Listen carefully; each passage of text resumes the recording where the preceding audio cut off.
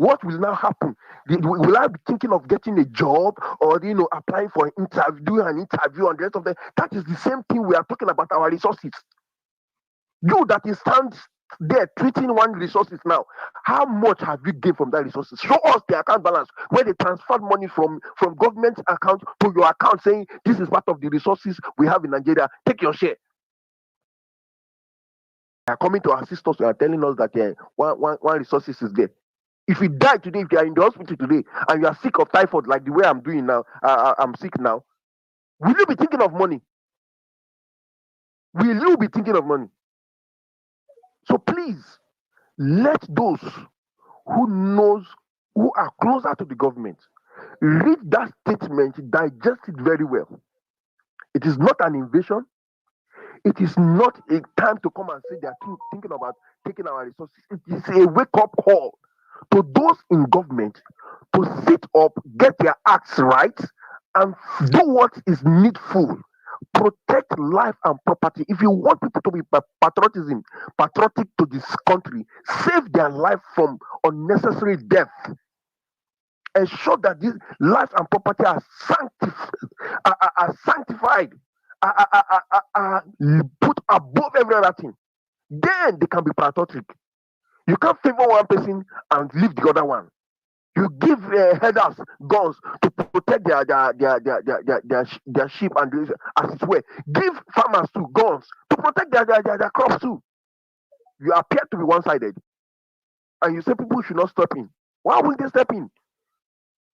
I was looking at videos. I was looking at things that they kill even children. What did children do to you? Did children also carry your cows? Did they also carry your cows, children? Please, let's be realistic. A genocide has gone. If you decide to say you want to not agree that a genocide is that one are your cup of tea. That is the reason why they will come, because they have seen that each time we bring up this thing, you try to bring a counter propaganda to say it is not happening. Of course, it is just not to appear on the radar of the international community that there is a genocide is not going. That is why they have not proscribed them as terrorists. And suddenly, within 48 hours now, they are not calling them terrorists by the Nigerian army.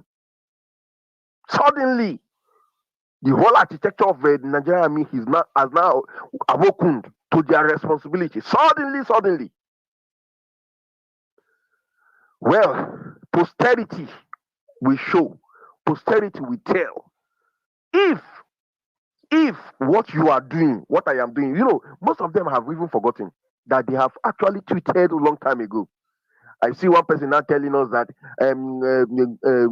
he started tweeting that it will not be well with you, Peter Obi, if you don't come out and speak up. That same person, I went down to his own post. He was telling Peter Obi that you think all this you visiting up and down, you think that you care. You were telling Peter Obi that now you want Peter Obi to talk. Are you normal? Are you okay?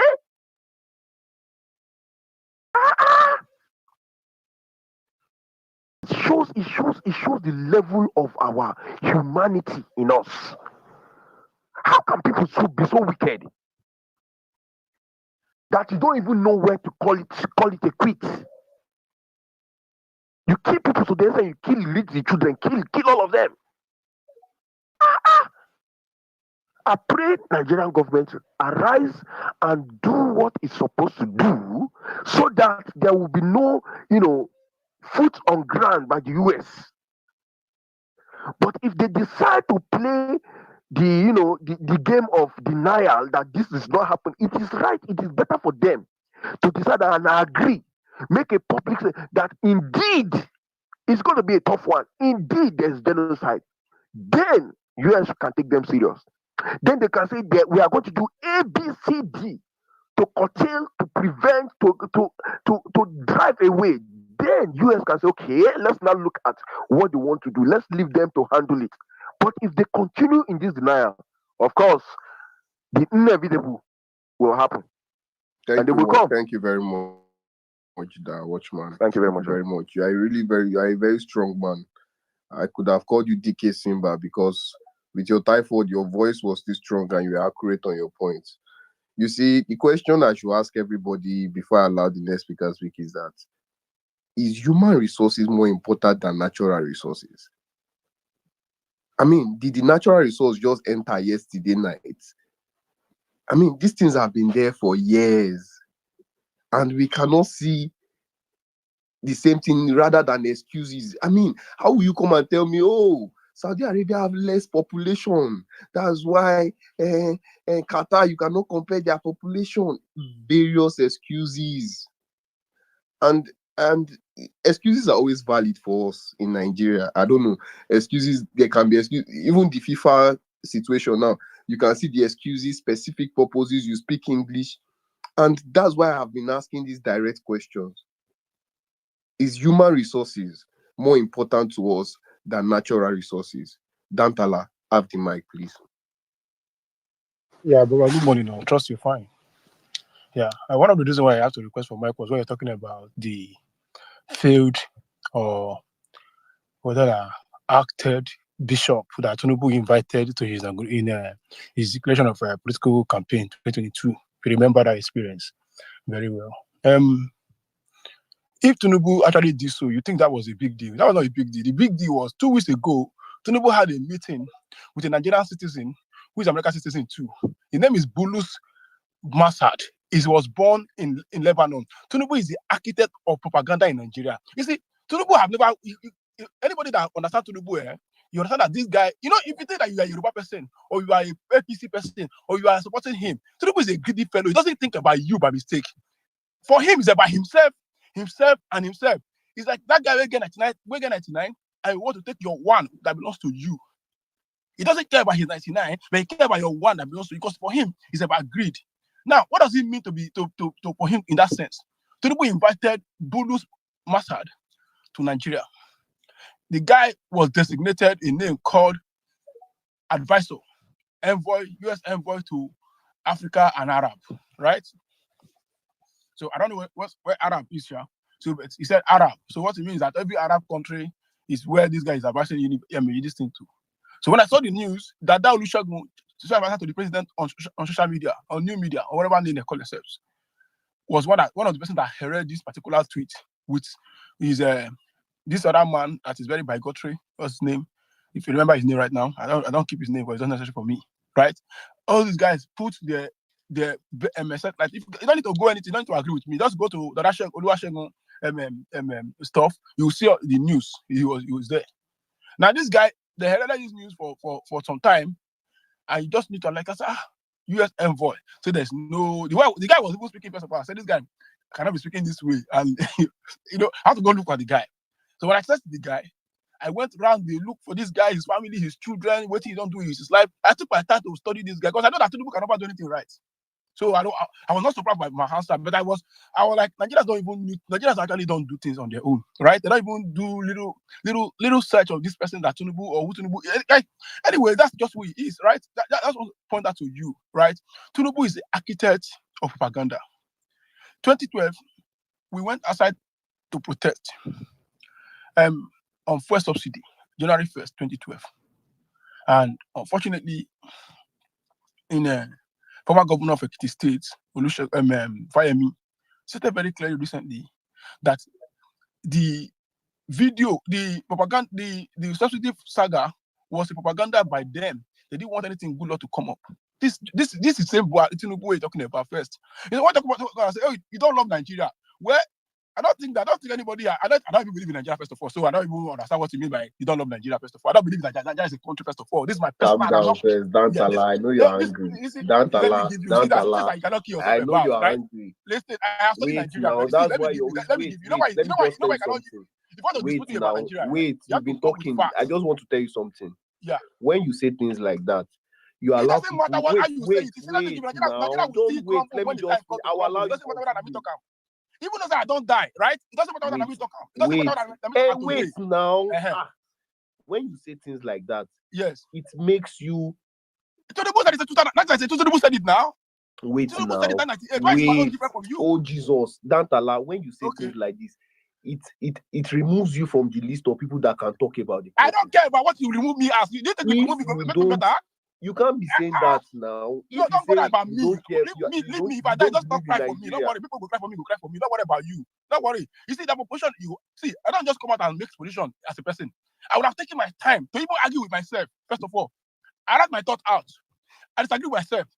That's how much I'm very deaf to my thoughts, right? I'm very deaf to my thoughts. If I say this is not going to work, I did not just come out and tell you because I'm the anybody. No, I don't care about it.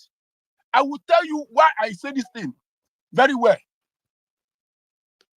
Right? I will say why I say this thing very well for you. So don't think that it is personal or I hate anybody. No, I don't hate anybody. Carry on. But it just makes no, not worry, my brother. Not worry, my brother. Not worry, my brother. Lose right, interest because not if worry, you say you're not worry not about in it. Nigeria, Let me give you what's more. the Let me essence give of you more. speaking Let about me give you Nigeria? more on this Tinubu environment, right?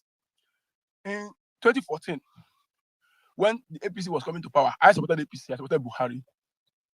They went to America. They told the American government that they should come and be a shield for them. That should there be any reason why Jonathan want to rig the election, that them will determine to defend themselves, and America will support them to do so. This is not my opinion again. Barack Obama, 2014, told Nigerians that it's a new era for them. Eve of the election 2015, he remembered Nigeria that it's a new era for them, a new chapter for them. Who invited America to come and do Nigerian business or politics? America brought Nigeria before to come and do American politics. But Nigeria like Tinubu particularly. You see, these people, when they do these things, they forgot everything about Nigeria. And they started to decide this country because they don't believe in it. First of all, they don't believe in the country called Nigeria, first of all. So it is foolish for me to say, I believe in Nigeria, I will die on this. No, I will tell myself truth. And I will live on the truth. That's how it is. Let me give you one thing I say. You see, what even more dangerous in Nigeria is this. You see, the man from Sokoto, the man from Katsina, see somebody from Niger and Chad as his brother.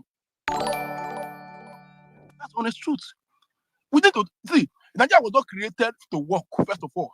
It was an administrative convenience. It was a kind of system like you call bookkeeping, like my Mr. Remy described it the other time. It's like bookkeeping. Let's use one part of the country to take care of the other part of the country while we take care of the resources. It wasn't like go and read this thing. I can give you all this. I've read so much, so I can tell you my opinion on it. Don't allow me, I don't agree with you. No, So you you don't say, agree with me. Okay. wait now, Listen, assuming we're different countries now. So if I listen, want, listen, it doesn't matter whether you be different country. What matters is this: is that if you want to work a system that works for everybody, right? We need to tell ourselves there's a place of truth in everything you do, right?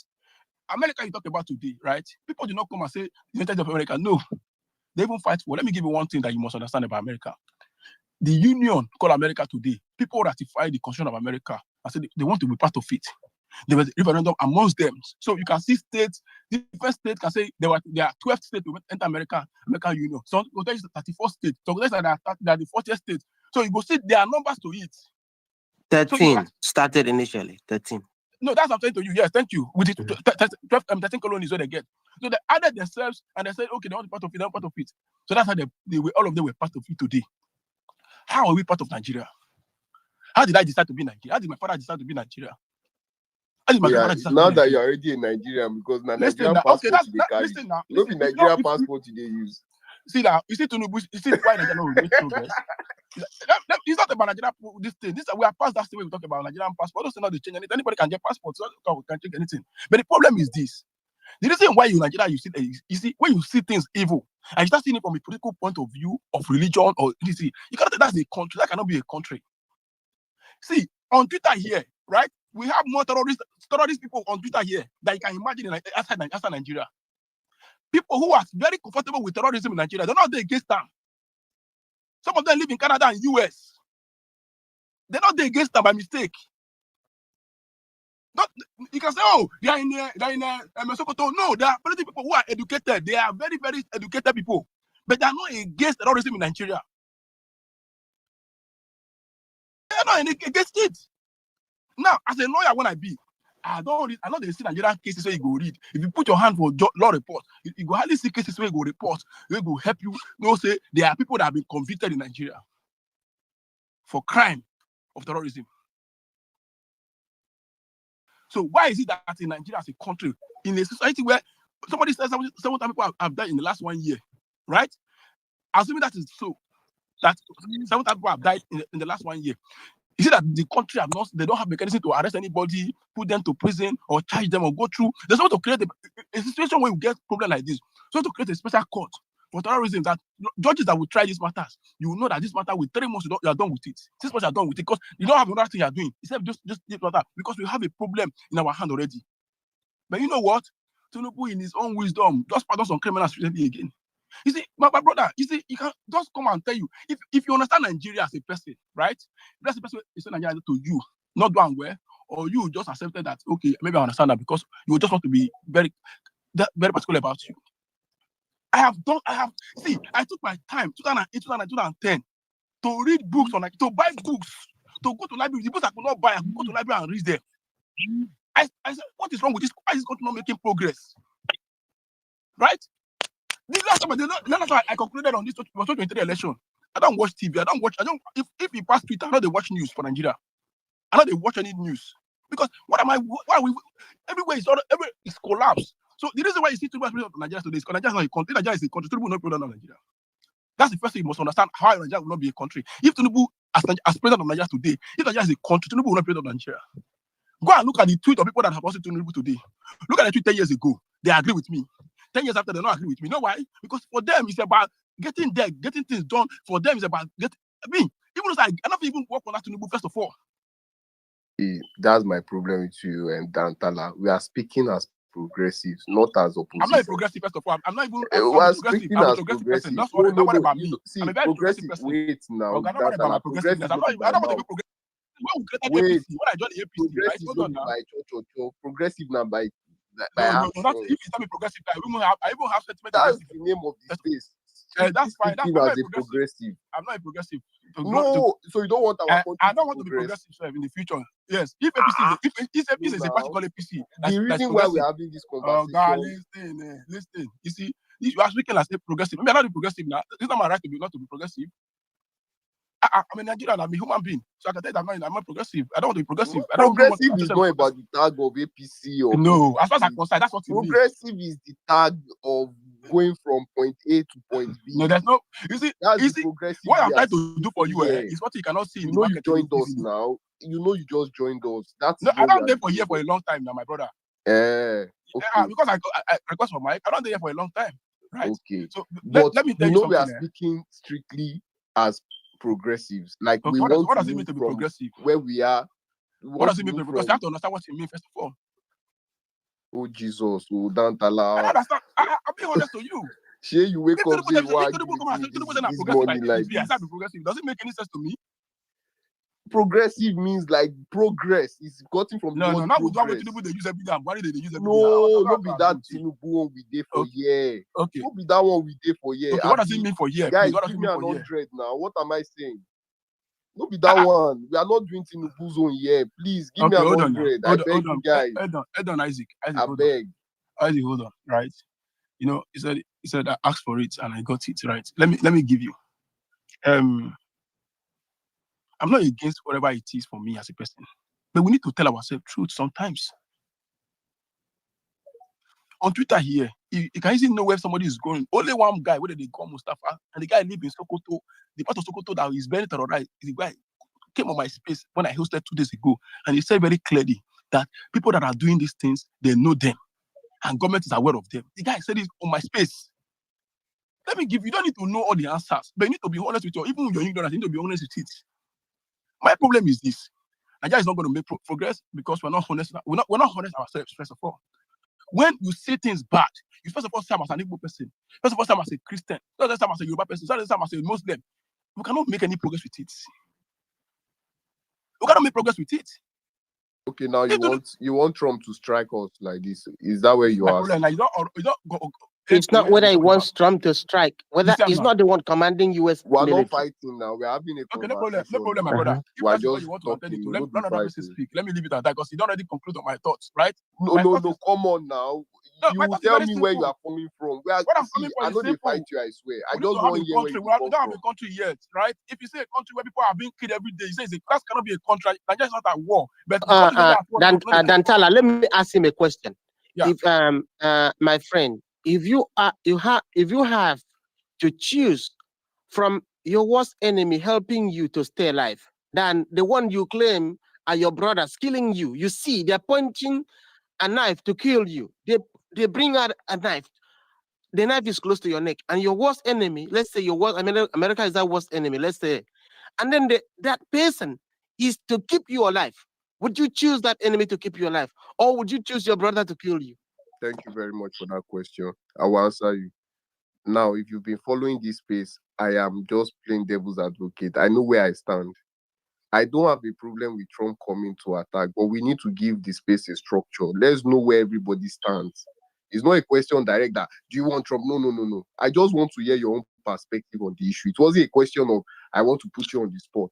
My brother, Try and get where I'm going. Not be at this level at my age where you will put me on the spot, right? It's my opinion. I have it. You know the ones that I can be. I can go to a space where every single day, and I hold this my view. I cannot stop me by holding my view. What you can do to remove him on the space. That's what you can do. That's what you fight to don't fight today. No, let me give you. No, you know why you talk like this? You know, you not get to a level where people, when somebody really close to you die for because of Nigeria. You're not get to a level where people just get kidnapped and you pay money. Well, you said you've been on this space for a while. What are you saying like this now? Listen now, because you know you are speaking. You're speaking like you said already. You're playing this devil advocate, right? Which is fine, which is okay. I'm not against it, right? So playing that it's not bad. But what we are in tell Nigeria, us your view. Do you feel Trump should attack or not? That's what the question was about. I don't feel Trump should attack, right? It's a call for us to self-consciousness. It's a call for us to look inward as a people, right? We have been very political with everything, with the death of people. It has been a way of life now. It has become a culture. People will just see it as a way of life. Nigeria spent more than 6 trillion every year. In the last 10 years, we have spent more than trillions of naira for security alone. Insecurity has become a way for people to make money, right? People who have been chief of staffs become rich, overnight rich, because for them it's about making money for them. Chief of military heads, they become overnight rich because for them it's a money-making machine, not actually about service, right? So now, if Donald Trump is telling Nigerians that two people have to write, two people have never written. I think there's a guy that spoke here. I think he said that past deviance or whatever. The guy spoke very well. That's a country that's never stood for you as a person. And today I will say, don't stand for you, or you must stand for them because you want to be patriotic. I don't believe patriotism first of all. As far as Nigeria is concerned, it doesn't define who I am. That's what it is. So at what point we're going to look at ourselves and say, how do we make progress? How do we make progress? Buhari was shouting, Nigeria unity is not negotiable for 8 years. Every October 1st, Buhari was just shouting. Understand my question. You ask now, how do we make progress? That was where I was coming from. Listen now, how do we make progress? First of all, progress in terms of saving lives will be allowed citizens to defend themselves. The Nigerian military should stop disarming people whom they cannot protect. Don't disarm. Let them protect themselves. Past has said it already. If you give arms to people who are doing cow rearing, and they say because there are problems in some part of Nigeria and they cannot rear the cow again, you buy land and do your farm business. But rather, you say no, you go to that person's farm and destroy the person's farm. And when they say that clashes, that cannot be clashes where you carry AK-47. What is clash, first of all? It's not a clash when you are the one moving. My land is stationary. You are the one moving into my farm. That's not a clash. Let me give you until Tinubu himself. Let me give you Tinubu himself. They carry AK-47 doesn't a clash. Yeah, I carry AK-47. You carry hand. Instead of saying a clash, they clash. Right? Are we clashing? Right? Now, another thing again is this: the current minister for state for defense, Matawali, was accused of corrupting himself with people who are criminals in the northeast there, apparently criminals who are operating in the Zamfara state. Tinubu appointed him as minister for state for defense. Do you think Nigeria want to make progress? Maybe you want to deceive yourself. My father was a pastor for more than 20 years with him. My father was maybe 20 years with him. Before I went to university, he was shouting every time, "Oh, you have to believe in God. You have to pray for Nigeria." At a point, I asked my father a question: how long? Since I was born, you have been praying for Nigeria. Why is Nigeria not making progress? Rather, it was degenerating bad. My father said, "No, we need to pray for Nigeria." I stopped praying for Nigeria. Even up to now, I don't pray for Nigeria. Even when they pray for Nigeria, I don't pray for Nigeria. I don't lie to you. Pray for Nigeria. No, you have to tell yourself truth. How long is your prayer going to work? Is your prayer making any mechanization to improve Nigeria state? No. Let me blow your mind. You know that this Trump matter based on Christians they are fighting for. You know, they no be prayer Trump bring up. When he said you will attack. Saudi Arabia are Muslim society where people they go mosque, they go the whole world they go there. Do you think all these things happen? Why is the Nigerian Muslim different from the other Muslims from the other part of the world where things they make, where they make? Is UAE not normal society? Why is our own different? Somebody's saying, listen to this thing there. Like you rightly ask question, which is very intelligent. If Donald Trump say you want to come and bomb terrorist centers where you have terrorist environment operating, and somebody's having problem with it, then these are sympathizers, right? People they shout, "I'm a Muslim, Islam is peace." Go type anything on that the Twitter handle. You go see evil for the hand. You go just stand with your eye. You don't need to go anywhere. Just go type them. I just typed one yesterday. One guy later say, "I'm not a Muslim." The guy said, if you're not killed, they not rate you. This is a human being like me and you. They work. I say, if you're not killed, not go rate me. If Nigeria cannot bring people to justice, then let us have a country of our own. Let people go into the countries so that I can hold myself accountable. It's very simple thing. I don't need to. Thank you very much, Dantala. You've divided this country enough. Let's allow another person All right. speak. Okay, Please. no problem. I don't think Thank you I very much. I just got Thank and I you. didn't Thank you. other person that too. Yeah, thank you. Instead How of will to they make us divide the progress. country? They That Dantala don't go. Stay. We will probably need He's you here later. now. Don't I mind go, him. Ayo, go ahead. In because why should that? Who is I? Who Thank be you that? very much. Oshunbo, to buy sorrow, John and drop it. To buy sorrow, one man drop it. I think we are Which already kind at the trade be that one? crossroads. We are at the crossroads. But I must say, I'm disappointed in obedience. I must say, I'm very, very disappointed. Because this is the time. This is the time to get into this fight. Ayo, this is not obedient issue. It's the national issue. It's the This is I tragedy. progressive space, my know, guy. This is but progressive obedience are space. part of the opposition. They are part of the opposition. That's why I said that. See, this politics thing is not for lazy people. It's not for the weak-hearted. You lost one election and all of you just went to go and sleep. Me, where I don't lose since 2015, I see the year they fight. It's not for weak people. You must be consistent. You must be ready to hold that government accountable. It's not because your man is not being selected or whatever. Fight this government and put them on their toes. You know, see now, say Tinubu don't buy a flight ticket. They run go America on Tuesday. You know, people see Trump now vice president where you go see. You think these people don't have who they are accountable to? I keep on saying Nigeria is an agreement. It is owned by the West. Your country is not a sovereign country. Once America and Britain start to talk, say, guy, what's not they do for that country? We don't like Amo. They will stop. They will not listen to us because they look at us as useless citizens. You people cannot do anything. But once America and UK don't they talk to them like this, Tinubu will say, don't say Tinubu don't pack load. Say, I am coming to America to come and beg you people. That is it. If we kept on saying Nigerians are dying, Tinubu will not listen to us. That thing no go shake up. But when we say Christians are dying, he will listen. Because there is a part of the world power, that protects Christians and they don't like Christians being killed. You know, same way you have the Israel where they look out for Jewish people, same way you have the Saudis that look out for Muslim people. This thing is even annoying because I'm expecting the Muslim guys to actually start pushing their own Muslim genocide too as well. Yeah, they kill Muslims too now. If you really know, say this thing they pain you. Start to do your own Muslim genocide. Overwhelm the government so that they will do something about this thing. Everybody they die. Or you go see people they talk, say, oh, why are you saying it's Christian genocide? Why are you saying it's... Go and do your own. Now, you see, say they don't activate some APC propaganda boys. That's why I see them just they lie up and down. Lie. Oh my God. Oh, APC don't suffer. You need to apply pressure on these people. Apply pressure on them. Don't give them breathing space. Guys, don't give them a chance to breathe. The point is that when you guys make this thing political, you lose the plot. You lose the plot when you make it political. Should I tell you why I don't mind? Do you know that APC went from saying people are not dying to, okay, yes, we agree, Nigerians are dying. If you had told them Nigerians are dying before, they tell you it's a lie. They will gaslight you. But now, at least, they say, people are dying, but it's not as if it is targeted at Christians.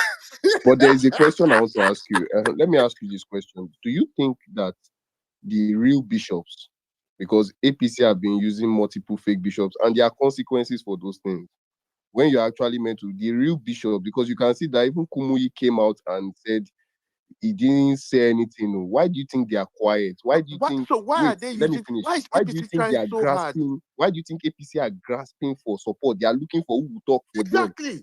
Why do Why you is think there APC is looking so for much support? panic? They are creating fake news of pastors saying things that they did not say. If Kumuyi was not a very tech-savvy person, that thing will have gone. It will be too late. But the man immediately came out and said, no, I did not say this thing, no. Yeah, that's why I'm asking you that. Do you think that the real Christian community, I'm talking real, like Oyedepo, Let me tell you especially something, angry Ocean boy. with them? People in Nigeria, governors, pastors, the media, they're scared of Tinubu. If nobody tells you that, me, I will tell you today, as a person that knows what is actually happening, everybody is scared of Tinubu in Nigeria. Because if you talk now, he will do something to you. He will probably arrest you or charge you with corruption or something. No, I mean So to support him. To support him. you get, look at the way the governors are moving now. They don't have spine. They are weak men, weak people. Look at the word Donald Trump used for us. This great country. Because our politicians are compromised. So if you sit down and you're waiting for any politician, then you must be a joker. You start your own movement. The people are the ones that will remove Tinubu. It's not any politician. And the politician we give our power to is the one that will become the next president. That is the way things are looking right now. Forget your candidate. Forget Obi. Forget Atiku. Forget them. They cannot help. They are scared. What is stopping them from coming out to speak for the people? If they really want to take the affairs of Nigeria and become your president, they should be able to stand for you in the time of need now. So what are you But expecting from Peter Obi now? Are you expecting him to speak about support the it. government, or He should speak about it. If he feels Christians are dying, say yes. Speak about it. Speak about even Why if does not, Please, West even why, if you can I don't want why come to in? does say, West matter now? Sorry, sorry, can I come in? yeah, go. Sorry, can I come in? If you say, because they've been saying this since yesterday, and I know what particularly they are trying to do. If he keeps quiet, they will still gaslight him. If he speaks, they will still gaslight that him. watchman? I agree So, with you. I agree with you. Let me tell you Yeah, I then agree something. with you. I agree with you on his that too as silence well. is The Oh. golden. silence is golden. See, his The silence is silence is golden. golden. Let him remain like this because under my if you check my timeline, I responded to someone. What's her name now? She was saying that if Peter Obi does not come out, it shall not be well with him. And I went down her this and I screenshotted and sent it. Is this not you? Telling Peter that visiting all these people thinking that he cares. He does not care. He's just trying to do Let all me these tell you things and something. the rest of Let them. me tell you something. I partly agree with what you are saying. But as a person that's followed the kind of politics and democracy we are playing on the world stage today, when you look at people like Donald Trump, they are unapologetic about their position. You must be unapologetic. You can't be an Atiku. You cannot be an Atiku that will tweet something and delete it. Obi does not have it. Obi does not have AY, you need to understand, it's not everybody that has the power And at that all is why I costs and said can if say, you hold on, don't let me have finish. that kind of AY, capacity, calm down. AY, calm down. It's not everybody that would play politics with human lives. It's not everybody. Everybody's not a brutal criminal that would deal heroin to make money. Everybody's not like that, right? So if you want somebody that's like that, go and look for that person. Right? There are people that actually and that value is human why, life that will not bring it I into have told politics. you. That is why. What was my statement there? It was the what I was talking about. Oh, let's leave movie that. I said, look, me, all these politicians, they are nuisances to me personally. Hate me all you want, I don't care. All of them are weak men. If you really want to become the president of the AY. wait now, Is let me this a land, religious Ocean war? Boy. Let me land with this one, please. If you really want to rule Nigeria, you cannot be an article that would post and delete. It's not possible. Tinubu tweeted it in his time that Christians are dying, and he's the one gaslighting you here today. Forget all these things that if you cannot fight for Nigerians, you do not deserve to rule Nigeria or be the president. You don't deserve it. You don't care. You are there for your money. If you will know somebody that is willing to fight for you in the face of everything. Look at Donald Trump. Everyone shoots that man. Why did you say the man be president? Why the man they command everything anyhow? It is not play to become president. It's not a joke. How about now? If you don't say you don't want to sit I down for think this house, is unfair. Let me Let's just come put in. ourselves Okay, in Peter okay. Obi's shoes for 1 minute. This guy came, supported Argentina's economy, this thing, they used it to wash him. This guy came, supported different things, they will use it to wash him. Now he has kept quiet. And me, I know why he's quiet, because they are the ones pulling these strings, not only all these Trump. I believe they are the ones pulling these strings, especially with that audio leak. Oshubor, let me ask you a question. Let me answer this question genuinely. all the things that Obi did in 2023 from Yes Daddy and all those things that they used against him, don't you think that was what pushed him to 6 million votes? If Obi had not said anything, do you think he would get the traction that he got? But APC fucked up by bringing that audio out. Yes, let them bring They it out. Let That's them what bring is it out. messing with them now. Why? See, let them bring it out. You will not be perfect. Presidents are not perfect. Presidents have their own biases. So say who you are. Let Nigerians know who you are. Fuck all this APC thing that they will do this. I can see them already using IPOP. They're saying that IPOP So is even APC.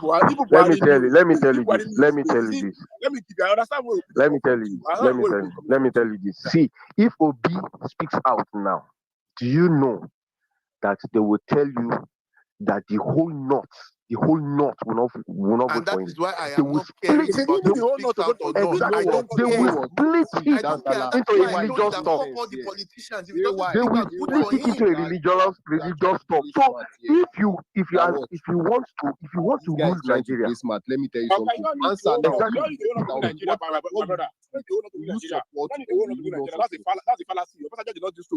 The 2003. So not make you look as if you need the whole not to win Dantala, Nigeria. wait You now. get the point. AY, 2011, right now, right Jonathan don't here. need the whole not to win If Nigeria. you were holding Peter Obi's phone to tweet, will you support Trump or you be against Trump? Because that is where the consequences of his action No, will come. there's no, hold on. There's a place you can do it. You can stand on the point, right? Are they being killed? That's the question. Obi don't get the mental capacity to do it. That's the honest truth. That's why I don't expect anything from him, right? Obi does not Now, have it. do You I cannot give it get to him. waiting at the talk? Obi does Do you not have it. understand?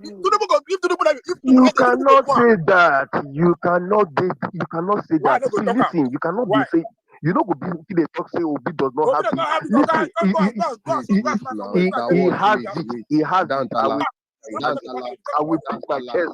He has Let me it. give you. This See, Obi let get me there. tell Let you me the give fact. you. Hold on. This Obi get there. Obi get where you forget am. You don't get that from the north. You don't get that from. If it doesn't, let me give you. Even on election 30 times, Obi don't go win election for those places in Nigeria. These people are making up the matter by you. You don't even have see. Even as body day when you go win the southeast, he doesn't need to do anything about it. Even go and bring somebody who is from the southeast person as the face of everybody. They're not going to vote for you because they don't see you as their own. Do you understand me? You As see, far as body is, they will see Dantala, them as their own. Dantala, they've made you believe that Obi is not a smart person and is unfortunate. You see my problem Obi with went you. to do. Let me Wait, give you. I Obi did not say went Obi is to not. wait, You see my problem with you, eh? now. You say no, Obi went to wait. Listen now. Why you know the other person talk? Obi went to meet Yes Daddy. He went to do Yes Daddy. He got 6 million votes because he knew the real bishops. Obi did not get it after election that thing come out. He did not come out before election. So why is it? What am I? Was it not before election he went to meet the person? Then Was what it before what was the election? result? Listen. Who were the people that voted for him in Lagos? Obi What know are where you your vote saying? will come from. Obi know where your vote will come from. Obi know not You to think vote they not east made and not west. they made you think his vote came only from Southeast. That's why you are thinking No, like we this. thought I think listen, Obi did not get his vote from Southeast alone, right? I voted in Abuja, right? My wife voted in Port Harcourt. So not coming and say what you don't know. Guy, it was Yes Daddy that made Christians I vote know for you're this guy. when I voted for Obi. I don't think He's anybody. not I a don't think stupid person. He knew where the vote is. That's what I'm telling you. So if you go to the northeast and go and get vote, like you want to get vote, no problem. You see, any like Bros, it or not, the north people will give her the vote. Egbon, People also be the speaking. Even Obi the speak let me language of tell you. Islam. People say Let make me you go, tell you this. go make her go worship God. See, it don't tell where they don't look for Obi to tie him shoe for leg for waiting no carry. You know the issue of the last coming out of during the October 20th that they say they are looking for Nnamdi Kanu, all this. They wanted to tie him down, but thank God this one can't tie them. They're not looking for somebody to lose them by themselves. Which I want to vouch that Obi should not say anything. If he says something, you know what they will turn it into something. They will turn it into something that we will not recover from very fast. Yeah, see, Let me say something. Let me say something. Listen, let me tell you, sir. See, I stayed in the north.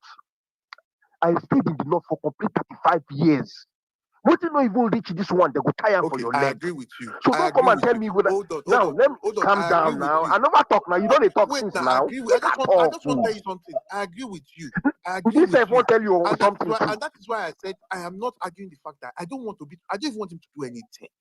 You're not listening to me. I don't No, care. you said he's a bitch that you speak now. Come That's on. what I am telling you now. Me, when I started this thing, these Christians dying, if you guys pay attention, they called me Islamophobia. Nothing with them no call Bros, me. did you know that? Did you know that Peter Nothing Obi has been wait now. saying this thing Nothing about with them death, no call me. But did that about stop dying me? of Christians for a very long time? Did that? Did you know he has been saying, if you look at his tweet, go down to his tweet. I Do you agree. know he has been He saying does this not thing have and to I'm say visiting anything. them? Like you said, he does not have to say anything. Exactly. So, but then why do you want to put him in the spotlight No, first? Why Agreed, do he you has want him agreed to be in between? that See, what see, Why do you he see. has want to The be agreed problem in here. Should I between? tell you the problem here? Should I tell you the problem here? You are just feeling Take the bad problem, that I sir. am speaking about your man. I said I don't care. No, Nobody cares. He has What? agreed with you already. Let us move Exactly. on. I have agreed with him already. That okay, look, I don't care, and you are still upset. And I am telling you that look, if you want to be president of Nigeria, from my own point of view, you must be able to take tough decisions. You must be able to speak for the people you are trying to lead. No matter what they are going to call you, that will never, if God has ordained you to be the president of Nigeria, whatever steps you are going to take, you will be the president of Nigeria. Tinubu was not scared to type that Christians are dying. He was not scared to go to America and go and meet them and say, come and help us remove this guy. So when Ayo, you you're a people are funny here, man. So you think God ordained Tinubu to be president? This guy said if God Anytime, has but wait, ordained but is Tinubu. he not the president? but wait, Is he not the but wait. president? Anytime, Are you bigger than God? Bros, Will you tell God who he bros, will select to be president? Will bros. you tell God who he will select to be If president? a thief come to your house and steal your car, you say it's God that bring that thief to come and steal your car, right? We cannot be saying things in two ways with our two mouths. You will need to stay one place. You need to. The thing that happened, are You you need to stay one place. Christian? I'm a That God, Christian. are you a Christian? I'm a Christian. So I'm everything a that happens in Christian. your life, don't you believe that it is God that has ordained that whatever is happening to you? Do Bros, you think you have there's control over anything? you have control. you have control. If you want to wake up now, you want to wake If you up have now and control, go go and and be drive your car. Dangote. Yeah. If See, you want to God have has control, given me go and the be Dangote. spirit to get wealth. Stop digging. Ayo, stop digging. So the What is 200 this people now? massacred in Telewata under Tinubu's watch was God's will. Ebo Isaac, which people they speak first so that we're able to bring people in. People want to speak too. Do you hear me? Oh yeah, that's true. So just give people You number. make the line, but let's realize that we are talking as progressives, and we are already driving away from the topic. We are talking as progressives. We want the country to move forward, not as APC people. We want the country to move forward. Our people have been complaining after God na government. When you complain to government and some people are tearing their ACL, they are tearing their leg and they are not getting rewards. At the end of the day, we will go to God, and God has brought Trump. We tell Anyways, Jesus will bring it, and we have so, and if they don't act fast, as he said, act yeah. fast. My premise about changing Nigeria, I'm speaking progressive. I will have to speak truth. Truth is the only thing that can help Nigeria right now. That's honest truth. It doesn't matter how it is. Truth is the only thing that can help Nigeria. But that's it. Attitude, are you there? Attitude, are you there? Attitude. Okay, Ramsey. Please, I want to ask a question. I don't know if I Just can hold on, please. Let okay. Ramsey speak. Then Velele will speak next. Then Anang Igbo man. Anang will speak. Anang, are you there? Give me 100, please, if you are there. Okay, so Anang will speak. Then you come and ask question, Mr. Pass, please. AY is full-time full-scale here. So, Ramsey, are you there? Ramsey not there. Okay, Velele, can you hear us? Yeah, I can hear you. Yeah. So, yeah, let me adjust things because I won't go abuse this space. He's talking about how we're going to share the content, and at that place I want to just talk a few things within my life. And one of them is that I honestly believe that. Right now, right, I'm beginning to believe in Ayo's prophecy that P2B is destined to be the most important thing in the whole world. Because honestly speaking, man, the amount of time we spent talking about this guy, somebody would think he's not a normal human being. I don't even. Is he Jesus Christ? What the like, bro? People, literal human beings like him with brains and hands and legs were massacred in Yellow Water. Nobody talks about it. Nobody spends long spaces about it. I think recently, neurosurgeon was, killed. No space, nothing, no discussion, right? But it's P2B's opinion, P2B's shoes, P2B's clothing. Hey, who God has ordained to be the most important thing ever created in Nigeria? Who am I? What I actually wanted to come and speak on was, speaking as a progressive, I'm worried about the Muslims of this country. And the reason I'm worried is because if I go into the accounts of the Muslim, the northern Muslim, speakers, and I search for Muslim killings, and I search for, for example, the most important thing in this country, P2B, I see that they are more concerned about politics than about the death of their brothers. So that makes me sort of like wonder if these killings of Muslims, is it a joke? Again, this is not about, I'm not trying to lower anybody's life value, but this is what you sort of like me to talk about. So if I go to a Christian's handle, I see the Christians saying, Tinubu save Christians, Tinubu save Christians, Tinubu killings, Tinubu yellow water, Tinubu this, Chibok girls. But then if I go to the same Muslims handle and search for those killings, you don't find it. So, or even if you find it, it will be very, very small. It will be so small. Here's a good example, right? There's this guy, Budget. He was speaking the other day, and personally myself, I don't like going into people's pages to dig out because I believe maybe you must have changed your mind. But I went into this guy's page and I searched for Buhari, and I did not see where he called Buhari out to deal with any of the killings that happened under Buhari's tenure, and we know there were several of them. So, I mean, to be honest, I'm now beginning to think that there is something that we are missing out here. Is it that the Boko Haram who are killing the moderate Muslims in the north are carrying out the will of Allah? That's the way it's going to look like to me, because nobody is really talking about it. Nobody is showing all the outrage that was showed when people were massacred in Edo, because they were carrying guns or whatever. That outrage is not there. So honestly, Muslims, I honestly think your outrage is fake. That's the way it is coming across to me. Make I know just like given, right? Because again, refresh your timeline. Muslims are not saying people who are killed here, Tinubu and deal with it. No, they are saying IPOB is murdering Christians in the southeast. Like, bro, it's your own killing, the killing of your own brethren. Is it fake? Are those actually real numbers? Are those real people? The mobs that were burnt, nobody is talking about it. You refresh your timeline, all you see is somebody dragging one politician, dragging out. These are the northern voices. They are not talking about those northerners. So honestly, make I no lie give anybody. This is what I'm actually believing right now based on what I can see. I think that most of the northern voices I'm seeing on this app, right, they are people who maybe in the secret of their mind, they believe that what Boko Haram is doing is according to the will of Allah. Make I no lie give, because if not, they'll be calling it out. If not, what you see happen is that if a new terrorist group comes out, they will be talking about it every single day. Kurawa has come out. Tinubu, what are you doing? This has come out. Tinubu, you don't see that. So somebody needs to come here and actually make it make sense to me. Why are we manufacturing outrage out of nowhere for no reason? Right? Why are you going to go and look for a speck in another person's eye when there is a literal forest, not even log, a literal forest growing out of your eye? If you say that more Muslims have been killed, if you say that more mosques have been burned, if you say that Muslims are being genocided, are being massacred, blah, blah, blah, blah, where is your continued and sustained outrage? That's my question for the northern Muslims. Thank you. Vilili, thank you very much. I just want to ask you a question. Why is it that when Israel has a problem, Nigerians will say pray for Israel? When Ukraine has a problem, Nigerians will pray for Ukraine. Gaza, pray for Gaza. Pray for Jamaica started trending. We are quick to pray for people. But when people say they want to pray for us, we start shaking. Can you really give us a perspective to that? What's really wrong with us? Don't we need prayers also? Don't we need concern also, especially with all these cases? Well, I think the average Nigerian does not value their life. Does not value life, and that's what I honestly believe. Because I think that if the president, who is supposed to be securing yellow water, right, hears that people were massacred, did not do anything about it, that should cause outrage. Number one. He goes there, has children line up under the rain for him, that should cause outrage. Number two. Again, as a progressive country, right, that should cause outrage. Number two. He goes there after children line up under and rain beats them, the same rain beat them. He says he cannot go to the place where people died on his watch because of rain. That should cause serious outrage. Number three. A few days later, when rain has stopped falling, he flies out of the country to go to St. Lucia where they are doing parties. That should cause outrage. Number four in a progressive country. So honestly, I think Nigerians have become desensitized to life, right? If you refresh your timeline now and you hear 14 kidnapped and 4 killed, and in your mind, it's like maybe 6 spray insecticide and 4 mosquitoes died. Honestly, that's what I think. I think Nigerians honestly believe that lives outside the country are more valuable than their own lives inside the country. That's what I believe. Because if not, Final question. Do you think there's a solution to this insecurity?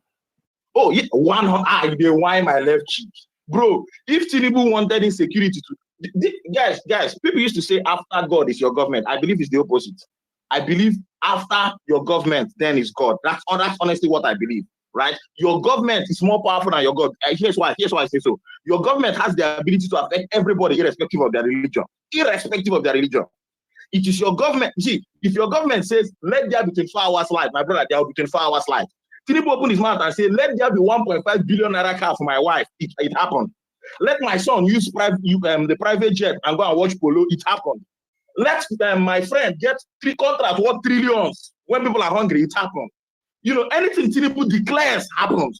Let me go to France and Colombia and this and holiday and this. It happened. Tinubu is your God in this country. Stop casting demons and binding them in churches. No, they're in Aso Rock and they're in your government's houses. Anything your governor declares, it will happen. That's what Thank you very much. Thank you. I have a question for you before we go on. Human resources and natural resources, which one is more important? Because I can hear our APC brothers telling us that, oh, they want to come and take our resources. I want you to really tell us something everybody that about has sense knows that it's human resources that are more important. It's not humans that will go and find the natural resources. It's common sense. Who will go to mine? Who will go to get the oil? It's not the humans. If you don't educate them enough to get to the natural resources, it's logically wrong. It just doesn't make any sense, you know. You know, they've been passing that stuff that and you know what fascinates me is that this thing is under the ground. You've not even seen it. It's not even your own. It's not. You are saying they want to come and collect all your natural resources. That's why they are pushing this agenda, neglecting human lives. But And I that's what think I'm we trying to really explain need to you. to. That's what I'm trying to explain to you, that you see what APC is doing is minor. It's not important. They have been defeated already. You don't understand. APC, they have been, for Tinubu to pack his bag and go to America. See, you say after government is God, after your Nigeria, before your Nigerian government, and American government. You see that Nigerian government where they fear, them said that they fear somebody. That is what I am. When I thought, like, you don't listen to what I'm saying. These APC banger boys and see, they don't dey for chokehold. Person with big past them don't wear pants. Can't talk to your guy. What are you doing? And they are responding. And this is the time I believe Nigeria should take advantage. It's like your oppressor, your bully. Somebody came that is bullying your bully. You are now saying, let's still leave our bully. Is that you support your own bully to bully your bully? I don't understand. If APC, there's something that an American politician told me in America here.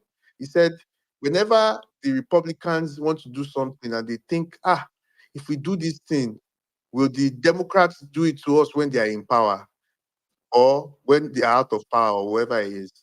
You know? Do you know what he said? He said they will do it anyways, regardless.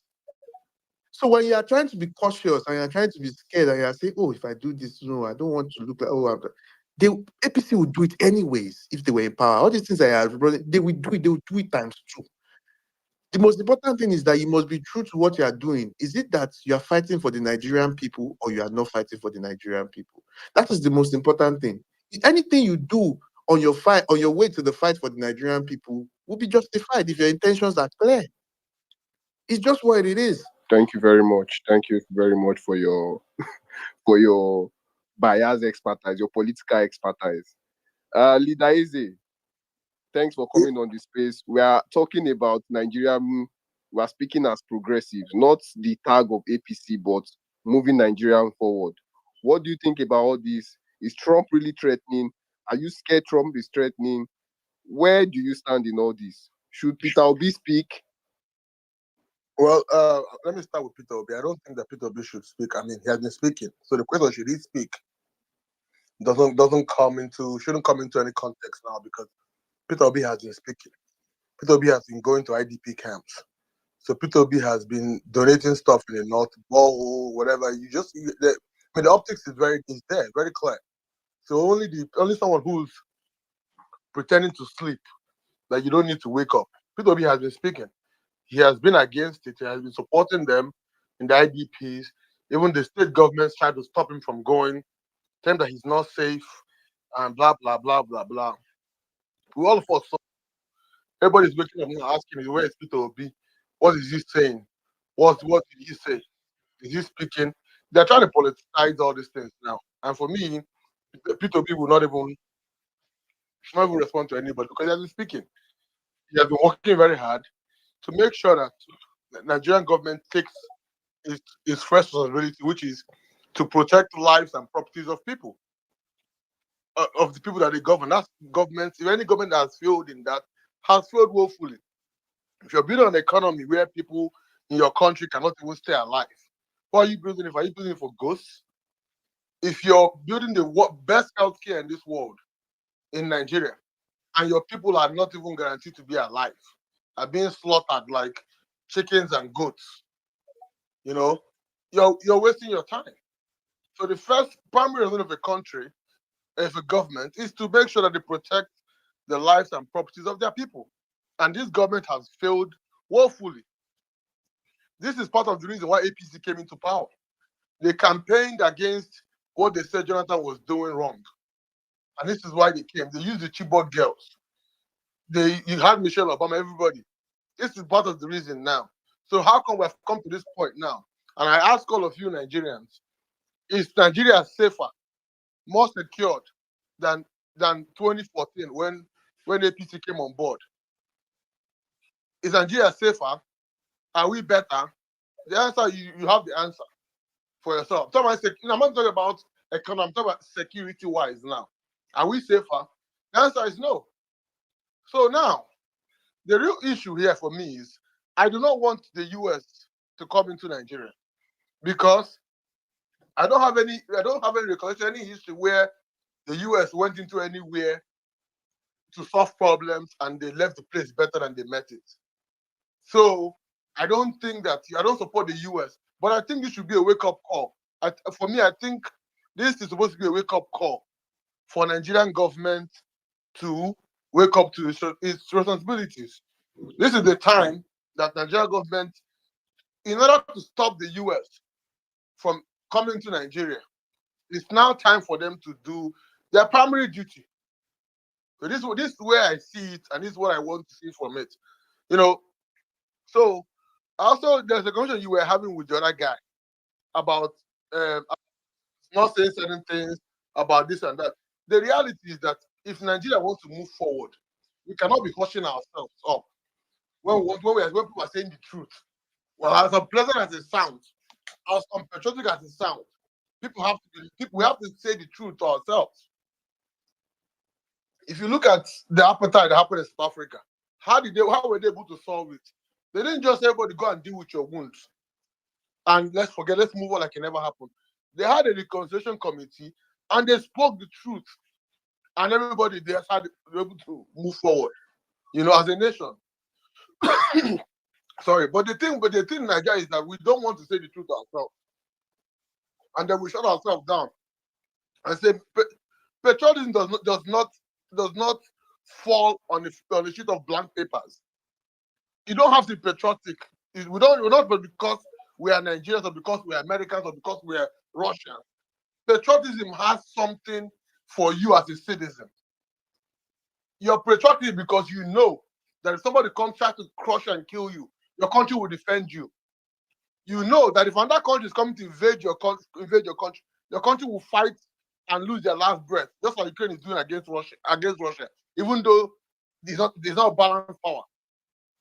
You're patriotic because you know when you have an accident and you die something happens to you, your government will come and make sure that you don't die. They'll try to save you. They've given you clean water. They've given you good roads. They're giving you good schools. They're giving you good health care. The future is promised for your children. That is the idea behind patriotism. But Nigerians don't know this. Or maybe they know, they claim not to know. Nigerians just think that you swallow patriotism because you are in that country or born in that. That's not how patriotism works. It's a given. You protect me and I die to protect that thing that we all believe in. That's the core reason why people are patriotic. That's why you see people flying their flags and dying for their flag. Because they know when they die for their flag, it will not be a wasted death. It's a give and take. But people think that we should just be patriotic just because we're this, we're that, and they tell you, you're not patriotic. No. What has Nigeria done? I ask all of you, what has Nigeria done for your future that should make you patriotic? For example, if Nigeria is fighting a war against America, for example, and America says, come and fight on my side, and I just go, who are you going to fight on their side?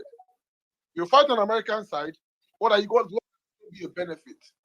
For Nigeria, what's going to be a benefit? Why? You know, so when we talk, I'm just talking about different things so people just understand. I'm not saying you should not be patriotic to Nigeria. I'm saying that we have to ask our government to give us reason to be patriotic. Not saying leader. give us, Yeah, I agree with you. But let me just ask you this question as you wrap up. Don't okay. you think our natural resources is important to us than allowing Trump to come and destroy? I mean, look at cases like Iraq, Afghanistan. I mean, you've heard all those cases. So don't you think they are trying to protect us? They are trying to protect us. So don't you think they are trying to protect our natural resources than align that Trump has an agenda? Okay, I'm not a fan of Trump. That's number one. But number two is that, you see, I have to ask you this question. Just you answer this question for me, then I'll answer your question for you. Please, can you tell me the benefits of our natural resources to you or the common Nigerian?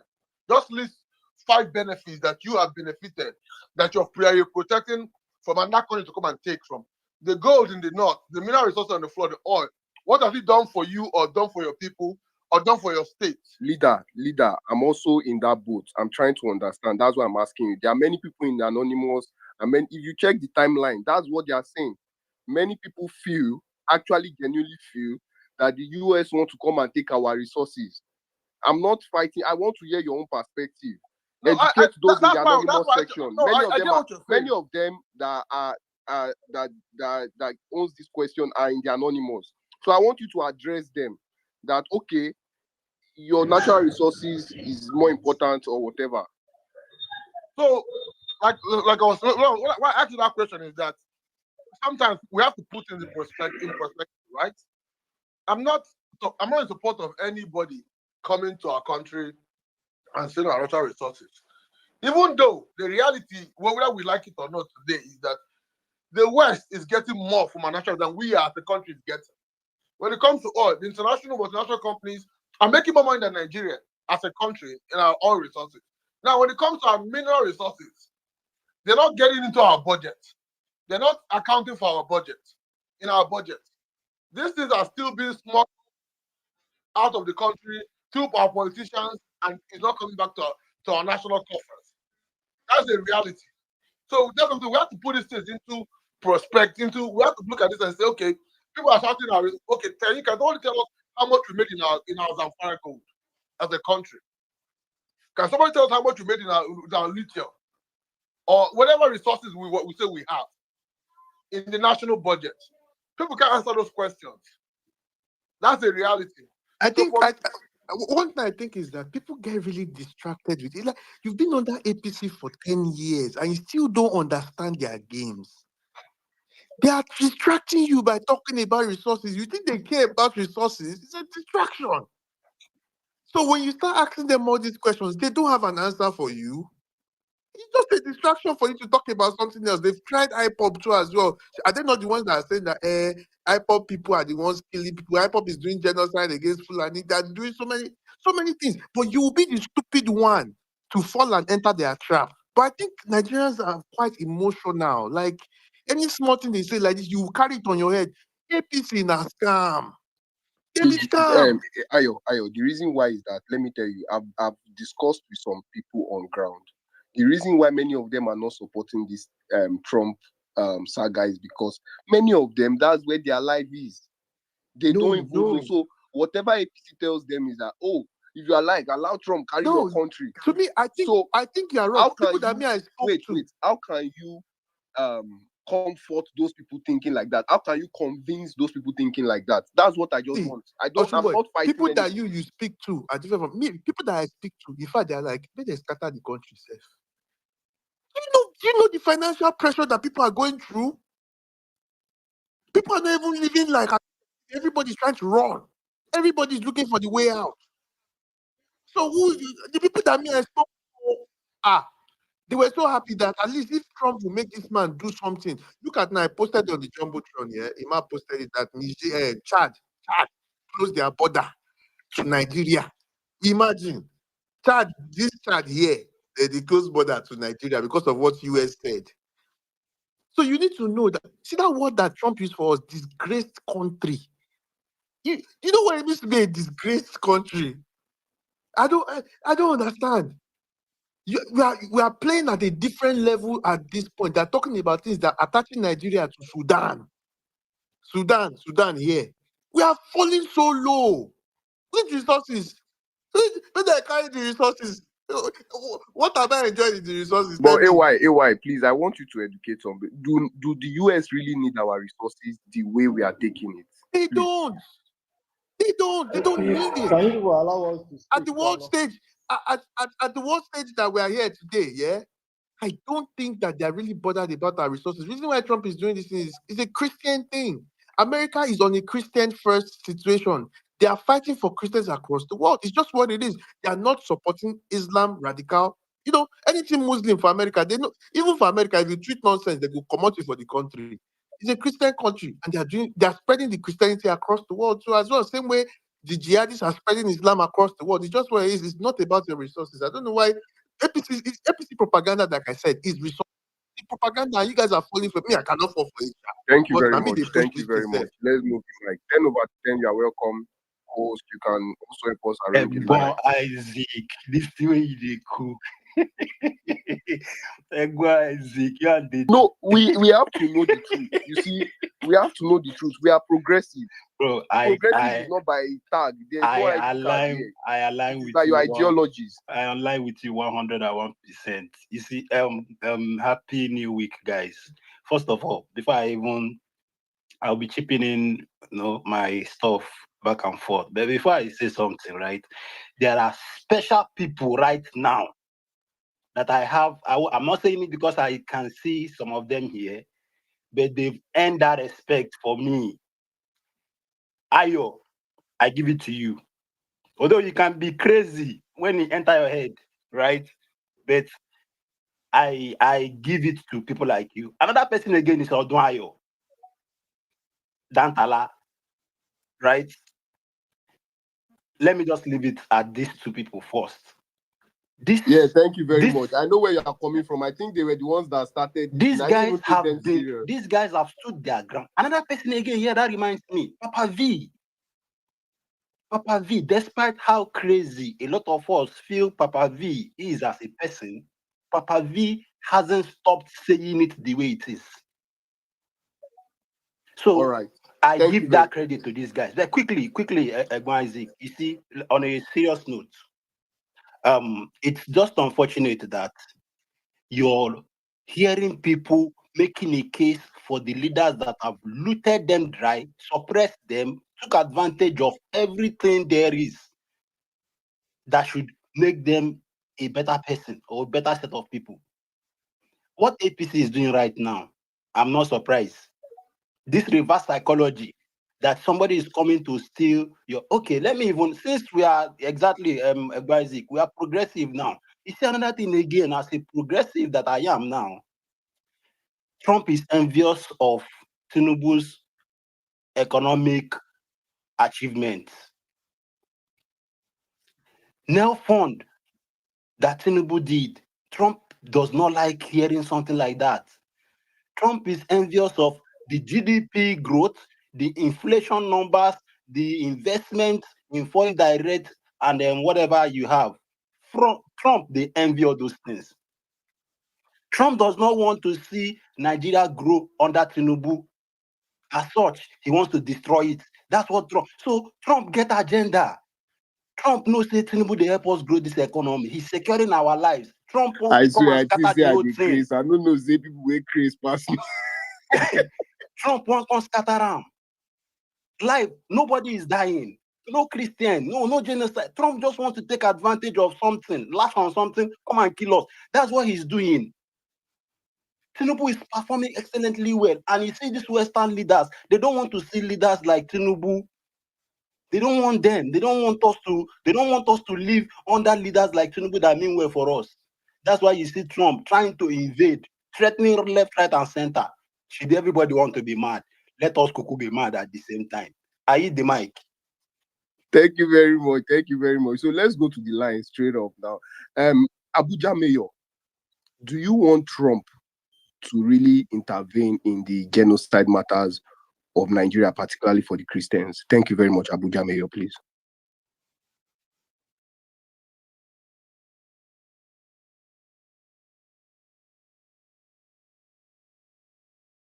If Abuja Mayor is not there, let's go to Ramsey. Isaac. I don't know if Abuja Ramsey.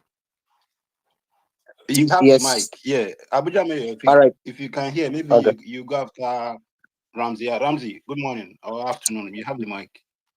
Yeah, good morning, sir. It is pathetic to see our president is been in office for 2 years. He's pretended that he doesn't know what is going on in his country. He's a commander in chief, uh, and and now, as a commander in chief, you get briefed every day on the security situation of your country, right? If people are being attacked, you get briefed. That's the first thing in the morning before you even resume work, because you have to be aware of the security status of the nation in which you are the commander in chief. And every day for 2 years you've been briefed, 2 years plus. You pretend you don't know that people are being killed until a foreign president tweeted about your country. Now you pretend to be acting, not even acting in the direction of solving the problem. You want to go and meet him to discuss what anyway. But I don't know what you're going to meet to rush to America to do when people are being killed in the middle belt, in Sokoto, Samfara, and everything. But the focus of this problem is in the middle belt, because the middle belt people have been targeted and why for more than 10 years, and they have been documenting it. They document all of these events, and they've been presenting it to the Nigerian government. The Nigerian government have turned a blind eye. In some cases where the communities attacked, try to protect themselves, the Nigerian security will go and disarm them and tell them, no, you cannot protect yourself. We want you killed. We want you pie. We want the people to inherit your land. And so the people say, "Okay, enough," for over many years. They now went to go and meet American government. They said, we have done everything within Nigeria for this amount of years with these documented problems of ours, and they have not done anything. We need you to help us. And which a normal person, a reasonable person would do after you've exhausted everything you have within your country. You will look for outside help. And Trump now say, okay, yeah, he tweeted what he tweeted, and they passed whatever bill, country of particular concern. So why is our president not acting? Are they going to change anything? Let me tell you, the problem, they're trying to get a PR leverage with Trump, not that Tinubu want to solve the problem. The problem is far beyond us. We saw when a foreign Islamic priest came straight to Nigeria, straight to the Air Force to go and meet our Air Force personnel. On what ground? He's not a diplomat. Even foreign diplomats are not even allowed to meet our military personnel like that to have whatever discussion. This is a priest, Islamic priest. He went straight to the Nigerian Air Force office to go and meet on what ground? And you see, in all of this, they have slipped in Islamists into our judiciary system, into our military, into all government bodies. That to the point that a central bank, they have Arabic inscription. If you ask them, they say, no, why we were not colonized by any Arab nation. Our official language is in English. The other official, three other accepted official language is Hausa, Yoruba, and Igbo. So you did not deem to write in Igbo, Hausa, or Yoruba, but you wrote Arabic. And they did the same thing in the Nigerian military. They, in their whatever thing that what do they call those things? They have Arabic inscription in our military. So it's not Arabic, but they sleeping in Islam. That Arabic is a symbol of Islam that we putting in Islam, because there's no reason to put Arabic. If you wanted Hausa people to understand, you write in Hausa. If you wanted Igbo people to understand, you write in Igbo. If you wanted Yoruba people to understand, you write in Yoruba.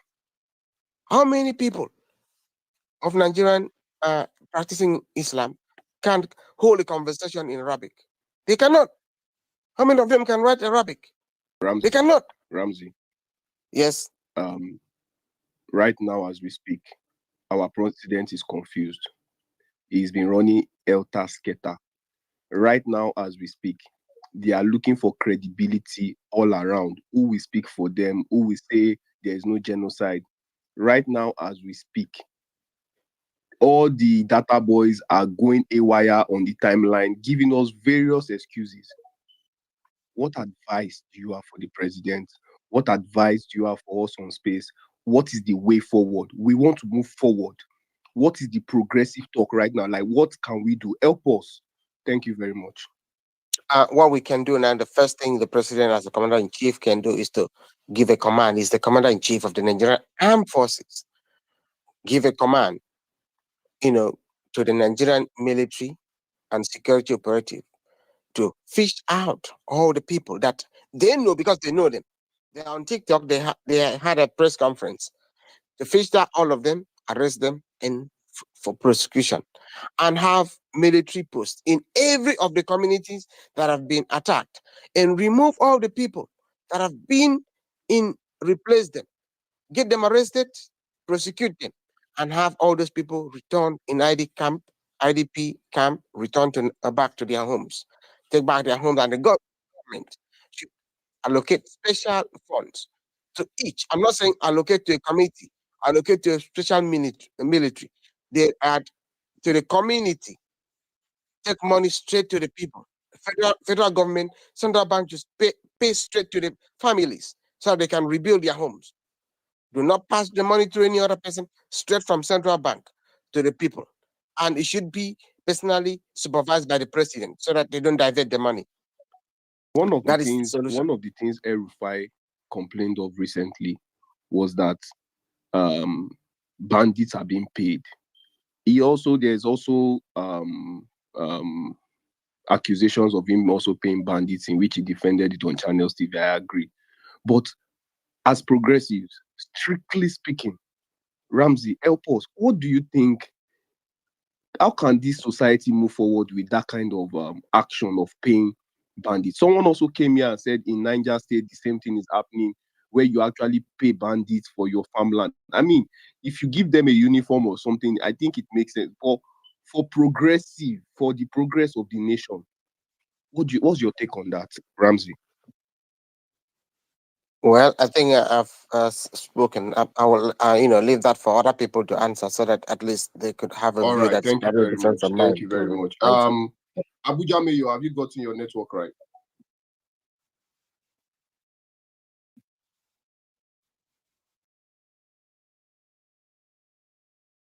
Abuja Mayo, I don't know if the network doesn't want you to speak or I can't hear you. I just saw his hand up like a few seconds ago. Abuja Mayor, can you hear us? He's been here for a while. That's why I'm even calling him. But He's raising his hand again. Abuja Mayor, if you can hear us, we can't hear you. Maybe you should drop and come back. Yeah. Allowed to be Chukugo, please. Yeah, thank you very much. I greet everyone on the space. Good day, everyone. I just wanted to briefly say a few things. I was having a conversation.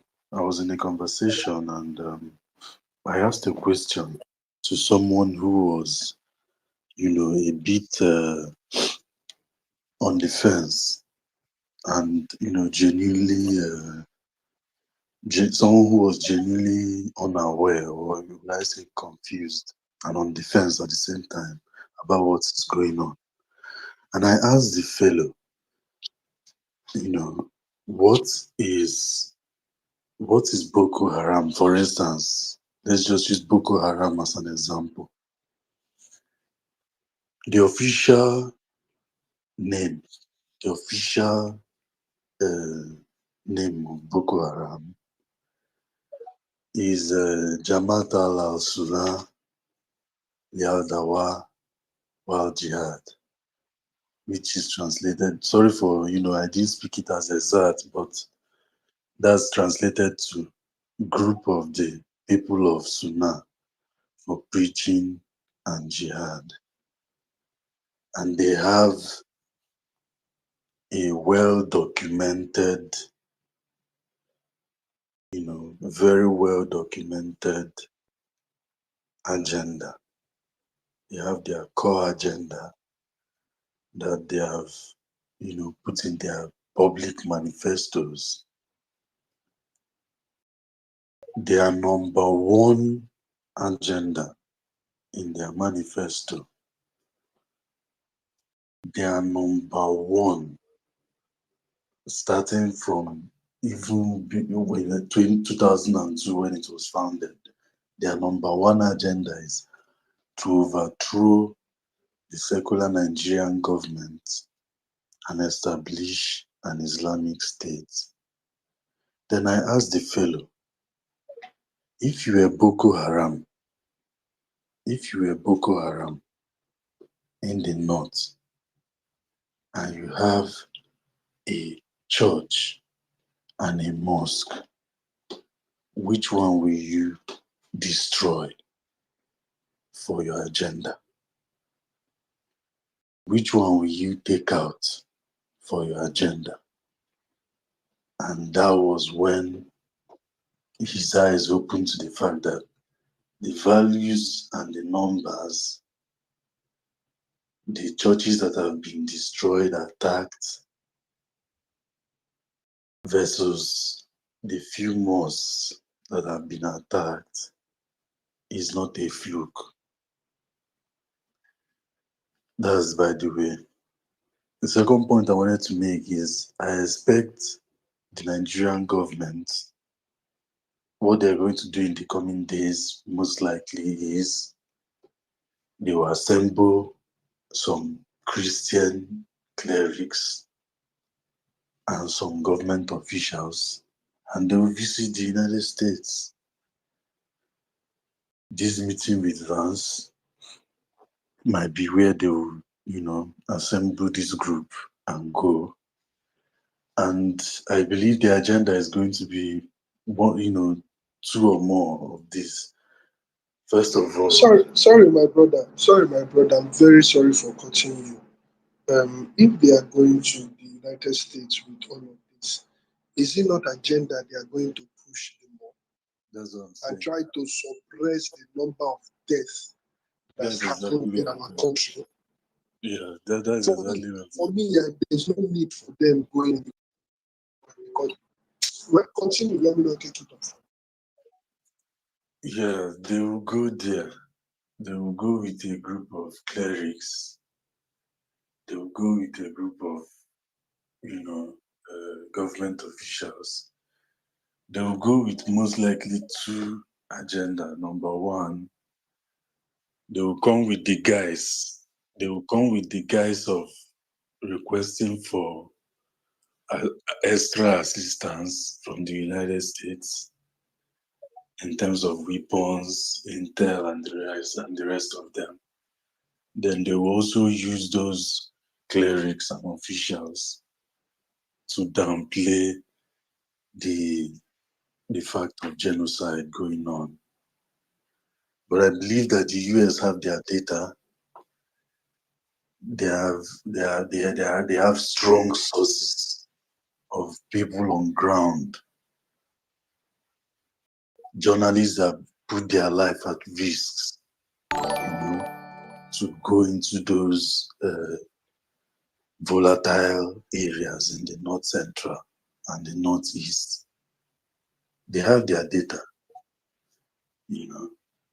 and it's almost sad, when I think about this, because a lot of Nigerians don't understand that even if this government wants to end this, even if this government goes to the United States, for instance, and achieve some, respite and get some assistance, we don't have enough manpower. We don't have enough military in Nigeria.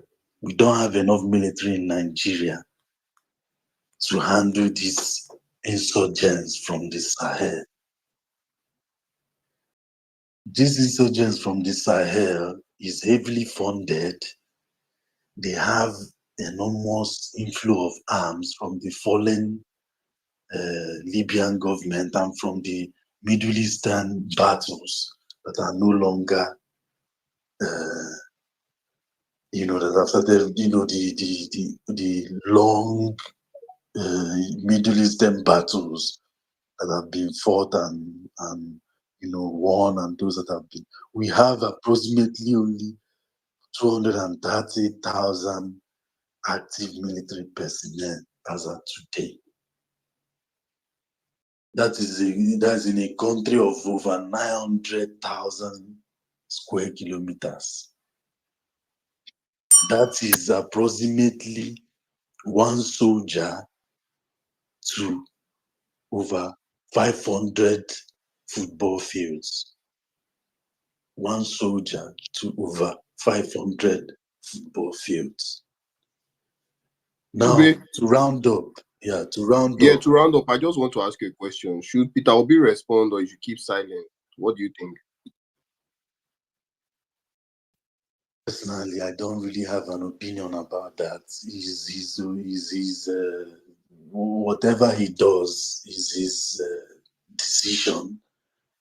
I see some wisdom in his silence, and whether he speaks or he doesn't speak, the fact is that we have an existential threat to the Christians in the north. So people shouldn't really politicize it. This is human lives that we are talking about. All right. Thank you, Tobe. I just have to tell you that as a progressive, I actually believe his silence is politicizing this issue. Why should he be silent? Why? When the government I can't believe you is calling messing up. yourself progressive. Let me finish, please. My progressive brother, welcome. When the government something is going on, PO is always the first person to respond. Atiku will respond. All of a sudden, crickets. Nobody wants to talk. Why?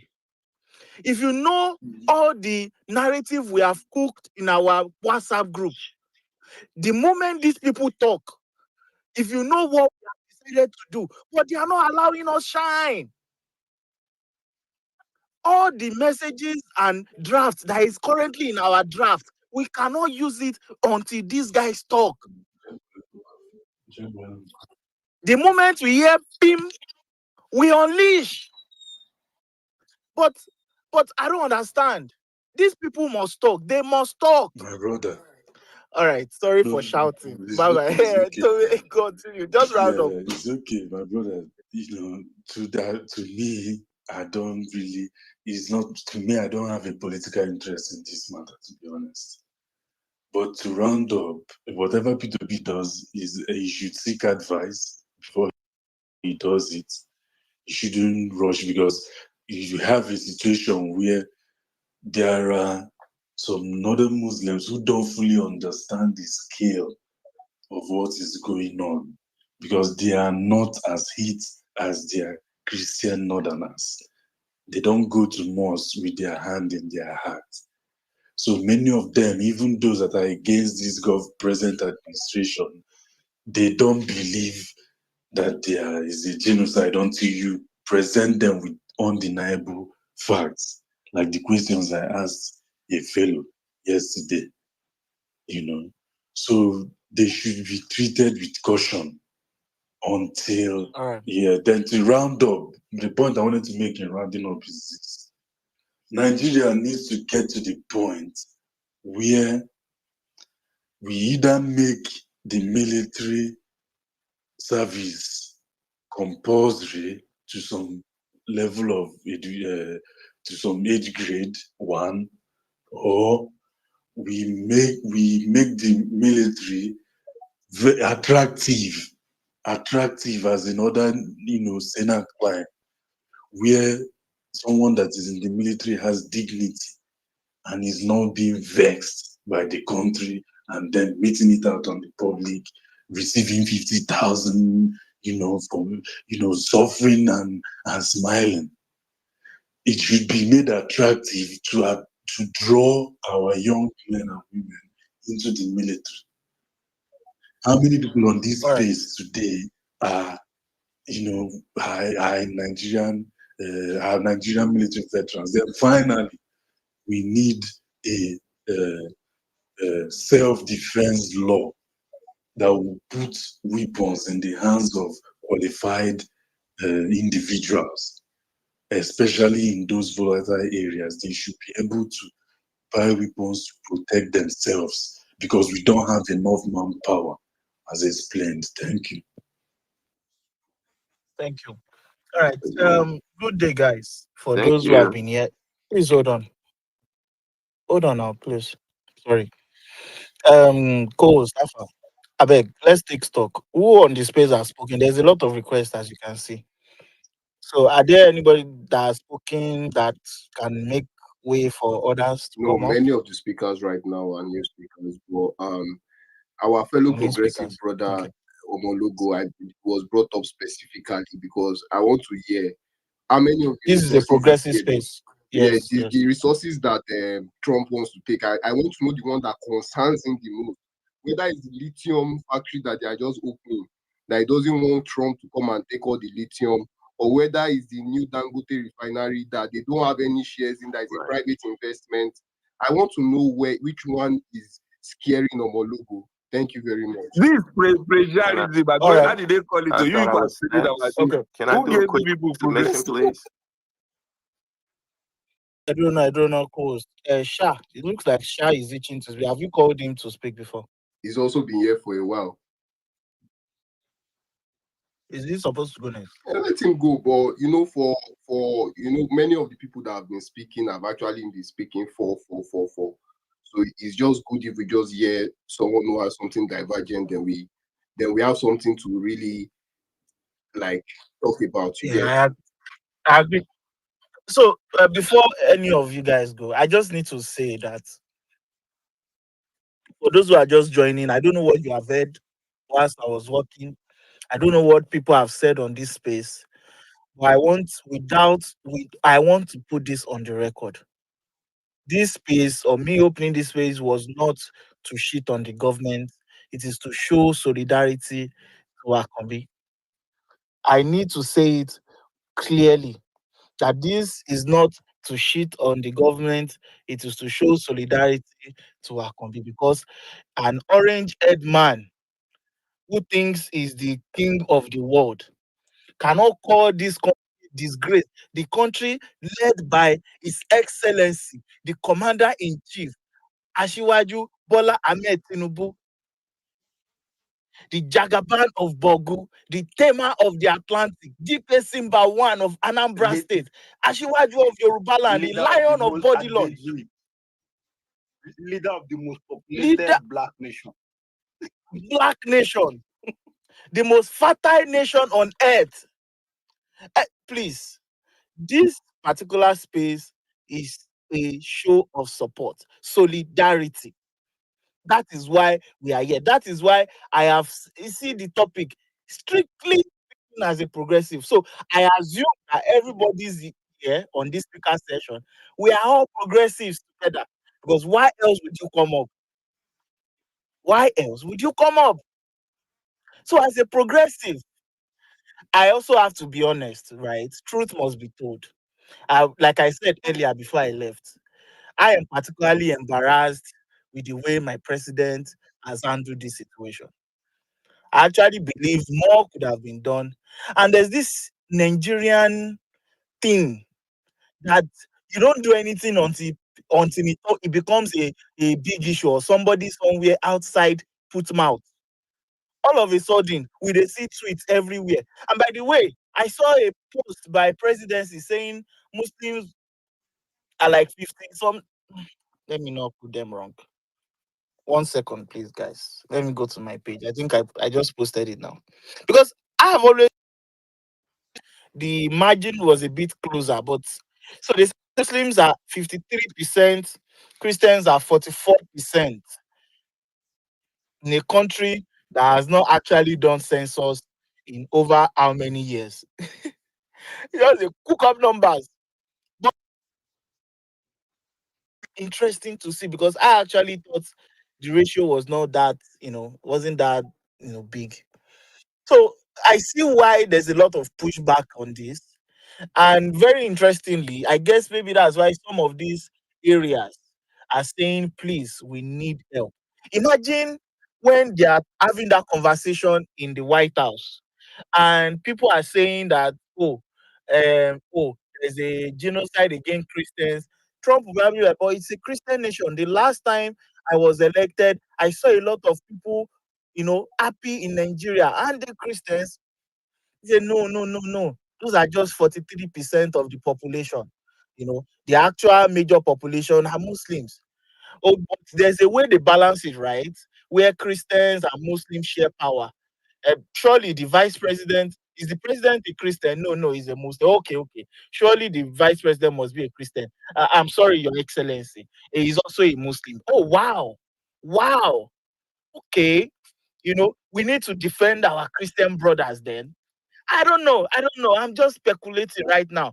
Maybe this is the sort of conversations that when they saw that the people leading the are Muslims. And maybe that is why they are deaf to the tears and the cries of these Christians. Maybe that is why it doesn't concern them. Maybe that is why instead of going to the UN to speak and basically ask the world to come and help you with this problem, you rather focus on another country. And that's the thing. That's the thing about Nigeria. It's about our big hearts. We have big hearts. It doesn't matter if we are dying at home. We still find space in our hearts to accommodate people dying elsewhere. Such a big heart. So I really, really hope that my president, the president of this great nation, would at least for once show that he actually cares about, put boots on ground. Don't let this orange head man to now start threatening us, a sovereign nation for that matter. Like, how can somebody be calling a country as big as we are, as prideful as we are, a disgraceful country? My God. What other demarketing is that? You see the way we progressive, they always gaslight opposition that stop demarketing the country, stop demarketing this. Like it looks like we are the ones even responsible for this demarketing. Progressives will tell you that no be today now. Shebi called it a shito. So what's there? That's what progressives will tell Yes, you. That was there. It happened yesterday night. So I mean, they called it a yeah, shito. What's the big deal? But yeah. It as if somebody can call the African nation, the African continent, a continent of over 1 trillion people. I hope I'm right. Anyway, One a country billion, of over 300 we are 1 million. billion, progressives. 1 We billion exaggerate people. everything, my guy. Continue. Over 1 billion people. Calling us shit. Like, my God. So how much more a country who is currently, doing all this nonsense? But anyway, I have to really commend my progressive brothers. We are not going to let this narrative war sink us. I see that there's a lot of division even amongst our ranks, but we need to stand strong.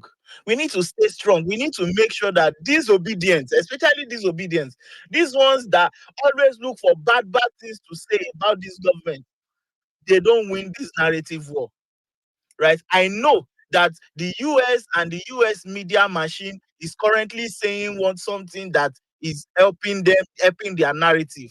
But we have to stand strong. People here too. We have FFK, we have Reno, we have Boala, we have Ononuga, we have all these great men. These people will fight for us. They will make sure we don't lose this particular narrative war.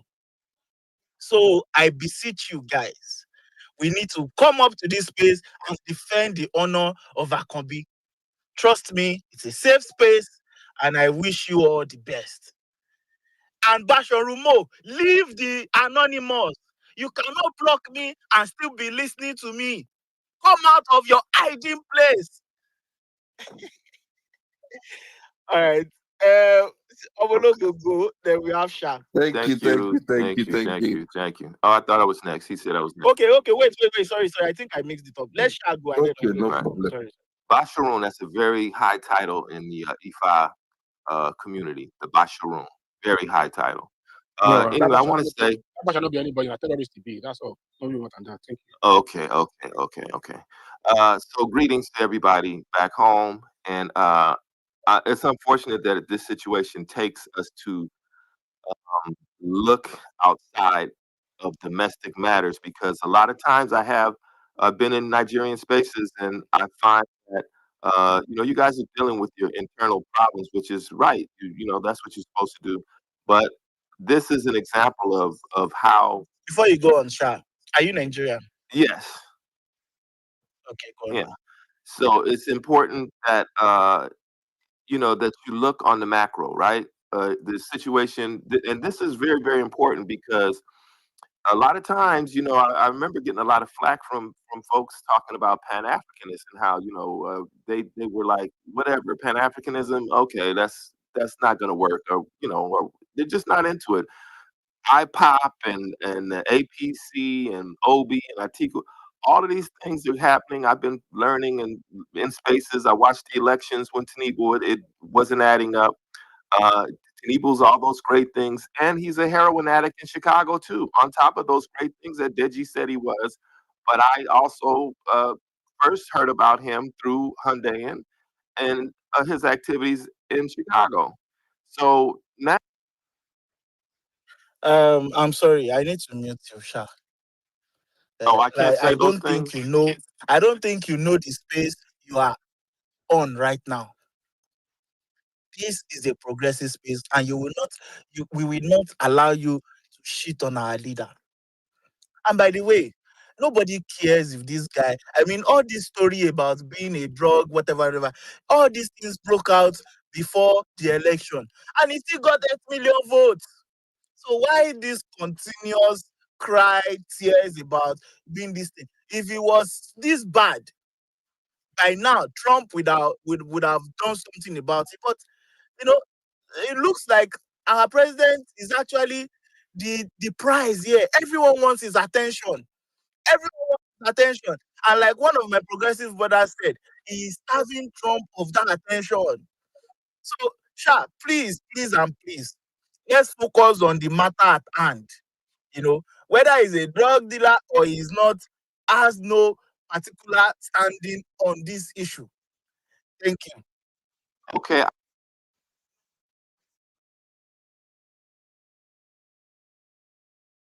That's probably double mean. Sorry, just wait. okay. I will avoid saying things that are true about him, uh, to avoid being shut down by you.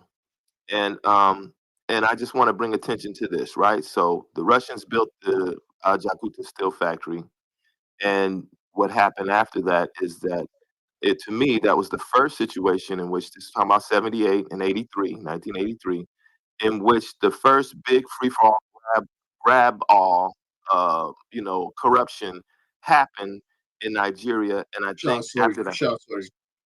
Throwback. We're not doing throwback. This is tricky. okay, Let's talk let me about bring the it. issues right now. But I'm gonna Okay, let me ask you let a me take my question. time, because people have had 30, 20, 15 minutes, 10 minutes to build their arguments and say their shit without being interrupted. So why are you interrupting me? Because I'm going somewhere with this. I'm gonna get there quickly. Okay. So allow me to. Is this not how they're doing? So allow me. So okay. So here's what's happening. So I'm in the United States, and we're seeing how Trump is moving. And Trump is not going to Nigeria over Christianity. You all know that he's not there for Christianity. Uh, but my thing is that someone said solution based, right? Solution based is, to me, right, and we're getting to progressiveness, is that you don't have the military. You don't have the military to effectively fight Boko Haram. However, you can unite with the AES, and you can help other countries to go in a positive direction, i.e., work with Chad, work with Cameroon. Cameroon is not in a great situation right now, but they're trying to work through this whole get Paul Biya out of there. Did you know that? Did you know that Why same are you interrupting AES? me? I want to build. Let me Hold on, build. it's not. I'm actually not stopping. I just wanted to engage. Sorry. So this AES that you mentioned, did you know that they have been disrespectful to our leader? No, I don't. These same And I people you don't. want us to work with, No, did no. you know that they actually have been very, very disrespectful? They've been they oh God. Okay. Like, Well, I did you saw hear what. there was this story that was broken from David Hundeyin, for those who know him. David Hundeyin, Niger literally locked their airspace against our president. President had to go and do long journey Well, didn't you turn the come power off? to Didn't Nigeria. you turn the power off and was going to invade them? Then you turned their But these are power the same off and people you had an you want agreement us to with go them and meet. because Sha, Anthony these are the same Blinken people you came want us to to go and meet. Nigeria. The Secretary of State came to Nigeria, and after that meeting that he came to Nigeria, Tinubu, who was head of ECOWAS, decides he's going to invade, or he's threatening to invade. He cut the fucking power off in Niger, and then there you're talking about, well, what are they supposed to do? Yes, they said they're gonna don't come in our airspace. What are they? That's what a puppet fucking does. I'm sorry, I gotta tell the truth. I'm gonna Yeah, speak the truth. but this is Right. the same AES you said we should partner Right. with. Yeah, you should. And Why go you for motor? should, right? And the reason that you should is because they are your brethren and sisterins. You are African people. You're not Christians first. You're not Muslims first. You're African people first. And the time that it is, which I was trying to build up on, is that the world is recolonizing Africa to take all the shit from Africa. Because the only reason the United States is in, the only reason the United States is going into Nigeria militarily is to try to get the first of all is to subvert the progress that's being had by that Dangote refinery, and the Nigerian situation is starting to turn. They want to stop that. I believe this is my personal belief. They want to stop that, and they want to go in and get resources, just like they went into the Congo talking about peace. They were there for peace, and then Bezos from Amazon and this other billionaire were able to get good deals in there, so they went in there and did some business deals under the auspices of peace. And the same thing that's the same thing that's going to happen to Nigeria when the United So States go in basically, there. Now you done fucked up my submission because you're asking me questions. I was going to talk on all of these things, and I had a That's whole fine. role of going there. Now let's get back to So the point is not for us to reel out and talk for 20 hours before we get our points across. Yeah, well, I think we already get your point.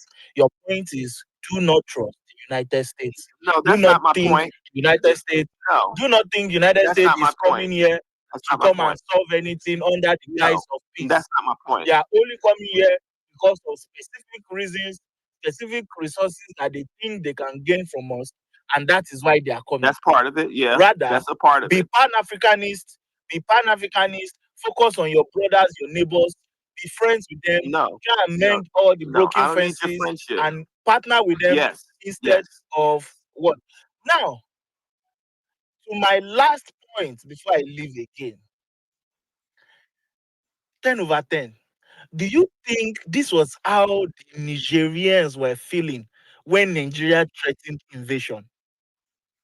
Do you remember when our president was also in his own fashion saying guns are blazing? In fact, Deji, Do I you don't know what you're think talking about. Nigerians were panicking like Deji, I was this? going to ask you. No, So remind me, Shat. Do no, you think because Nigerians because were the Nigerians opening up spaces left no, and no, no, right, crying, no. The saying, Nigerians, "Oh my the God, the North, almighty Nigerian is about to come and no, invade us. no, Help! the Northern Help!" Nigerians that are part of the political parliament or system was not having it, and that's why people wasn't able to do that. It was the pressures from the Northern Nigerians, who are the same as the Nigerians, the Northern Nigerians, the Houses and Fulanis, the same people in Niger. So they were not having it, as well as the other peoples of Nigeria was not having that either, because they know that it was some bullshit. Okay, so the point that I'm Because making it is was about something that Shah that said. Africans need to unify. No, let me land. Let me land this. Give me a few seconds and land. My major point Yes, is sir. this: is that if your people do not unify with each other, now this is just the beginning. Africa Command is in Africa, and they're in 28, 27 countries already. They've been doing this shit for years. Now they're upping the ante by saying we're going to come in. We're going to come in militarily and deal with some religion, insurgency, and they're the ones creating it. But can they really,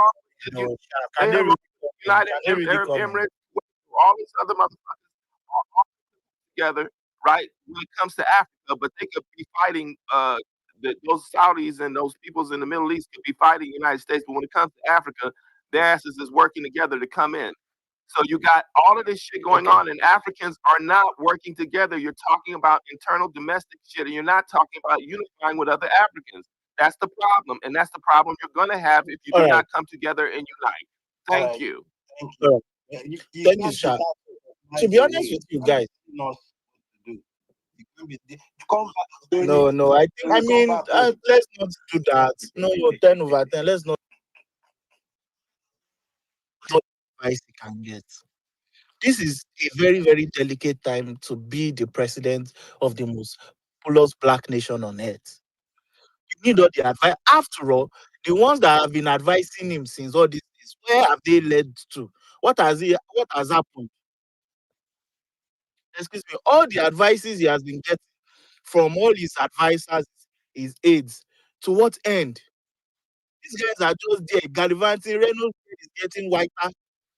Daniel Bwala is visiting Vodi, designer Taylor. Like these guys are balling. But we are here, we are the ones suffering. So if they are too fed, they are well fed, that they can't really, provide any sort of advice anymore. Like that Animal Farm movie, that Animal Farm story, where all those big organs they have now become big. They are now like boss. They can't think again. They need people to carry them everywhere. Maybe advice from Sha or people like Sha would at least speak loudly to these guys. But anyway, thank you very much. I know that's not how you wanted your submission to go, but I just have a sense that you may have, if we did not do that, you will probably spend 20 minutes. I did. Everybody else is getting 20 minutes. Right. They talking forever. Fair enough. Guys, there's a lot of. This is not a progressive space because you're stopping people from speaking the truth. We get that a lot. It's not progressive. Don't worry. You are not the first person to say it, and it will not shame us. We call ourselves progressive so that we can mask whatever you think we are. That is how we roll. Okay? Anything where they your mind say we be, don't worry. We are still progressives.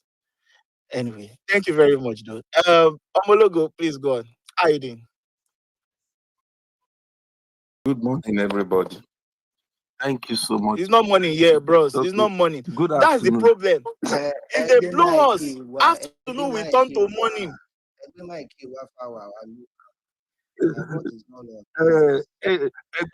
you in the progressive now? We are all progressive, my brother. At the end of the day, we are all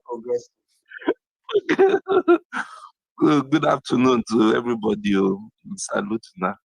Thank you so much. You know why I came to the G space? You don't close this space on me because you just cut it and run away.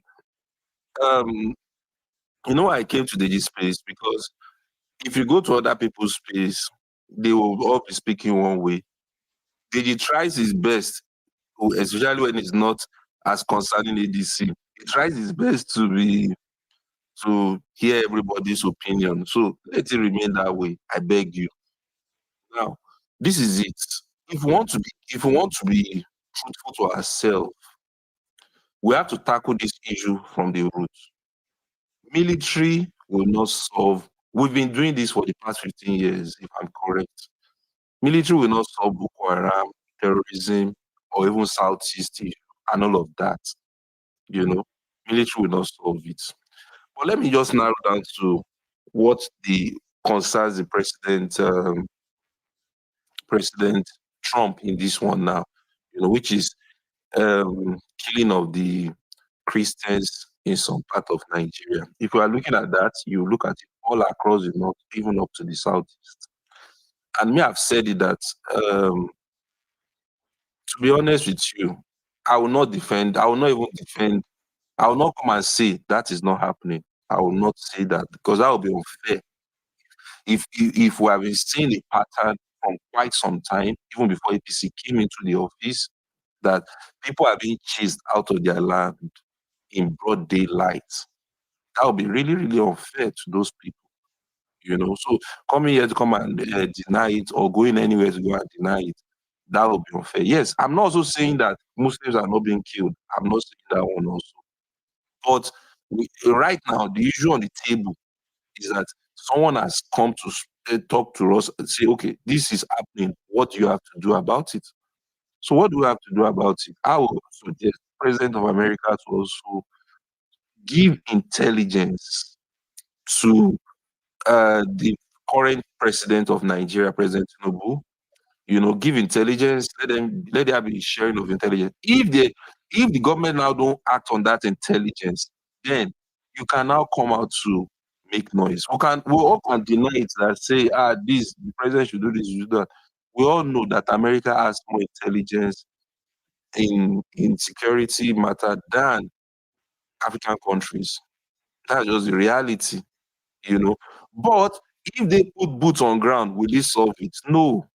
That's why I'm saying that they will have to just work in collaboration with the government of Nigeria to help stem this thing. Because for me, most of the people that are coming to come and drive people away from their land, if I've seen their faces, they don't look very much like we Nigerians. I'm not talking of any, at least I'm talking of the one in North Central.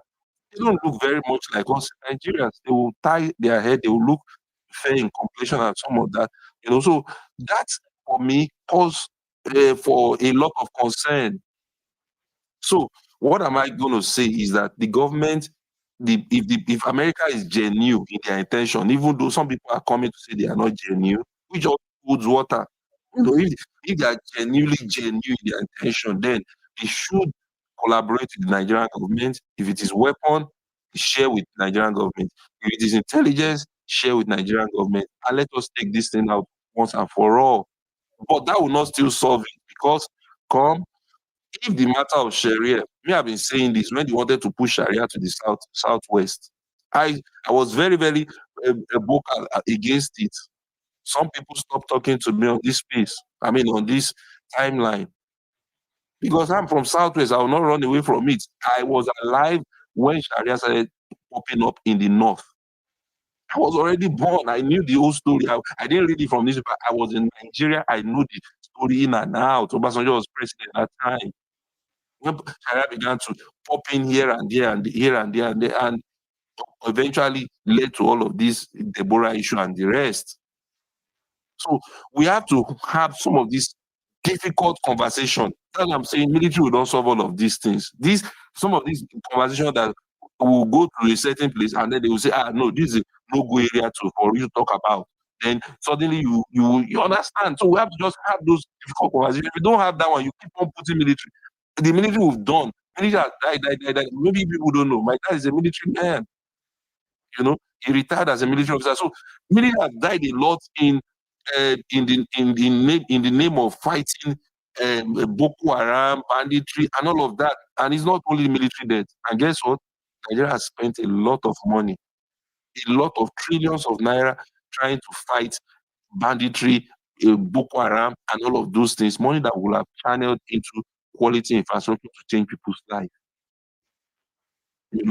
So if we need to see beyond, the president is not my president or this one, we need to see beyond it and try to tackle the issue from the roots. Today, where Dr. Tokes posted some things about what the North needs to also address, which he mentioned, one of them, which is still that same Sharia and some other things.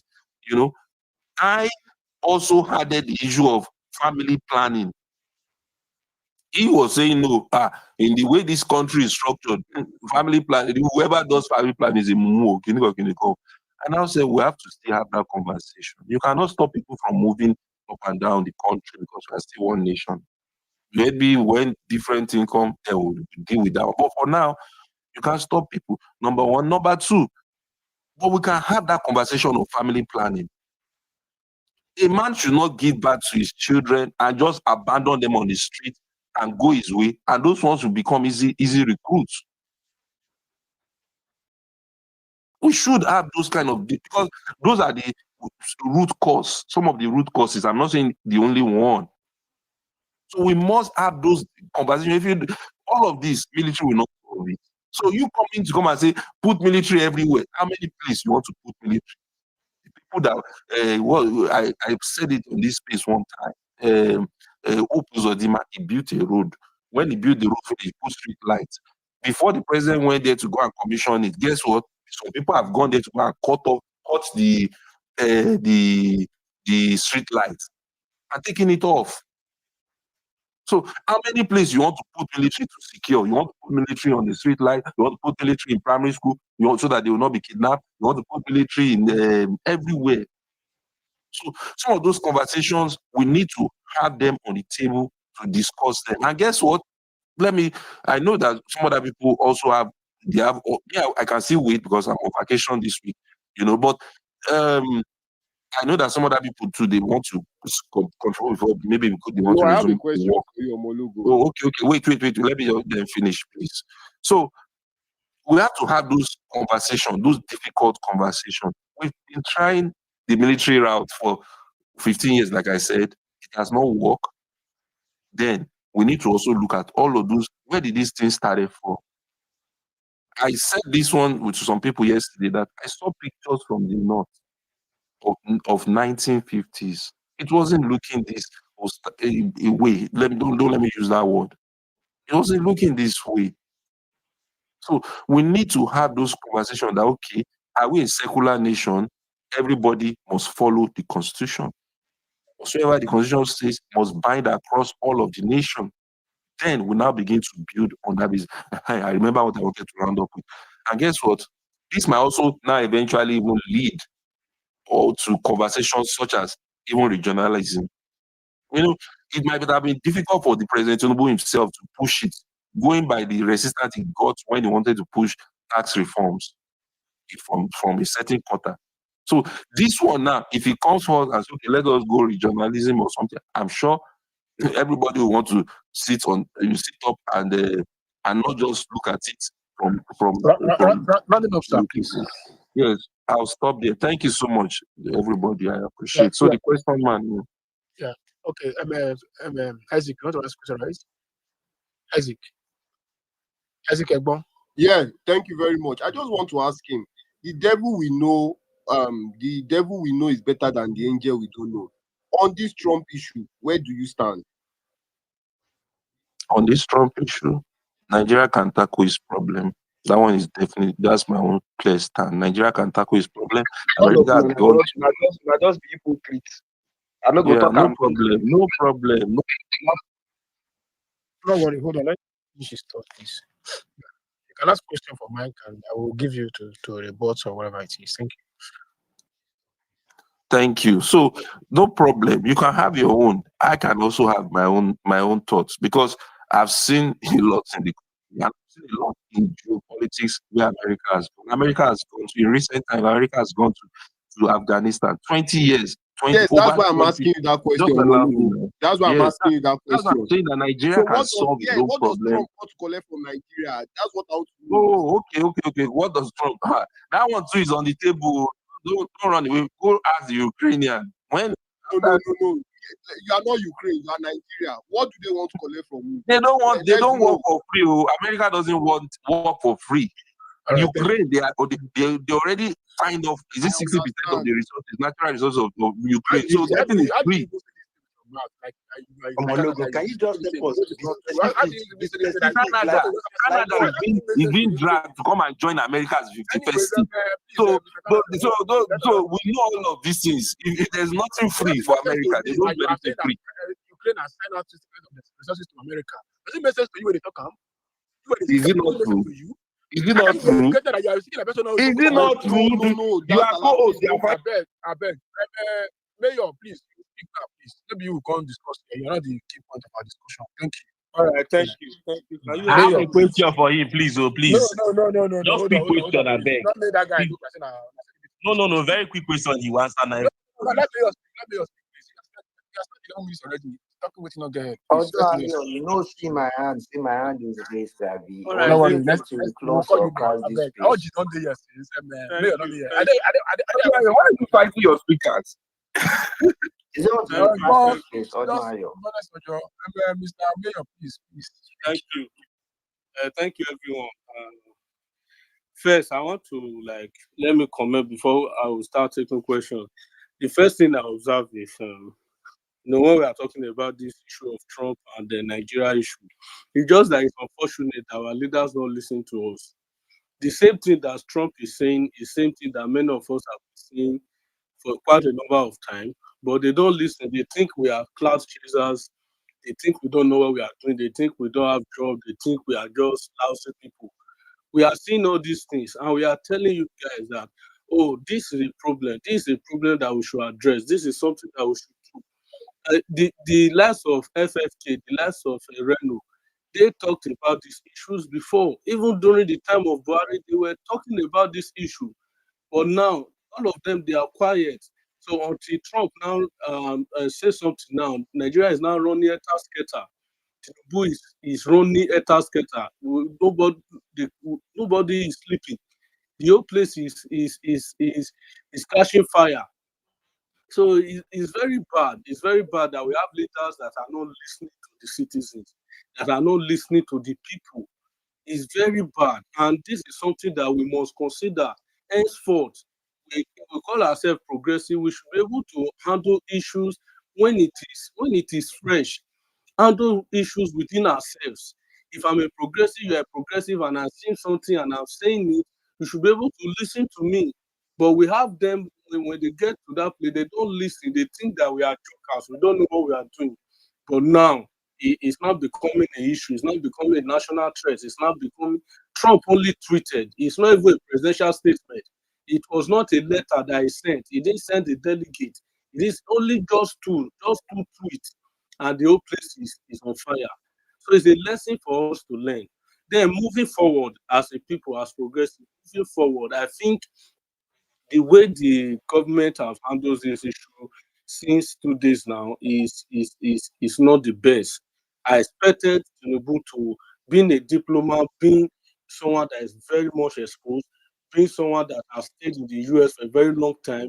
You know the tactics, you know all these things. So Tinubu too is also part of the person castigating Jonathan during this whole thing. So I believe he understands better. So the way they reacted is not the best. What I felt that Tinubu should have done or the presidency should have done is to quickly come to the table, summon an emergency meeting with the service chiefs, summon an emergency meeting, in fact, with the lawmakers, that is the senators, some of the senators, maybe Senate president and the likes, and have a robust discussion, even with the CAN, with PFN, call them, let's discuss with the Muslim association, let's discuss what is going on, this is what is it. Let them have a robust discussion. Then after that, this issue of banditry or terrorism or Boko Haram something is not something that is beyond Nigeria to handle. But the major issue that we are also failing to look at is that this thing is politicized. This thing is politically influenced. And tell that is just the truth. So we should not hide from that truth. It's politically influenced. It's not that we cannot handle our issue. We can handle it. But because of political interest from one group or region to the other, it's also one of the major reasons why we are going through this route. And honestly, to honestly speaking, so going to the US to go and meet fans is totally uncalled for. It's not going to solve our issue. You are just going there to he's going to be bullied. He's going to get himself bullied. We saw what happened to the South African president. He was bullied, it was rubbish. In fact, it was a massive disgrace to him. So it is not the best move, it's not a smart move at all. It is not a smart move at all. So I don't see any reason why the president is going to the US for this issue. I don't see any reason because what Trump does is that get your country together, handle your issues the way it ought to be handled. It's not. I'm not even seeing it as a threat. I'm just seeing it as a way of okay, do what you need to do. To understand? So we should not. I don't know the way we are taking it in a way that is not is uncalled for. Honestly, that is my own personal opinion. That is just my own personal opinion. Thank you very much. 10/10. Yeah, Isaac. Don't you think that even this Trump's conversation about coming to attack terrorists, we even scare the terrorists? Why are APC people more scared than terrorists? I've not seen terrorists panic. Now APC people dey panic. Funny enough, right? An average terrorist self will even feel relaxed, knowing that the president or the government is helping them make a case why they should not even be invaded. You get the point? Terrorists will Bro, just be relaxing. After all, the bro, God president bless will you. not allow them to Bro, come God and bless you for that thing you just said. I just I posted something on the Jumbo Show. Why are these guys hypocrites? Do you know that if Jonathan had not conceded defeat in 2015, Nigeria would have been an history by now? Do you know the level that these guys went to make sure that Jonathan left? And I'm surprised the same people are coming here to sugarcoat it, to make you look as if there's one thing you have that America needs. Let me shock you guys. There's nothing you have in this country. It don't finish. Anything you think you have, they don't stop and finish. Stop being hypocrite and being a liar. Because your family member never died. You guys are talking. See, let me tell you something. You talk, you know talk. When America will come, you'll be snoring and sleeping. You will not know. You guys should just know. Go and ask Iraq. America has invaded Germany, Singapore. I will list them for you. They are better countries today. The day America will come, you will be snoring in your sleep. You'll just be hearing the news. You guys can come here and try to defend the nonsense, the impunity that is going on because you are talking about resources. Whose resources your papa don't die, your grandfather don't enjoy. Let's talk about of we. Of even we went here. Mention one resources, 1 minute you have gained from the only minute I know I am drinking is Coca-Cola and Pepsi. There's nothing I'm gaining from this country. There's somebody is seeing something that is a concern to us. I'm surprised that the government is supposed to be happy. This was what Patrick. No, do you remember? Patrick. I'm talking about that, James. No, do you remember? Do you remember when Jonathan was in power? The world powers came to help. They noticed that there was a conspiracy in the north not to wipe these guys out. These machineries went back. Why is the government crying? The government wants to help you defeat terrorists. You are crying. I see some idiots post tagging Russian president. I'm surprised. They are coming here to be posting America will do this, America will do this, America will do this. Now, no guesses. You people are those confused people. It's painful. They go come now. We are progressive. We don't insult people. We are progressive. They will progress to their grave. Those bandits. So, Patrick, you don't know that America is envious of Tinubu's achievement. You don't know that. You don't know that it's because of the inflation and everything that this economy is like the. Congratulations to Bayelsa. They've joined progressive. Oh, thank you. Homologo. Let us sort out from first. We'll come back to the people they can. For now, anybody can go where they want to go. Yeah, Odoayo. Your energy did it. Energy went downstairs. He's coming up. Odoayo, I saw you in a space yesterday. Did they try to tear your shirt that side? Yeah, you tell them say. Nobody can tell my shirt. Nobody can tell my shirt. I didn't want to do it. My mouth. They're trying to talk about how the whole. Yeah, now I'm going to be space now. Yeah, I think so. Yeah. Njenje is sympathizer of terrorists. That's what it is. Anybody, and she lives in Canada. You know, these people will be Muslims. They're not against Islamic medicine. They're not against them at all. They're not against them. Some of them live in the US and America. They're not against. You know, this is why they don't feel right for America. And once they right for America, America will come for you. That's why they can easily hold space. They will never come and tweet. If you tweet, American they are aware of your tweet or somebody report, and that's the end for you. Anyways, high care. Yeah, let's move with other speakers. Nwa I like your name. Your name is sweet. Nwaka. Can you hear me? Yes, I can hear you. Can hear Yeah, you very well. you can speak Yes. now, sir. Okay. Thank you. Good afternoon, good morning, good evening, good night, wherever anyone is listening from. Actually, Waki Beya by name. Sorry, the place is a bit noisy. It's a factory, but I still have to make chance to speak. After speaking, I might just be listening, and I'll go down.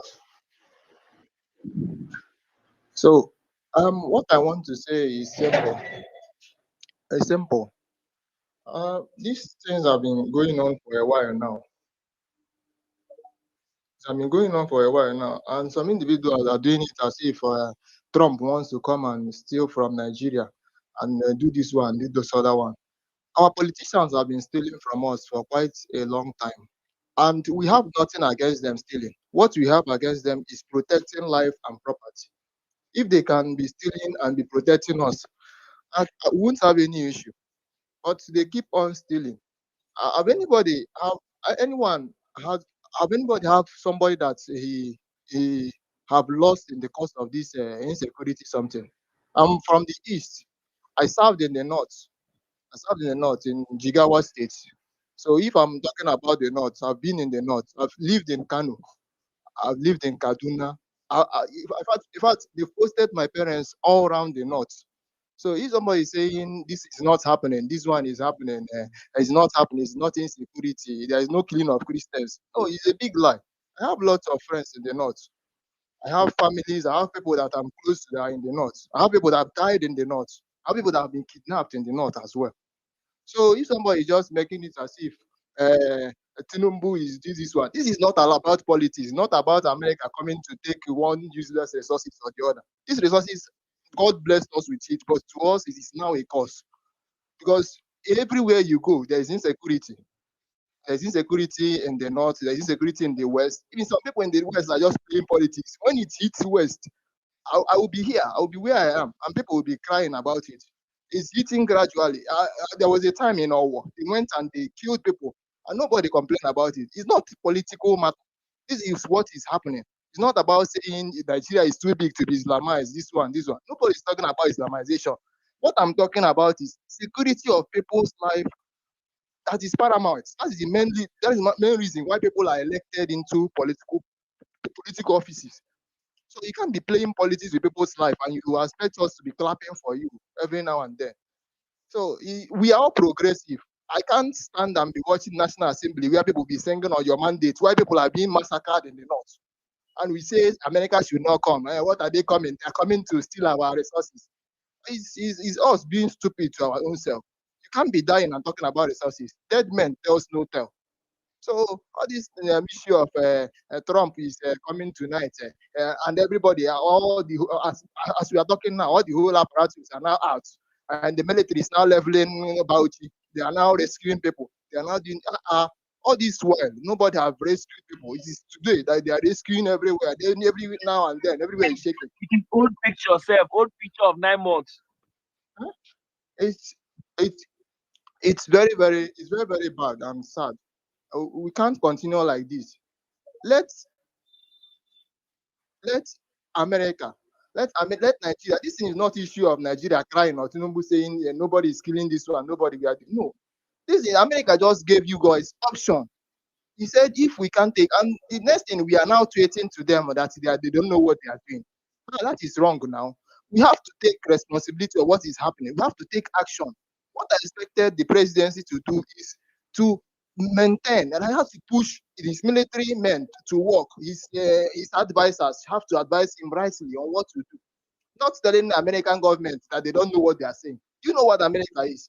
Before America will tell you this is happening here, they've actually have a lot. They will have a lot of information about it. So you can't just tell them. The president of America tell you this is happening, and you're telling him, no, it's Christian. It's not only Christian. It's Muslim. Okay, no problem. It's now a general something. Why not allow them to help us? Why not allow them to help and solve this problem? It's a terrorism problem. Let them allow them to help us. We've used mercenaries before, Have you not? Now a country is requesting to assist you, and you are telling them, no, it's not Christian, it's not. They are now coming for your resources. Dangote refinery. Is this the first refinery? Is Dangote refinery the first refinery that have been built around the world? We have refineries other places. We are progressives here. No. Let I Omologo understand we tell are us now. progressive. Please wait, Very soon, wait. before I conclude, Sorry. I will still tell you. I'll tell you. Maybe we sing the anthem together. On your mandate, we shall stand. Okay, that's what we be standing, and people are dying. We are singing anthem. Is it not stupidity? I yield. I'm not cut out for all these things. 10/10, please. I have a question for Omologo. Sorry, please. I just really need to ask. Yeah, go ahead. Human resources. Omologo, can you hear me? Omologo. Okay, if he's not there, let Uba speak. I'm here. Go ahead. I've been asking this question since we started the space. Human resources and natural resources. Which one is more important to us? Human resources. Yeah. So, and where do you find? I'm not asking you. I know you. We all know that we find natural resources under the ground many times. So something you've not seen, you are protecting it over the death of your people. How does that make sense to no, a I don't regular know. I don't know progressive? why. I don't know why you. Not you. I mean, how does that make sense to a regular progressive? How are you? Because it's not about the timeline. So I want to understand. Like really, I want to understand. How does that excuse make sense? Anyway, first of all, what we are saying is what maybe those people are saying is that military, like I've insisted, military will not solve the issue. It is an ideological issue. An ideology will not be killed with a gun, with a barrel. It will need to be discussed, put on the table to be taken care of. So if you are saying all those people come here to come and say let them bring military, yes, if they bring military, you think the next day they leave like it happened in Afghanistan, the ideology will still not thrive. So if the ideology is still there, you cannot solve anything. And America will not even stay in Nigeria for 20 years. Do you think our government is actually working on stopping those ideologies? Because I want to give you a case study. Exactly. Those are the questions you should now be asking. Okay, That's let me what give I you a was saying. case study now. Number one, in March 2025, Sharia opened that schools should be closed down. They don't care the school. Exactly. So those are the conversation I was saying that we should address. If you are shouting military, that ideology is still there. And it's no problem. If you don't address it, it will still be there. What did the federal government, the Ministry of Education, what did they do about that? Really? To be honest, according to the constitution, education, primary school is under the state. They have full control. Federal government can do intervention. That's the only thing they can do. But this kind of conversation can be raised at the floor, and everybody must discuss it together. So it's not the job of the Ministry of Education in the federal to come and dictate to the states. No, secondary is under state, primary is under local government. So federal can now come and dictate to them. That's all of these things. That's why I say that. Do you think we need to be following protocols for shouldn't it just be a national concern that why will you say schools should close because of Ramadan? Exactly. So it's a national concern, exactly, because we have to all see it. Thank you. I agree with you. We should not look away. That's what I'm saying, that we all have to begin to speak up. We should not look away. As soon as they lock his school, he's giving the vibe of Boko Haram. I'm sorry to say. He's giving that vibe. So we must all have that conversation. We might say, yes, we don't want to offend anybody. I'm a party person, this one. No, we have to, no school should be shut down because of anything. And the constitution even said it, that the state will not recognize any religion. Like it's not, how did they put it? The lawyers in the house. You know why I'm talking about this? This is one of the reasons why Christians are angry. You don't get it. Many of these schools that you are talking about, you see 10 private schools, 6 are owned by Christians. It was a big issue. I take you back to the call of Peter Obi and Yes Daddy. Hate him or like him, Peter Obi is a smart person because he knew where the Christian votes were. He knew the people he was meant to be humble with. But I will say to you that because of political reasons, APC decided to leak that tape of them having a conversation. And what I see right now is that man will not talk. Adeboye Oyedepo, he's not going to talk. But I swear to you, he's going to prove it that there is really a religious war against Christians. Because the coincidence of this case coming from a senator from Texas, and his mentor is also from Texas, Kenneth Copeland. You should know Kenneth Copeland now. So I am saying that these conversations are affecting some people. You can't be using fake bishops all the time. Where are the fake bishops to come and save them now? There's no fake bishop to save you. You need real bishops. That's why people are not listening to Kuka. Some people have influence by their works. I was on this morning, their morning prayer today. 7.1K people watching on YouTube. Only just morning prayer, 5:30. Let Kuka come and do a program online. Let's see how many people come and watch him. Except he goes to channels, television or something. So really, this government are sidelining some Christians that you cannot mess with. You don't have to mess with. They will call their people. They will call God. Anyhow. And that's what Nigerians don't know about Christianity. What you cannot get, even in the club or outside, you will get it for free in Christianity. About the man that just the GT Bank guy that just died. It was not when he died, we now heard that RCCG are winning over 100 million or 100 something.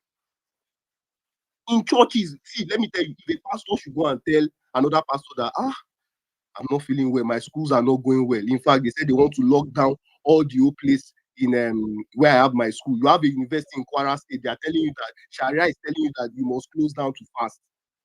You have a world-class university in Kwara State, and they are telling you to close down because you want to fast.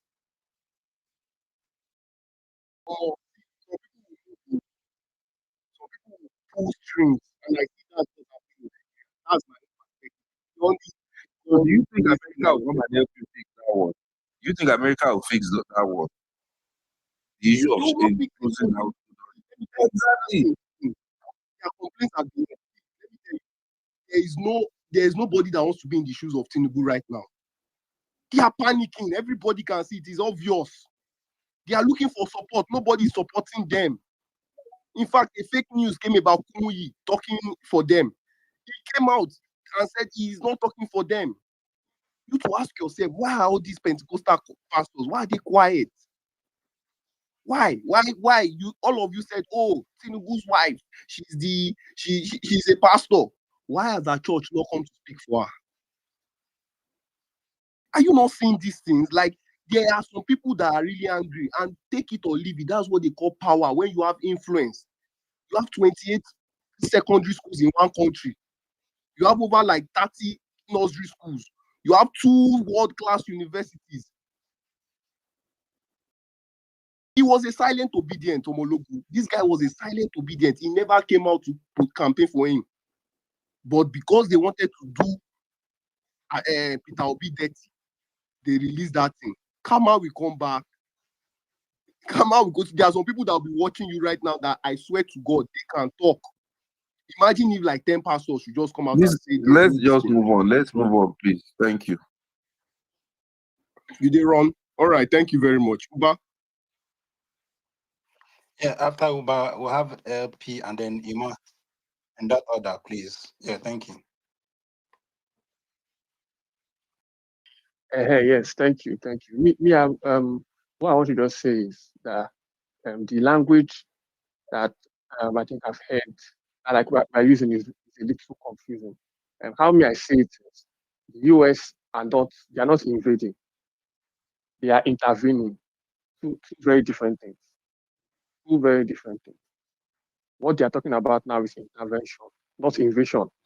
If someone wants to invade you, they don't tell you, they don't announce, they don't say all these things. They will just invade you. That's how invasions happen. The Boko Haram or the terrorists, swap all of them that have been invading us. They've never ever announced that they were coming.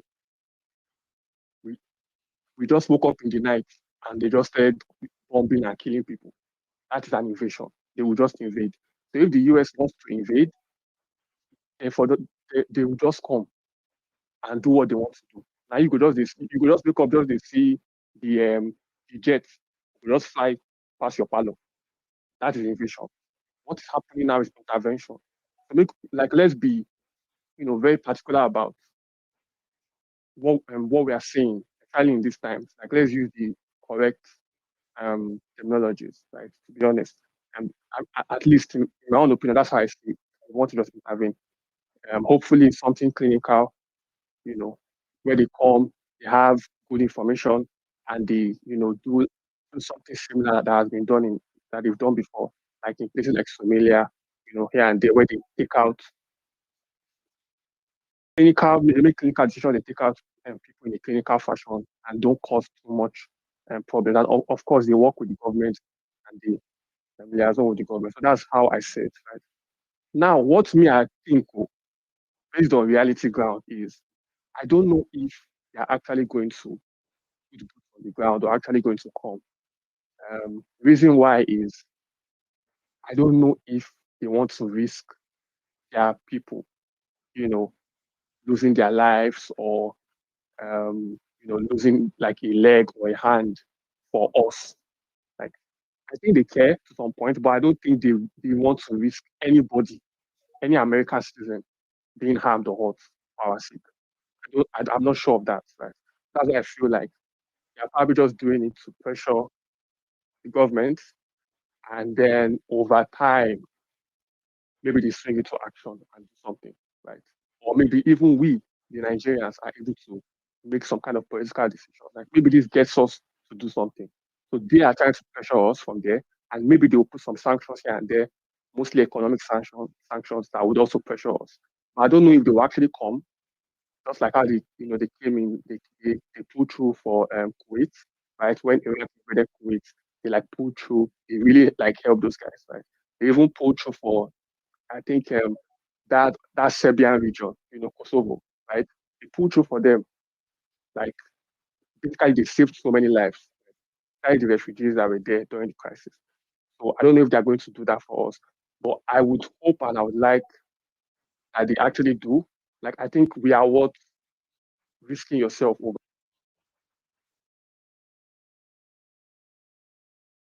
for decades now, right?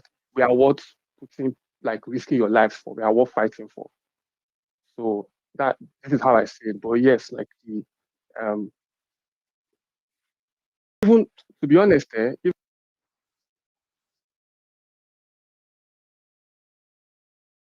other people are dying here and there, here and there, here and there, to me, I think this Christian issue is one of the most important issues because if you actually look at the numbers, fine, other Nigerians are dying for different reasons.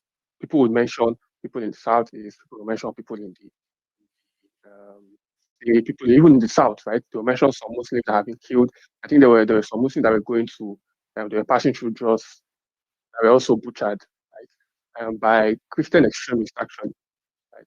So there are like all these issues exist. They even have the tribal ones that have happened in Benue. They all exist, right? But what I think is if you honestly, right, look at the rates of these happenings, you calculate the death tolls, look at the numbers, this Christian thing it is very, very valid. Like the numbers are way, way, way more than any of all those other things that people are using to come and trivialize this.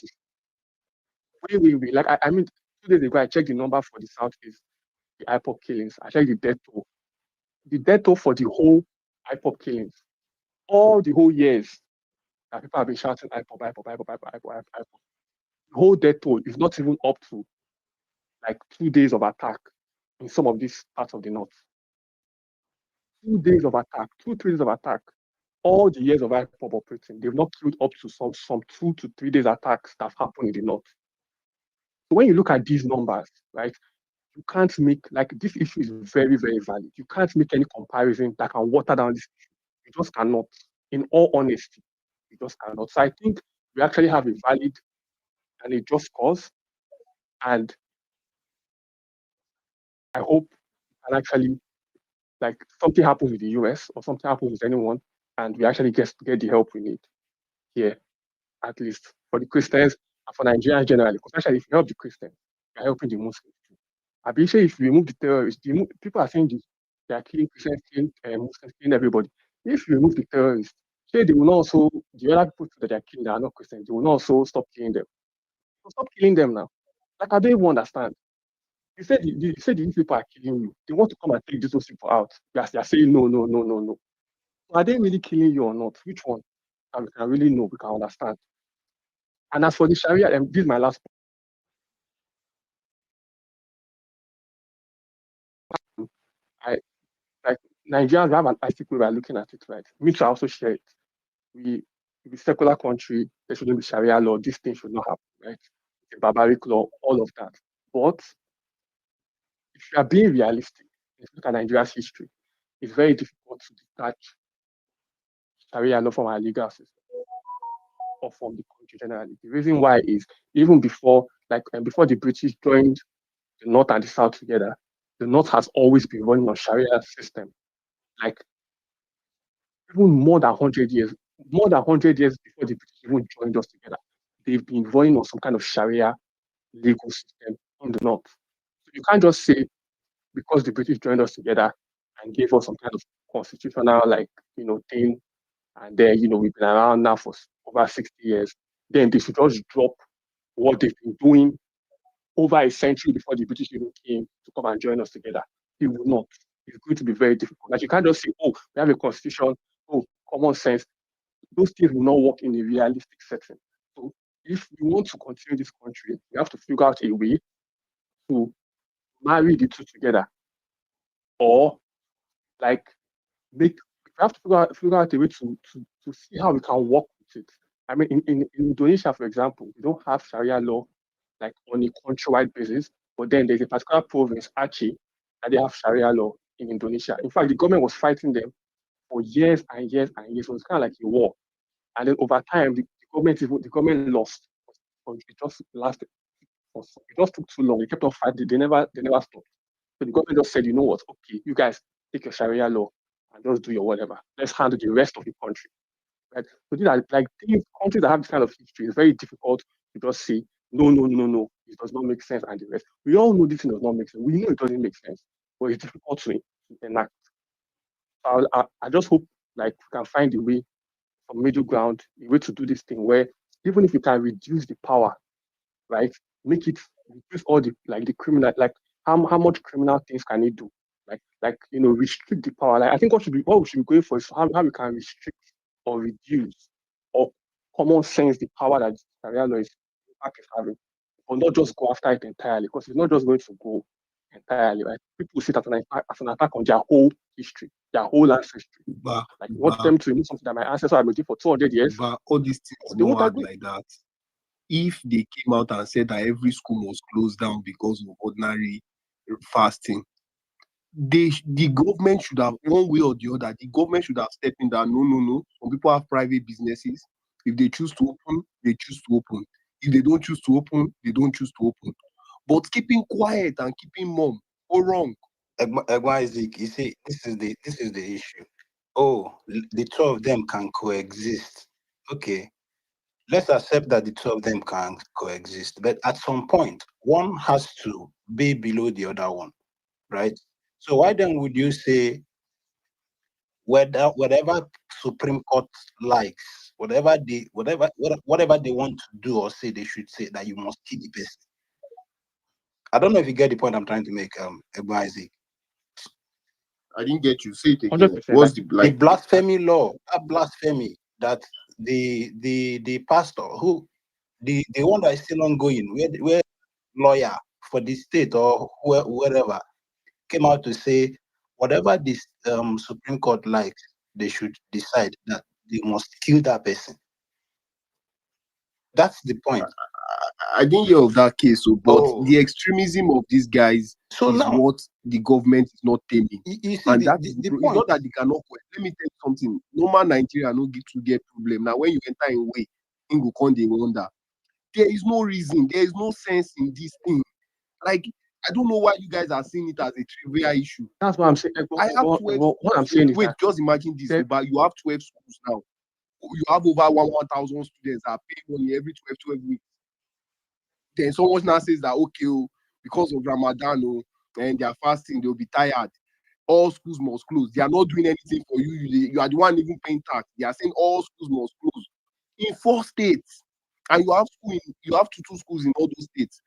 Will you keep quiet or not call for your Isaac, Christian? what I was saying. But Is it possible to actually make some meaningful contribution to this ongoing US talks and leave the school, because those are more domestic based, which some people will never change from? Is it possible for us to focus? Because I've been listening to everyone. We Nigerians cry that does not actually belong to us. We don't know the reason why we cry out loud. When few people are crying, everybody are crying. And when they stop, everybody stops. I think we are now in the 21st century, that we should be more intelligent. And people know Nigerians are smart people all over the world. But when it comes to domestic affairs, the way we contribute, analyze issues, I don't know whether there's a forces behind it that make us not to see or be smart enough to handle issues, or is it fear that maybe if I say something, people will come and attack me? You say it, you will die. If you fail not to say it, you will still die. Death is inevitable. You see, this sometimes I'll be asking myself questions for the past few days. Why is it that America's planned intervention becomes like an attack to Nigerians or Yoruba Hausa, or an attack to Islamic religion? People always bend the narratives. I've been seeing the way people cancel everybody talking these days. Nobody has ever said something for the past 10 years that these guys have been killing Christians. And I could remember the one of a little girl they tied with explosive bomb to explode. And when they die shouting Allah Akbar, they say, oh, Muslims still died. They don't really care. It's all Muslim Christians that are dying. People that are not afraid of death, they have their own ideology that when they die, they go into heaven to get this or get that based on their belief system. And everybody just try to follow their own crafty narratives to make it look as, oh, terrorists it does not belong to any religions. They can come out. We all know the root cause of all these things. People should stop painting things in a different way. Amudu Sheriff and others, the Chibok girls, people know about how they were imported. Even the Saudi Arabia has sent list of FG. They gave that here. People know that terrorists, those sponsoring them were in Buhari's government. Nobody talk the way everybody are talking now for the past few days, because Trump said, okay, I'm coming to wipe them out, the terrorists. It becomes as if, oh, it's coming to attack Nigeria resources. I'm from Niger Delta. I'm not benefiting from the resources. Look at the poor water drinking, what they drink in Niger Delta. Nobody is benefiting. What about the gold in the north that few people are mining?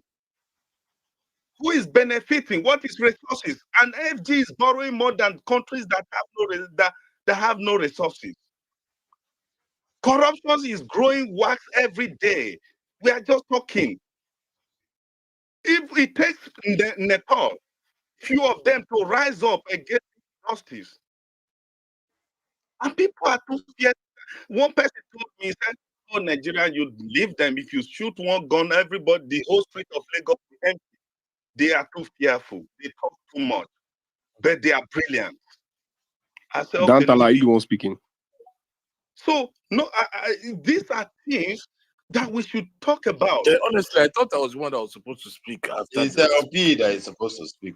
Please, I don't Okay, know. we This hear guy the man. just We should focus on why is it that people are crying for Americans' intervention. We should focus on That's that. what we've been saying now, but you kept that telling is you just everybody. take over the mic and just Doctor, sorry, hold on a second. Dr. Oscar, I thought you were going to even say something different from what we Do you been saying here understand? since morning.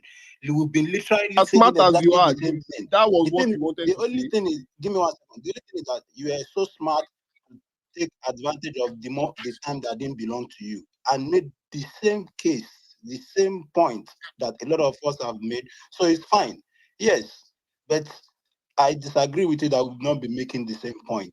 And if you think Nigerians are fearful, Nigerians are speaking out. People are speaking up. In fact, if Nigerians were scared, the news, the news that is going on now probably wouldn't have been going on because people have summoned that courage to voice out and make their concerns known to people that will listen. That's courageousness.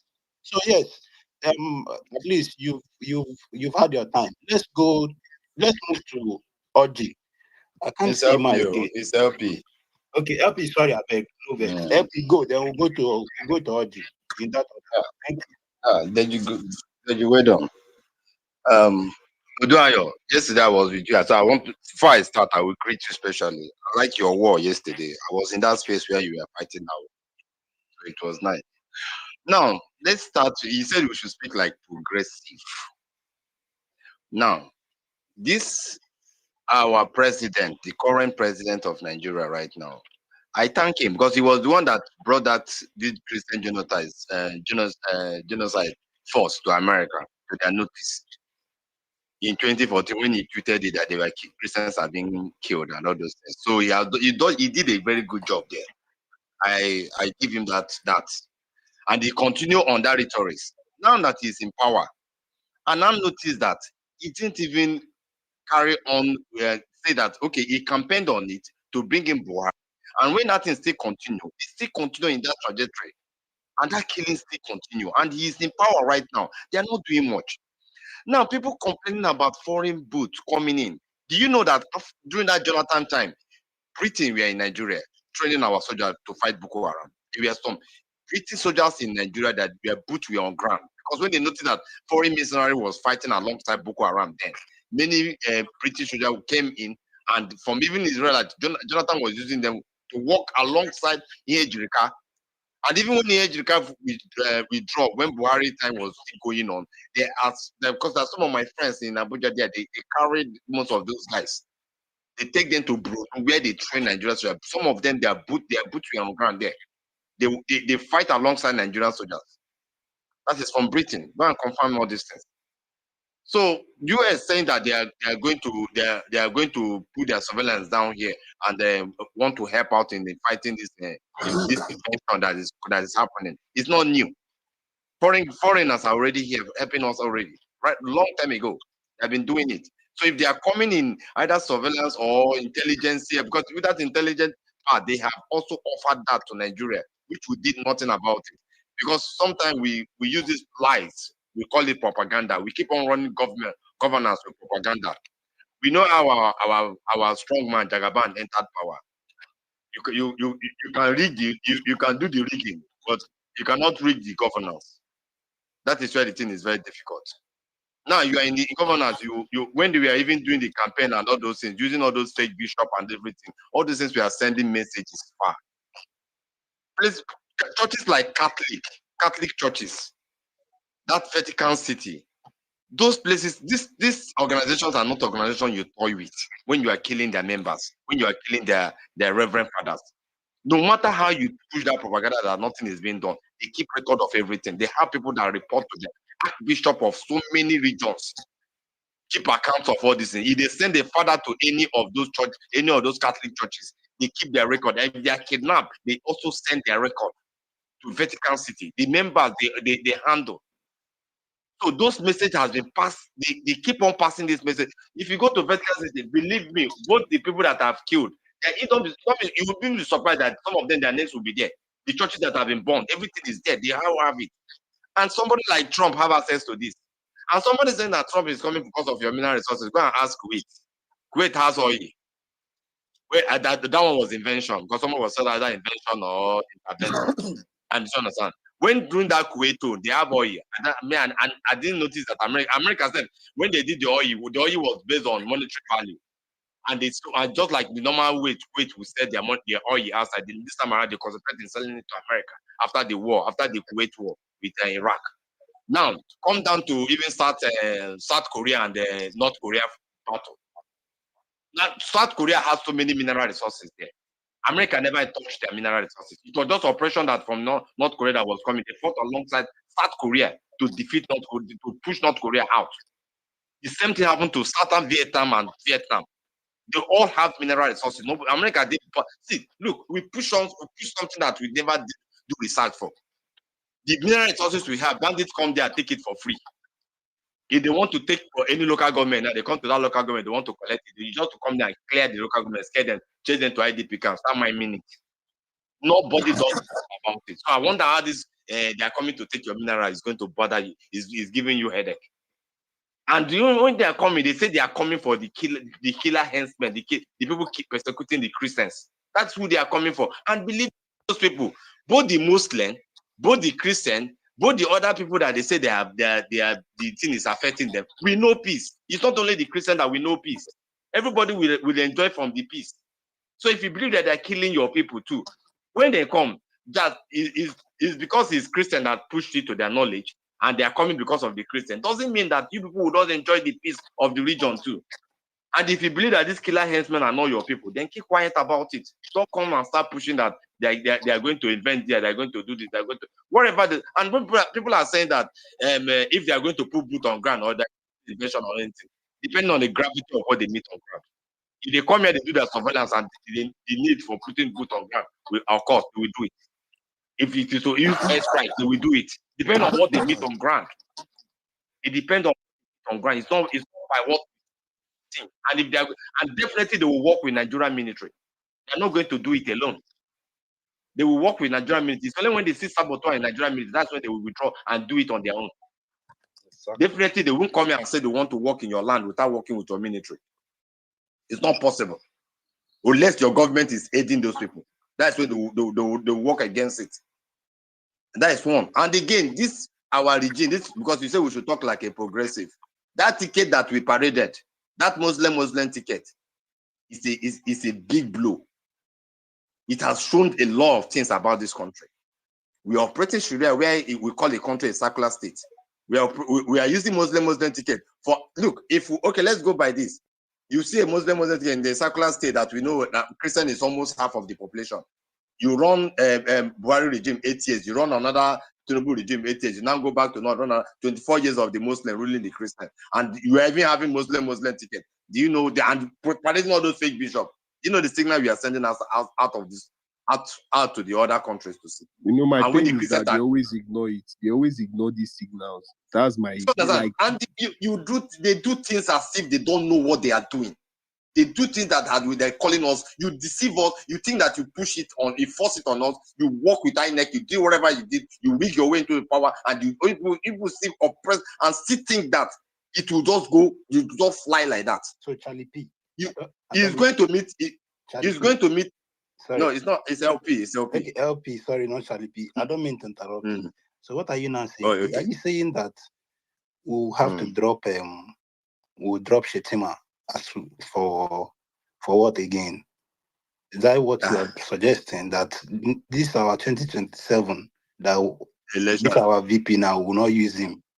You don't think that would cost us the vote we're gonna get within that particular zone? Yeah, you do know what we have according to our president now. And the man in power. If we drop him, no problem. No, it won't be a problem. Look, just you know our president and the man in power now. He's going to rule for the first 4 years. We have tested his ability and everything. So if he believes in his confidence, he can even stand alone and pick anybody, and he will win that election. Since the people have loved him too much, since everybody now, yeah, we have tested his power 4 years. He has done very well. The economy is booming, the system the security has been solved. Everything is moving well. The cost of living has reduced, so the government is doing well. So whoever he picks right now, it's not even contemplating whether they love him or not. Everybody has loved him now, so he can pick anybody just to balance the system, and he will win the election. It's not what that is what he should do now. Okay. If he knows that he has done well, he has the credibility. He has to do it and balance and bring the look. We have to give the Christians voice in the government. We don't have any other way, not by lies or propaganda or all this thing they are pushing. Akpabio is not a person that I would say that we have to do this thing and balance it the way it's supposed to be. Nigeria is a circular state. And when some people talk about this Sharia law, using this one we have a federal law for Christ's sake. Most of these state governors that have been pushing for this Sharia law and take it very serious, especially when it comes to the part of their extreme law that where they kill and all those things. These states need to be sanctioned, well sanctioned, because you will not be taking revenue from the Christian state and be financing such state and they'll be financing the Sharia. It's not done that way. If you're not going to adhere to the federal law, then you say you want to go with your Sharia law, you have to be sanctioned within the state here. The federal have to give you ultimatum to withdraw that. And if you don't withdraw that, they sanction you. It might be your allocation coming will be withdrawn. LP, Do your sentences return back? LP, last one before you round off, so we can move to Oji. Okay. Don't you think, as progressive, this our administration, we need to begin to name and shame the people that should be, or that people that have been fingered to be complicit to this whole mess? Don't you think this our administration should start naming and shaming them openly? Whatever it costs us shouldn't matter. What do you think? Respond to that and then round off so we can move to No. As a progressive that I am right now, if we name this thing, it will affect us, because I believe that most of these people that are involved in this thing are the people that ride against Jonathan regime, and most of them are in this our progressive. So if we come and ride against them, who will not campaign for us now? It will look somehow. So let's just leave that matter. That matter is for another day. Let's leave it. Let's not even call them. Let's leave Trump to come and do whatever he wants to do and work alongside with him and see and try and balance our government. That's just it. Thank you. All right, LP, thank you so much. Oji Sunday, you have the mic. Good afternoon to you. All right. Good afternoon, brother. Can you hear me? Yeah, we can hear you. We are speaking as progressive, so you know, right? So fire on. Deji is really a very funny person. It's the first time I'm spending time listening to him, and I don't know we have Nigerians who are this sarcastic, really. I will speak as progressive. There are a couple of things that really make me sad in all of this. And I just want to point it out, say that as progressive, we'll be honest to ourselves. You see, I understand completely when people say they have concerns about American foreign intervention, because there are places where those interventions have not produced very good positive outcomes. So I understand if people have that sort of concern. There are also other contrary examples where their interventions have produced good fruits as well. Now, but when Nigerians speak, we should not speak as though we are blind to the reality in the other side. This America we are speaking of, they have been the highest humanitarian donor to the terror crisis of any country in the world. In fact, if you remove Americans' aid, you are probably taking away close to 50% of all the aid we received to support people in IDP camp for 15 years plus. When these people were making all these donations, you did not remember that you are an independent state who had to protect your sovereignty and who did not want foreign interference. And for you to get aid repeatedly, you need to report numbers, because if people give you certain sort of humanitarian aid this year, it's going to be on the basis of numbers. So what that means is,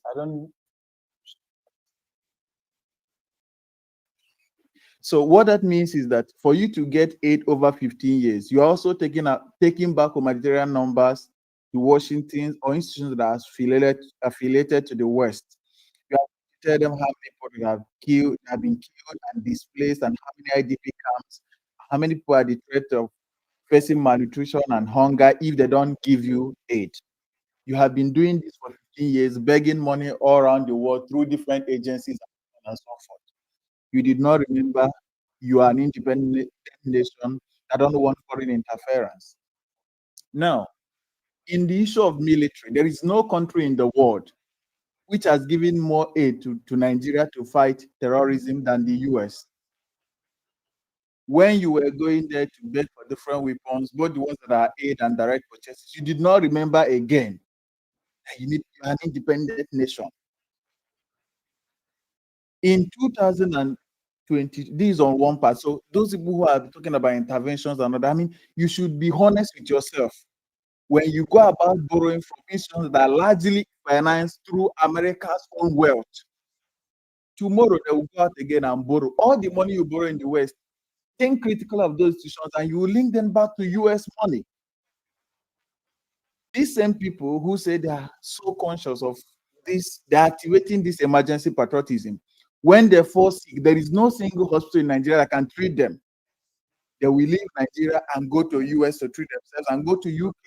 They don't remember independence. They have no universities where their children can school in Nigeria. And they don't remember patriotism when they send their sons and daughters to schools in US. The fact that we're talking about Tinubu and Chicago stuff is another issue. Now, the other side to this hypocrisy is that remember the narrative. This narrative was originated by the same people who are in power because they needed it to get into power. There was no person who made the post about Christian genocide first, other than the president. A post he made in 2015 that clarified it. He used that word clearly there. Then, 10 years later, that word cannot be used. It's a taboo for people to stand on the same narrative you began. It was this under the same set of people who are in APC today who went to Washington, to paint the country black because they needed to be in power. All of those things you were doing, you did not remember your patriotism. Now, when the US gave them a list, when the US gave them in 2022 a list of 6 persons who were linked to financing terrorism, there was no single person in that list who is in prison today. There is no single person in that list who is in prison today. And then you say you want to handle your issues yourself. When you want to handle your issues yourself, you need to ask yourself, in all these opportunities you've had to prove that you are serious in dealing with your issues, what did you do? 6 persons, 2022 to today, nobody is in jail. We did not see any public broadcast of this name of these 6 persons that were given to us. It was through the aid of US intelligence you got the name of those people who are financing terror. How many of them are in jail? How many of them have been convicted? Nigerians are not stupid. Now, let me give you a small contrast. Remember that there was an issue of coup that first the government denied, and after denying, they began to reshuffle the ministry. Did you see the quickness of the action the government took? Within less than 1 month, the entire Nigerian military apparatus were reorganized because the life of the president must not be touched. And under this same man who has that kind of urgency and capacity to do things with this lightning speed, 200 will die. And the other time people spoke about Bennett, they said that he left all his busy schedule. Imagine such an insult. So 200, 100 and plus people died. You say that we should be grateful that he left all his busy schedule he didn't get to that place. He didn't get to that place. We are not a serious country, and I keep saying it. I mean, Nigerians individually are very intelligent people. They work for big agencies. I have a lot of respect where I work, and I know other Nigerians. But you see, when we discuss our issues, I don't understand how this makes a lot of sense to people. And you tell me you don't want when people speak up, you say it's a foreign intervention. No, you want to be patriotic. What sort of mad, stupid patriotism is that? Patriotism, what is the correlation between patriotism and saying that people are dying? What is the correlation? Or is it that you don't understand what patriotism means? Patriotism means speaking truth to your country, even when it's not convenient. That's what it means. This sort of, now look at this. When this issue was raised, what did they do? They activate all machineries. Or it should be P2B people. It must be, look, does that even show you the government is sensitive? Look, pay attention to the fight in this past few days. The fight is not that they're fighting to stop the killing. No. They want to alter the narrative. That's what the government, they are not even saying, okay, we'll work on the problem. We want to fix it. They are not running around to fix it. All they are running around is to make sure that the narrative, they are in control of it. If you say it's a Christian genocide, it doesn't. You don't win with that narrative. If there are 3 genocides, does it discredit the other one? If there is a Christian genocide and there is a Muslim genocide, both of them are genocides. Let the Muslims take up their cause. Let them make campaigns, let them protest. Nobody is stopping you. It's daftness for somebody to be crying about somebody who has died in his house, and you say, please don't disturb me because somebody has also died in my house and I choose to marry. If Muslim lives, people die, and there are people who choose to celebrate, they choose to be quiet. Do not use that standard to dictate to Christians how they treat their own deaths. We consider this a genocide. There is evidence. Some of you who are talking in this place, who you are in US, you are in that same country talking rubbish. You have not gone to this. I have gone to every state in Nigeria. I have reported, check my profile, I've reported on all these crises. If you get to the ground, like if you get to the ground and you don't die, that is, if you dare to go to some places and you with your life, I bet you the nonsense you do on Twitter, you will stop it. You think that what you're seeing, I've stopped going to Medugri since 2021 when I nearly lost my life. What you are seeing in the news is just a fraction of the problem of the country. Just go to the field. Do you know you are here shouting about resources? That resources you're talking about in Zamfara, who controls it? I did a report in Zamfara for the Guardian. We could not even be granted access to the places where mining was happening because the bandits control those places. Don't be daft. It is a shame. It's really, it disgusts me. If people are so, the fact that you are not affected is already a very beautiful news. But to spit on the grave of thousands of, how many more days does it need to be before you characterize that killing as a genocide? If 1,000 deaths is not enough, and 2,000 and 5,000 and 10,000, what I do personally as a matter of principle, when somebody says he has lost something, I try to put myself in their shoe. I know how much I love my wife. And then when somebody says he has lost his wife, I try to imagine what it will cost me to lose this my wife, whom I love with everything I have. Then now equate it to families that have lost wife, father, mother, sister, in-law, cousins. You will not say this nonsense. You will not say it. There are places you can't even go in the north, and there, in fact, there are places if you have to report in the north, you need to put on certain kind of dresses to just be safe. I worked in Georgia, the major project, and from 5 o'clock, there are places I could not even go to. We had to keep closing work by 3. Why? Because I don't want to be caught out in certain place, which is the northern part of the city. Because what that is equivalent to is a life sentence. See, the fact that you have internet is enough reason to save us from all kind of. The fact that we have reduced this to pettiness. People are saying, let people be. Look at what the government, if you call yourself a reasonable government, they tweeted you are in denial. All the government is fighting is to make sure that it's not genocide, that Christian genocide is not the problem. It's not to solve the problem. It's not they have not brought up a strategy to say we want to solve this. My dear, if you see how much I love this country, if you see how much it pains me that we are in this mess, and when I speak, I don't have interest in government because I have already a career that is going in another field that has no business with governance. So when I speak, I can speak truth because my next meal doesn't depend on appealing to people who are not interested in welfare and the life of Nigerians. I can speak on for ages because this really makes me so sad. This was never supposed to be a campaign of Islam versus Christians. If you have problems with any sect, other as Muslims, like, please speak up, relentlessly speak up. Speak to people in Saudi, speak to people in Qatar, speak to anywhere you can find help. And again, the final thing I want to say, I'm a journalist, and it pains me when I see the way fake news, dominates the space. I don't think some of you read that tweet. There are a lot of it. They say, if you don't act in this direction, this is just a wise government, a reasonable government. They're telling you, if you don't save your people, we'll come and save them. Most of the conspiracies that are being parroted in these places, doesn't represent. This tweet is available on Twitter. Everybody can read it. Yet you can come up to this place and parrot conspiracy around what is written in plain English.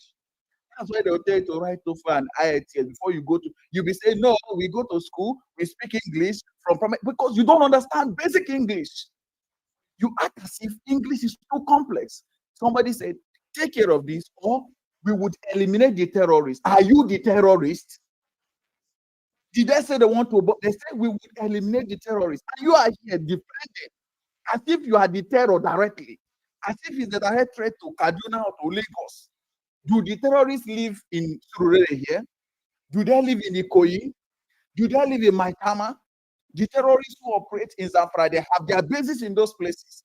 And if you're talking about it, we just come and start capping. You must be the most ignorant person ever. So think US will just come up and start bombing every city in Nigeria. Why do people talk about precision warfare? There is no country that has better capacity because they will pinpoint the location, they will set it, coordinate. Watch the war between, to save you this ignorance, watch the war between Russia and Ukraine. It's not to be true. You don't go through randomly. The military would have conducted a series of intelligence work. They know areas they want to target, they know who may be there, they know the numbers, they know the kind of instrument, bombers that will be able to penetrate that kind of place. They will set it up and within a blink, look at the precision strike on Iran. Was it all of Iran that was bombed? Is it? I don't understand. I will allow that speak because I'm getting so pissed off the more I listen to this narrative. Somebody says, I will take away the terrorists or I will take them away. And then you say they want to seize your. Do you have more minerals than US? Do you have more oil than US? The economy of California is worth more than your economy 3 times or 10 times if you don't know. NVIDIA, one company, NVIDIA is worth almost the value of Africa as a whole. How much do we even have? The thing you call wealth here is poverty in US. Just check your GDP, check one US GDP. Then you will now, it may humble you a bit. The net worth of a single individual in US is what Africa's net worth total put together is competing with. Please don't talk as if you, even if you're not, if you don't need to go to this, is just use your phone, read things, enrich yourself, read about geopolitics, educate yourself, so that you wouldn't come to public space and keep making the country look like what those who don't like it think we are. Thank you. Well said. Thank you, Oji Sunday. Thank you so much for that wonderful submission. I just posted on the JT the amount Nigeria has received so far in foreign aid. I mean, aid from the US. And if this country could give you all these amounts, I could have given you all these amounts in aids and assistance. I don't know if that amounts to hatred, right? From 2015 to date, United States of America has given Nigeria in aids and assistance over 7.something billion. Somebody will come and say, under conditions. But at least you've gotten money from them up to now. So why are you crying that they are telling you, okay, because of the good relationship we have with you, can you guys stand up and do this thing this way, sort this thing out, or we'll come and help you? All of a sudden, you're coming to say, oh, they don't like you. They don't like you. They gave you over $780-something million in 2020. Give me 1 second. In 2024, right? Over 1 billion in 2023. All of a sudden, they don't love you. Now they are plotting your downfall. They want to destroy your economy because of Dangote refinery. Can they come? Blah blah blah. Anyways, we know the hypocrisy. Let's move to the next speaker. I think the new set of speakers that haven't spoken. My phone. I'm the last old speaker here. Let me just hold on a second, bro. Hold on a sec. Yeah, you can go. Then we'll go with you quickly after you're done. All right. Thank you. I want to speak like a progressive. As a progressive, I'm very angry with Asiwaju. Because it seems that he doesn't know how to pick the right people around him. I've gone to look at Kashim Shettima. I've gone to go and look at his NSA, National Security Advisor. I've gone to look at Mason Wike. I've even gone to look at his chief of staff. Nobody is supporting him or tweeting anything about him. As a progressive, I am disappointed. I've even gone to look at the Senate president, his posts. He has not posted anything. It seems Asiwaju has been abandoned. That is what I am noticing. They have left the defending for those that don't have houses in the US. They have left the defending for riffraffs that don't have any property in the US to be defending nonsense on Twitter. The last post from Akpabio was it about the Enugu State governor when he decamped. The last one from Shetima was Happy New Month or so. They don't even care about Asiwaju. They're allowing the old man to be looking for how he will fly to US. He first booked US tickets. That one failed. He booked South Africa tickets. Trump refused to go. I don't know the next ticket now they will book for this man. And I hope it's Airpeace that they are booking all these tickets so that Aleyema will make money this season. Because I am tired. I don't understand why Asiwaju has been abandoned as a progressive. And I'm calling all my fellow progressives. Let us call out people. Let's call out Akpabio. Let's call out Wike. It's not to be allocating houses for his children in Abuja. That's the only thing that he knows. We should call these people out. Even the River State military administrator that they put there, that has cashed out and left, he's not even supporting Asiwaju. Asiwaju just surrounded himself with people that cannot stand for him when the heat is turned up. They've all abandoned the man. He's Abike Dabiri now that is going about tweeting. It's not better that they make Abike Dabiri the vice president. Let us know that at least she can stand for Asiwaju when the chips are down. Because I don't understand. And I don't know why my fellow progressive are not calling all these people out. All the state governors, APC state governors, have even already decamped and the hopeful decamped. None of them is tweeting in support of Asiwaju. All of them, they are silent. They have left defending for people like Mazin Emeka, Adun Sogu, those ones that will never own properties in the US. They have left it for the riffraffs to be doing. So I'm tired. I don't know how we can help Asiwaju at this stage. He's becoming unbecoming. Because how can only one man reach where problem be? Not only and then leave the problem with. I'm just tired, honestly. I hope someone can come and profess solutions for us. But now, on another note, I now on a more direct and a serious tone. It's funny how these guys think that they can actually what are they calling it? Bully Donald Trump. Donald Trump that is known as a big bully. They're trying to bully the man, or they're trying to lobby the man. If anyone loves Tinubu, they will tell him to just go and fix the security concerns in Nigeria. That's all. And I don't mean by the normal way, which is propaganda way, which is Nigerian police posting pictures, the same picture they used 4 days ago. They are posting it today.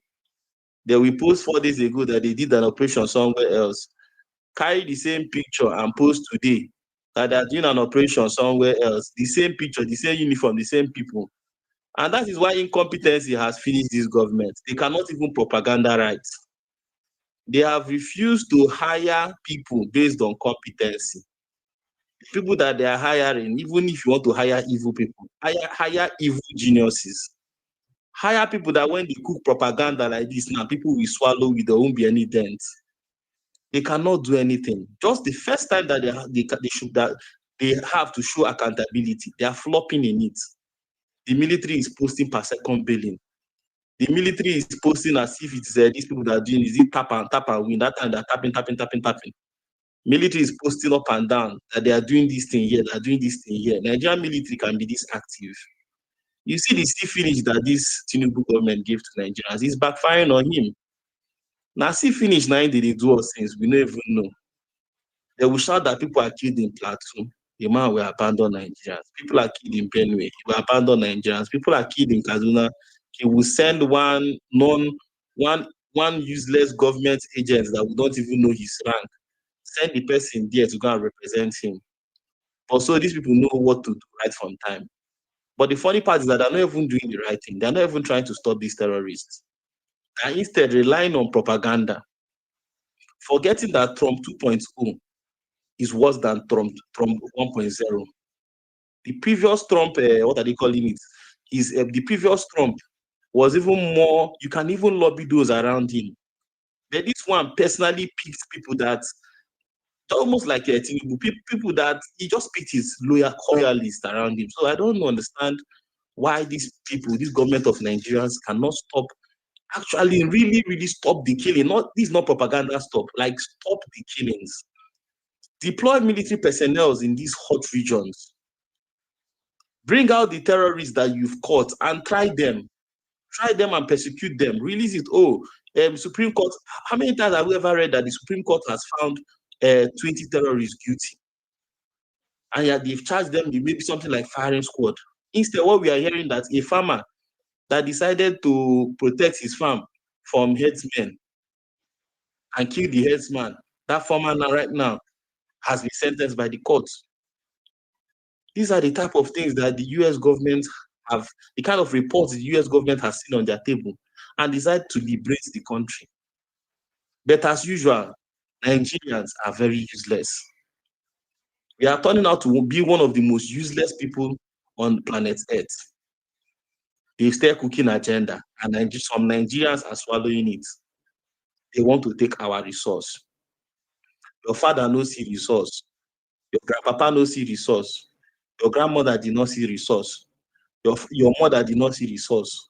Your children will not see any resource. So what resource are you talking about? It's not someone that is alive that will see resource. You hear that there are 100 people killed in Kaduna.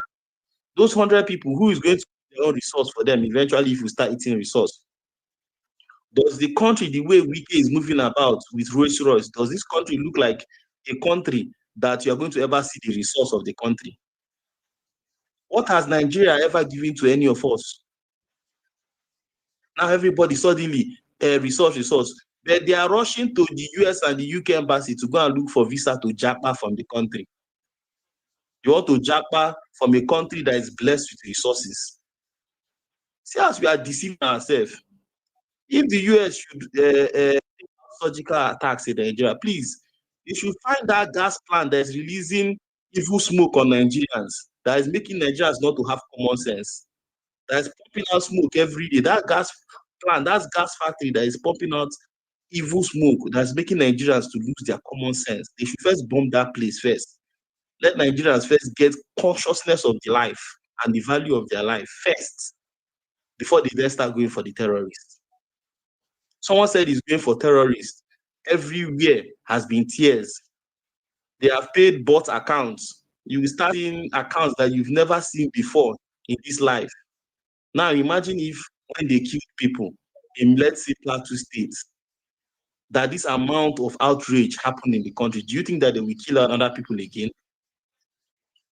If they kill people and people say, no, this killing has to stop, you are seeing 5,000 likes, 10,000 retweets on about 50,000 posts. The whole internet blows up the way it's blowing up. My fellow progressives are blowing up the internet now. Do you think that these killings would have continued unabated?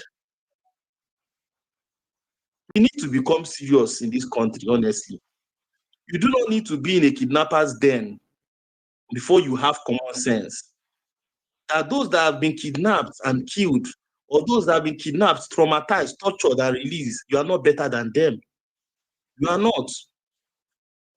You know, this country is only when it touches us that we have sense. You come and scatter your shop. That's when you can carry phone and start crying. Nigerians, oh, they have destroyed my shop. Oh, I'm an Ogoni man. Oh, I'm a Bini man. Oh, please come to my aid. Oh, this country. Oh, they have come to carry my shop. But when another person is, shedding that tears, you're just so heartless. Don't even think that person is a human being.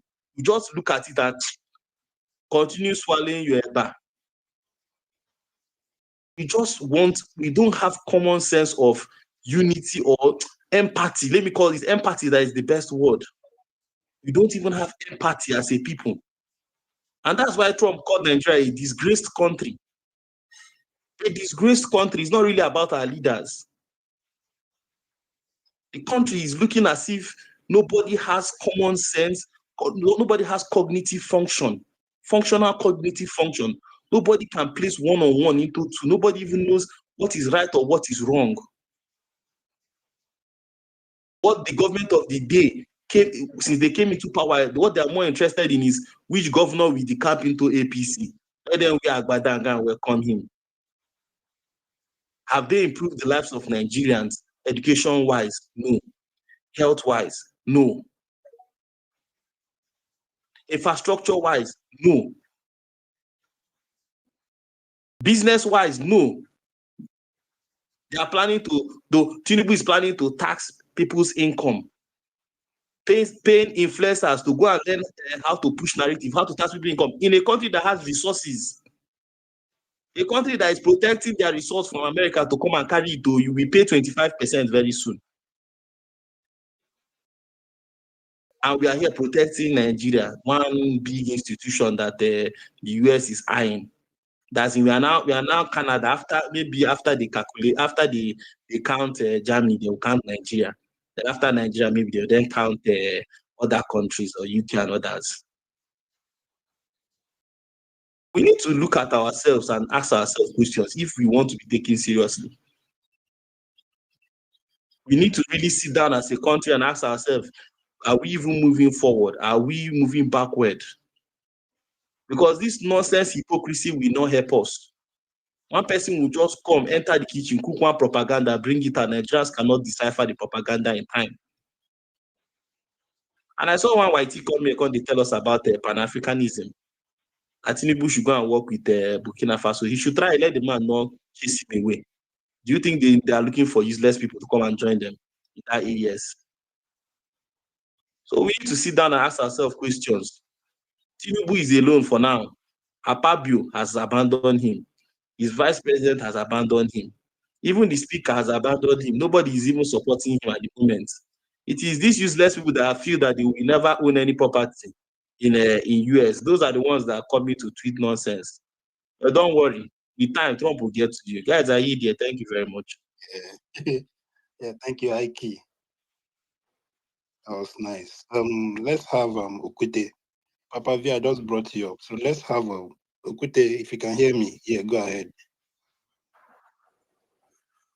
Yes, good afternoon, everybody. Yeah, good Can afternoon. I Yeah, be go heard? ahead. We can hear you. Okay, I am making my submission in line with the topic. Say, strictly speaking, as a progressive, I don't know. In my time as a Nigerian, I've come to discover that progressives have a different meaning. And I will speak in that context of Deji. It's obvious that what I'm listening to here appears not to be language of the progressives as far as Nigeria is concerned. Progressives are the patriots. Progressives are those Nigerians that don't want Trump's interference. We are the progressives. So Trump should mind his business. Trump should stop disturbing us. Jagaban is in charge. And Nigeria is a sovereign state. We don't need his help. We can only collect his grant and aids. That's the only thing we're interested in. Any attempt to go beyond grant and aids, he should mind his business, face America. He should not interfere with our oil and gas. He should not interfere with our faith and religion. Strictly speaking, as progressives, he should not try that thing he did in Iran. No. We are much more than Iran. Before he blows whistle, we'll finish him up there. Strictly speaking, as progressives, should not try what they're using Israel to do in Gaza. Should not try that nonsense with Nigeria. We are much more than all these people is trying to compare us with. We are the biggest country in Africa. And we are the most powerful in Africa. We don't even need them to come again. They should come and carry the one they gave us before. It has not been working. So we don't need their help. Speaking strictly as progressive. Nigeria is a sovereign state. And as a sovereign state, we have our independency. We don't need them. In fact, we are not interested in selling our oil to them again. We already have a Dangote refinery. It's enough for us. We don't need their dollar. We have just started the newest now is all these airlines will be paying only in naira, not in dollar. They should go to hell. We don't need their help. In fact, even all these African countries should join them. I learned that what's the name? Chad just closed their border. We don't need Chad. We don't need Chad. We don't need Ivory Coast. We don't need Mali. Ghana, They should all, your currency is stronger than Ghana's one now. they should all go to hell. We don't need them. Chad has Chad just closed their border. Nigeria is trying to push shoulder with us. We'll close border again. We don't need Nigeria. We don't need Mali. We don't need Chad. Strictly speaking, as progressive, who is laughing at me? Many people here are not really progressives. All of you are. We are progressive. Fire on. We are progressives. All of you are welling wellers. Like my brother Adeshina. I think it was in his time that I stopped hearing with the welling wellers. So my brothers and sisters, we are not, you people here are not the patriots. I see many of you here are the people that don't want the progress of this country. I'm speaking strictly as a progressive. I don't need Trump. And he should be very careful in meddling with our affair. Because if he doesn't take time, would even enter America before he even attempts to come in. I hope my point is very clear. So I yield.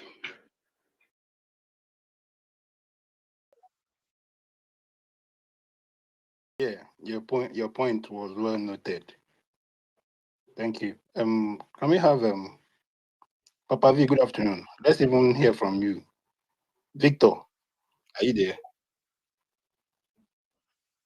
Mr. Victor. Good afternoon, guys.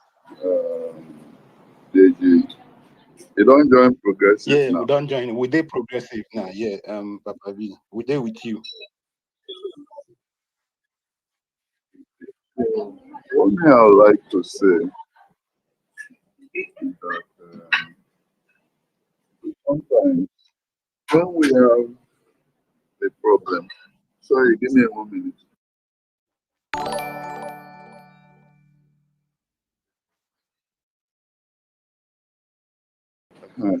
Thank you. When we have a problem, we have to do three things: identify the problem, diagnose the problem, and look for the resolution of the problem.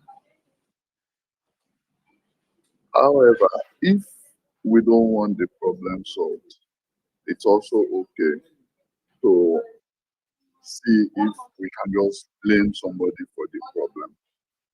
But if we want the problem solved, the best thing and the first thing we need to do is identify the problem. Now, the problem we're dealing with today is a 26-year-old problem. Because if we want to face reality and do problem identification, this problem started since 1999 when some states in Nigeria decided that they don't want to run by the Nigerian constitution. They want to create a different penal code that is different from the constitution of Nigeria. And that gave birth to a group of multiple groups who think that, oh, now we have gotten what we want. We want to run an Islamic country, Islamic state, if we can run the country. And what brought about Boko Haram was some politician in Borno asking those people who have been there since 1995 doing their own thing, just like we have Maharaji in Southwest on the expressway doing their own thing. And the governor went to them and said, "Come and vote for me." And these people said, "No, we don't participate in your politics, but we don't believe in the system. We want a Sharia state, an Islamic state." And he said, "Yeah, vote for me, I will give it to you." And they voted for him. He became governor. They appointed one of them as a commissioner. And then the problem started when it was time to give them what they wanted. The kind of Sharia and Islamic state that they wanted, couldn't give it to them. And what did Nigerian state do? The governor and the police, they murdered them. And that's the source of the problem we have been dealing with today, if we want to identify the problem. Now, why is it growing bigger from just Boko Haram in 2003, 2004? So now we have 23 groups who want that same thing. That's because the people who have run our government, either at the state or the federal level, have refused to act decisively. Now, the problem has gotten. So, if we don't want a solution to the problem, it's okay to choose who we want to blame. We can blame somebody and then be okay. But the danger in that approach is that we will end up being divided, because when you blame me for a problem that I didn't cause, you will dig in and say, you too, you have this problem, you too, you caused this problem. And that's what's happening right now. And that's where we have been for 26 years. But if you want us to be there for another 26 years, that's also okay. Because you need to understand that we don't have leaders who have courage. At least that is clear to everybody. Because every problem we have had in Nigeria has grown bigger. We have changed 5 leaders since 1999. None of them have solved the problem. The problem has only grown bigger. The people's ability to blame has not changed. And maybe it will not change. And maybe that approach is the problem. Because if you look at the same America that we are up in arms against today, that steadfast or Israeli or any of those resolutions will go to their Senate and their Congress and pass across the aisle, because they know how to separate their problems from their politics. And that is what I would like to advise. Because if we continue like this, have you noticed that all the Muslim leaders of opposition, they don't want to touch this issue? Why are they staying away from the issue? Even the Christian leaders who want to touch the issue, why are they staying away? Because it will affect their votes one way or the other. And that's a danger for the democracy we want to. But if our purpose is just to blame and insult and abuse other people because they are not with us, it's fine. Thank you. Papi, Yeah. you have a Thank question you, for him, Ababi. Kenova. Sorry? I have a question for Papa. Yeah, Isaac, go ahead. Do you think it is important for Peter Obi to weigh in on this issue? Or how important do you think I'm not Peter Obi. He will make his own decision by himself. He's the one who wants to rule Nigeria. So either way, that will either affect his career or dwindle his career. So they are all weighing what it will do to their career if they win. What I'm asking is that a lot of progressives have been shouting and begging on the timeline, even to Njenje, and I don't think it's ordinary. I don't think it's a coincidence. See, let me tell you something. If you offend person, you know the person where you offend. I still am standing on the point that yes, that the video is the karma causing all this. I still believe it. And that's why you can see everybody is running elter skelter. The person that was really offended for me is Oedipo. And Victor, except say you talk, you want to say you don't know. You know how powerful that man is. He never said anything. He never came out openly to support. But because they wanted to do this man dirty, because of Peter Obi, they go release that video, that audio. It really touched on the man's integrity. And me personally, I believe that that statement that was made, that it is a religious war. That's what he's trying to prove. They are going to prove it to the end that yes, Christians are really being persecuted. He doesn't need to come out and put his face. He doesn't need to shout. But if you are looking at the optics from when Abiyoye came to talk last week, from when he complained about those in Kwara that are forcing him to make them wear hijab to school, Christians, especially if you see the way the message has been going, Christians are really going through something, and they are speaking. It is really Christian. It's not really about ideology. See, some people have been offended. Papa V, you can't be carrying fake bishop up and down. There are some people that their name is for them. That's why you can see that pastors are not talking. It's not a coincidence. And you can see that the presidency is looking for who to speak for them. To the extent that they went to go and carry Wale Adefarasin. Who is Wale Adefarasin? Who is Wale Adefarasin? And anytime you see the US interfere in our issues, let me tell you, many times it's because of education. And that's what people don't understand. The last time they came during that Boko Haram 300 and something people, it was because of the students they took from school. That's why they said bring back our girls. That's why everybody was interested. There is a lot of persecution and you mentioned Sharia. That Sharia that you mentioned, as at March 2025, they were going from state to state to close down schools for fasting. Why are people running away from that conversation? The president, the ministry of this thing, they did not do anything. They were watching. Now you are not expecting those same people to come out and say no, there is no genocide. They will look at you and face your problem by yourself. I don't think the answer is in Washington DC. I think the answer is here in Nigeria. They should talk to the real bishops. See, I've been saying it since morning. Go and ask people that play chess. There are 2 bishops in a chess board for each player. That's 4 bishops. Bishop moves diagonally. They are crazy. You cannot even play the game without having a bishop. Go and ask people that play these things.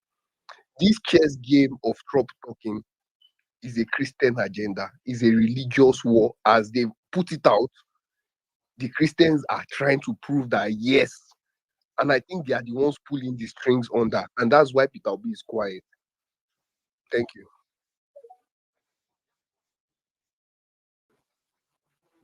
Yeah. Okay, Egbazik, you're back. Good to have you back. Thank you very much. I was trying Take to over relate from something you. to Papa V. I don't know if he sees it from that perspective. Sorry, let me quickly respond to him. You see what you have just said now? It's still on the blame trajectory. We're looking for somebody to blame. But within your point, you make an important point. Why are the citizens not having these important conversations? Why should there be 2 jurisprudence in the same country? Why can we not agree whether Nigeria is a secular country or a religious country? Those are the conversations the citizens are afraid to have, and the leaders themselves are running away from it.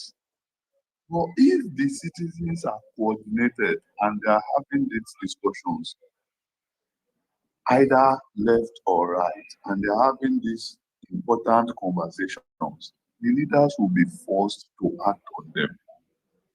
But even right here on Twitter, we cannot because we're looking for somebody to victimize, somebody to blame. And so the leaders see that we're avoiding the important conversations. They avoid it. It's very simple. It's just like the conversation of sex. Every parent avoid it to talk to their children about it unless one wahala happens and the one boy comes and say I've impregnated somebody or the girl comes and say I'm pregnant. Then you know that God, I should have been having this conversation. But left to most parents, they won't have that conversation with their kids. And that's exactly what's happening to us. Our 26-year-old problem is getting bigger by the year, but we don't want to talk about the issues. We think in our mind, some of us, that security men are spirits, that when you just send them, they'll just clear there. No, these are deep-rooted problems that is coming from some ideology that is different or opposite from some other people's ideology. And if you guys can agree and meet halfway, okay, we take half of yours, we take half of yours, this conflict will not stop. If we vote Jesus, sorry to use him, the conflict is going to continue. What we had for 50 years was a suppression by the military. Even during those suppression, military had to basically kill people, deny people their right. But a civilian government have not been able to do that. Are we ready to have those conversations? That is the real problem, even as citizens. But if we are avoiding a conversation, how do we expect our leaders to have those conversations? Except we want to look for somebody to blame, which is also okay. I mean, it's a way to escape what they call it in psychology. You pretend as if your problem does not exist and then you escape it.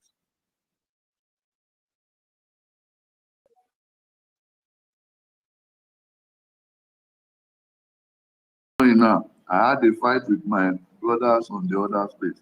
They were abusing me. And the abuse is very simple. You don't want to have a difficult conversation. So you pick on somebody, insult the person, they raise the conversation. And that's the problem because people don't want to have the difficult conversations.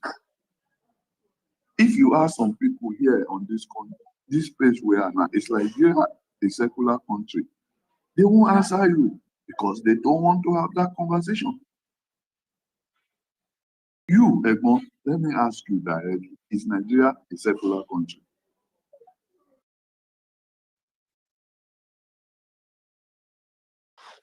Explain what you mean by secular country.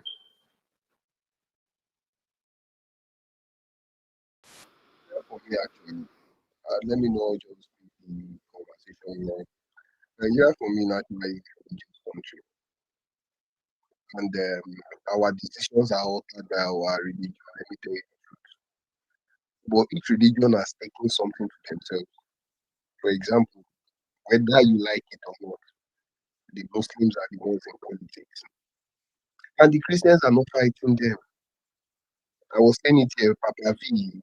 The last time they were asking you for your word, you couldn't mention. But if you really go to these meetings, That is not true. It's a lie. We are fighting. It's just that it's a silent war. Because for me, Nigeria is a secular country. So if you say Nigeria is a religious country, you are living in two different countries. You have to come to a conclusion on that. Because in the constitution it says the state, federal or state, does not have a religion, cannot have a religion. And that's the meaning of secular. It doesn't say you as a person cannot have a religion, but it says the state, whether federal or state, cannot have a religion. can a Muslim, Right now, we have can a presidents who have Muslim, a religion. can a Muslim be a governor or deputy governor in any of the southeast?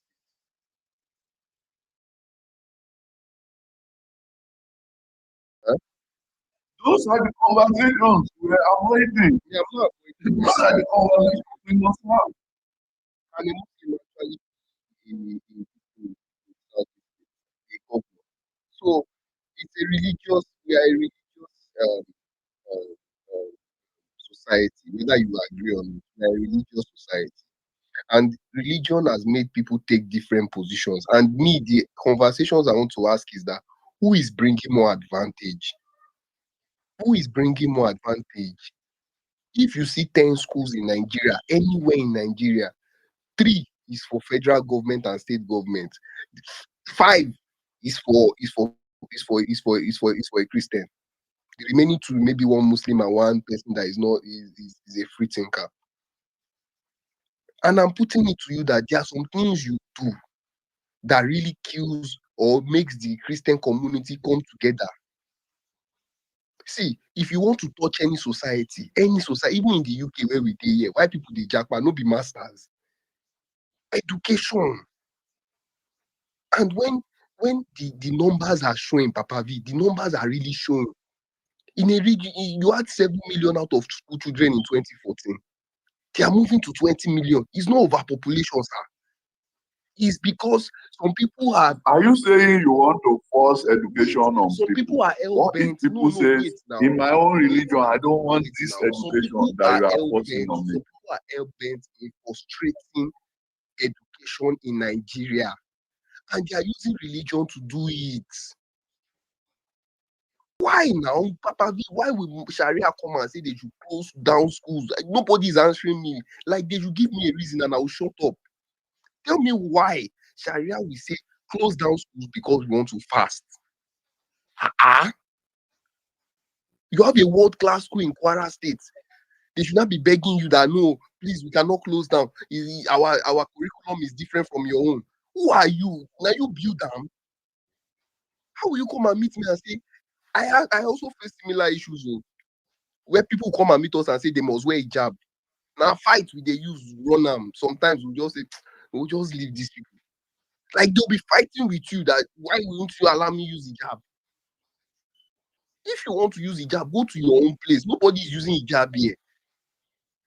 Some of them will come and meet you that they want to pray. They want to have a special place for their own prayer in your own institution, where from the beginning you were using God, you were using Jesus to build it.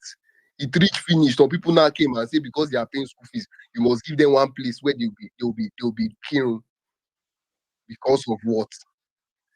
I'm telling you that the people that have mouth, the big wigs, the real pastors, not cooker that you people are packing up and down. If you think that one is the real pastor, how many people for a year go?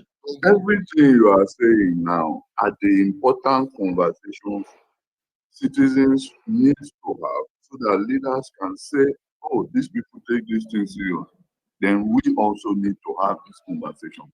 But for as long as we are not having the proper conversation and we're just saying, hey, go and use for, hey, kill this one, hey, kill, we will never solve any of our.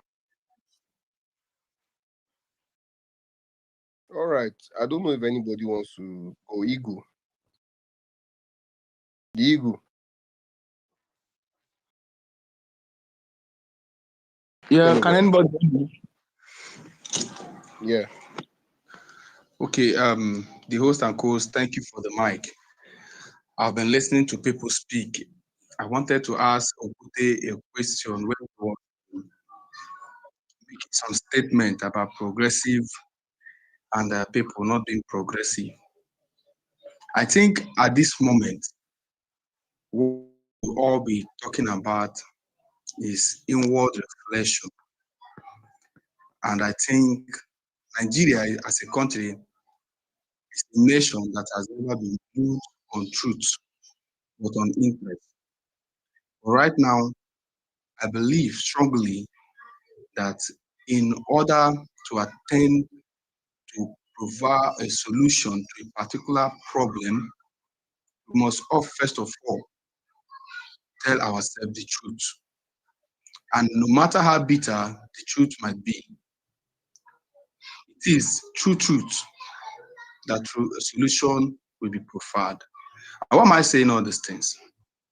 You see, why somebody who is a political analyst or an outsider will expect the current government to tighten up its security base and diplomatic this thing. They are busy doing what they are known for doing. This is not a time to push propaganda or render abuses to people. It is shameful and disgraceful that on this current situation, all that President Bola Ahmed Tinubu and the presidency, his cabinet could do is really not a shameful press statement they released, I think, yesterday. And also releasing people like Fidelity and thinking that this is Nigerian politics or this is all about P2B or Atiku or the Igbos, the Christian or the Muslim. It is quite saddening. These people are here to learn. Imagine a defense from Bayo Ononuga that not just Christians are being killed. It's not just a Christian genocide. It's not a Christian genocide. Rather, people of different faiths are also being killed. A statement from a supposed spokesperson of the presidency. Very shameful. In essence, Bayo Ononuga is trying to justify the killing of both faiths. We all are allowed talking about Christian genocide and other people pushing that, oh, it's not Christian genocide. Muslims are being killed too. How about the African traditional religion? How about those who are neither Christian or Muslim? Is it because they are not coming up to speak? Who knows how many of them has been killed? But the question is this: are we supposed to dance to gloat over the killing of anybody in Nigeria? Is it supposed to be so? And then that's where it draws my attention to people saying, oh, Atiku is silent, P2B is silent because of their political ambition or because of their 2027 interests. But these people have seen P2B mainly being attacked, being bullied, being called all sorts of names by Reno Mokri, by Bayo Ononuga, by Daniel Buala, and even the guy is starting because he refused to speak up against killings in Nigeria. He spoke for the killing going on in the north. P2B has always been the first to tweet whenever there is killing. And they say, oh, whenever it happens in Southeast, he's silent. When it happens in North, he will always rush to speak. Now, what do they want from him? What do they want him to say? He used to crucify him. It's not gonna work. And then people who speak about patriotism. You see, when President Muhammadu Buhari released a statement, I think I posted some of them in the comment section, when he was saying that Trump was asking him, why is he killing the Christians in Nigeria? And who could believe that years after that statement, 2 years or 3 years after Buhari, Trump is still asking the Nigerian government, why are Christians being killed? And we can try to lie to ourselves in all we can, or in much as we prefer to do it. But the fact is this: are there killings? Tinubu stood openly to tell the world in the BBC interview that he will continue from where Buhari stopped. Little wonder, when the tolls of over 200 people were killed in Yelewata, Tinubu didn't go. When the pressure was much for Tinubu to go, you know what happened? Tinubu didn't go to Yelewata. He went to Benue, called a party in a town hall meeting for political campaign. Few days after ascending to the throne, Poplio, during the inaugurational celebration, called the Nigerian, called upon Nigerian government, prayed for Nigeria about the killing going on in Nigeria. How about the Owo massacre? How about Deborah? Are we going to all keep silent and pretend like nothing is happening? Are we ready to tell ourselves the truth, or we are still ready to do all the things we are doing? You see, There is insecurity in Nigeria, no doubt. There is insecurity in Southeast, orchestrated by the IPOB guys, killing and destroying people, no doubt. There is insecurity in Southwest. We saw in a video how a woman, the viral video, how a woman was crying in Kwara State. We know what Fulani terrorist gangs did there. We can't pretend, unless you want to pretend. In Ogun, it is not different. Then we can talk about Middle Belt. Middle Belt has been the blood field of Nigeria. In Plateau, in Niger, in Benue. We saw under Buhari how about 27 Roman Catholic priests were buried in a day. Are we going to all put these things behind? Are we going to keep on playing this politics of lies, telling ourselves there's no Christian genocide? When are the Christians in Middle Belt and in North going to rise up and speak? If the Muslim felt, oh, this is evil, it is being used to antagonize them, they also have to speak up. But my question is this: whether Christians are being killed or Muslims are being killed, is it supposed to be so? Doesn't this show a clear failure from the presidency?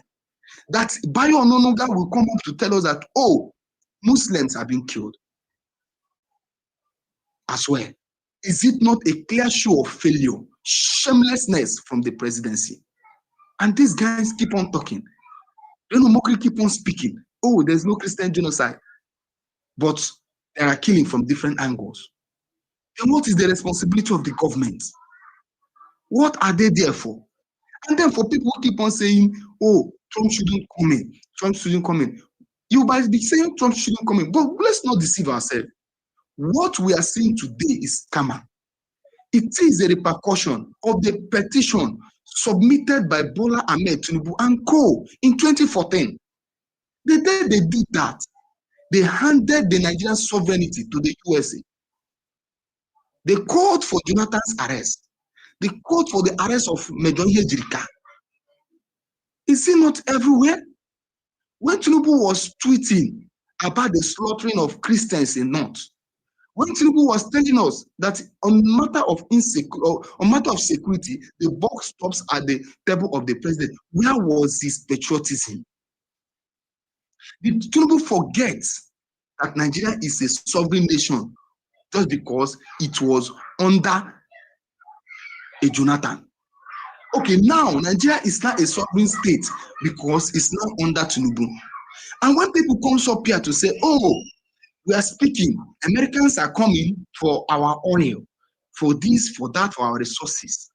And I dare to ask them, the oil that the Nigerian government has been using, the resources, what have they been using it for?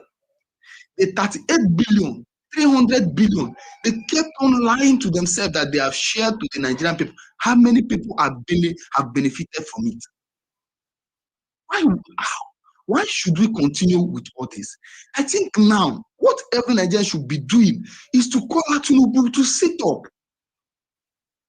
To sit up. Tinubu has been playing for long. P2B has been the one calling out this guy.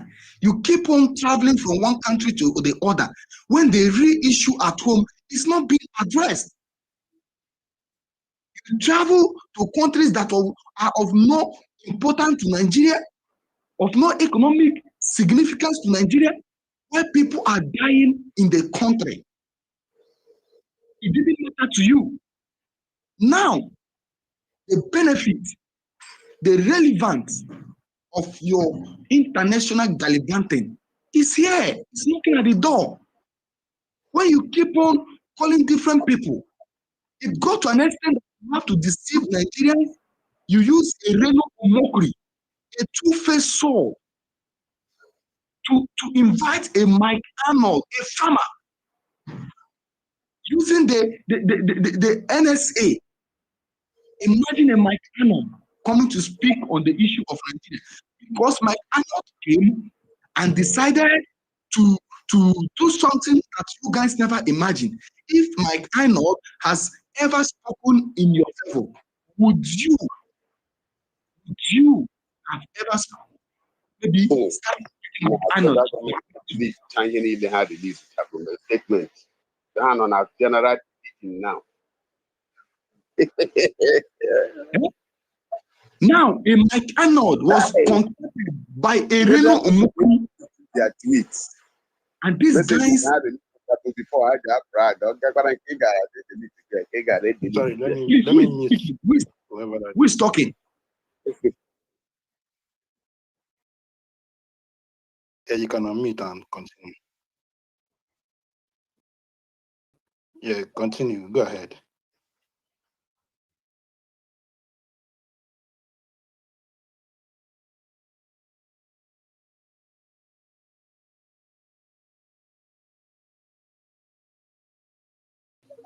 Can anybody hear me?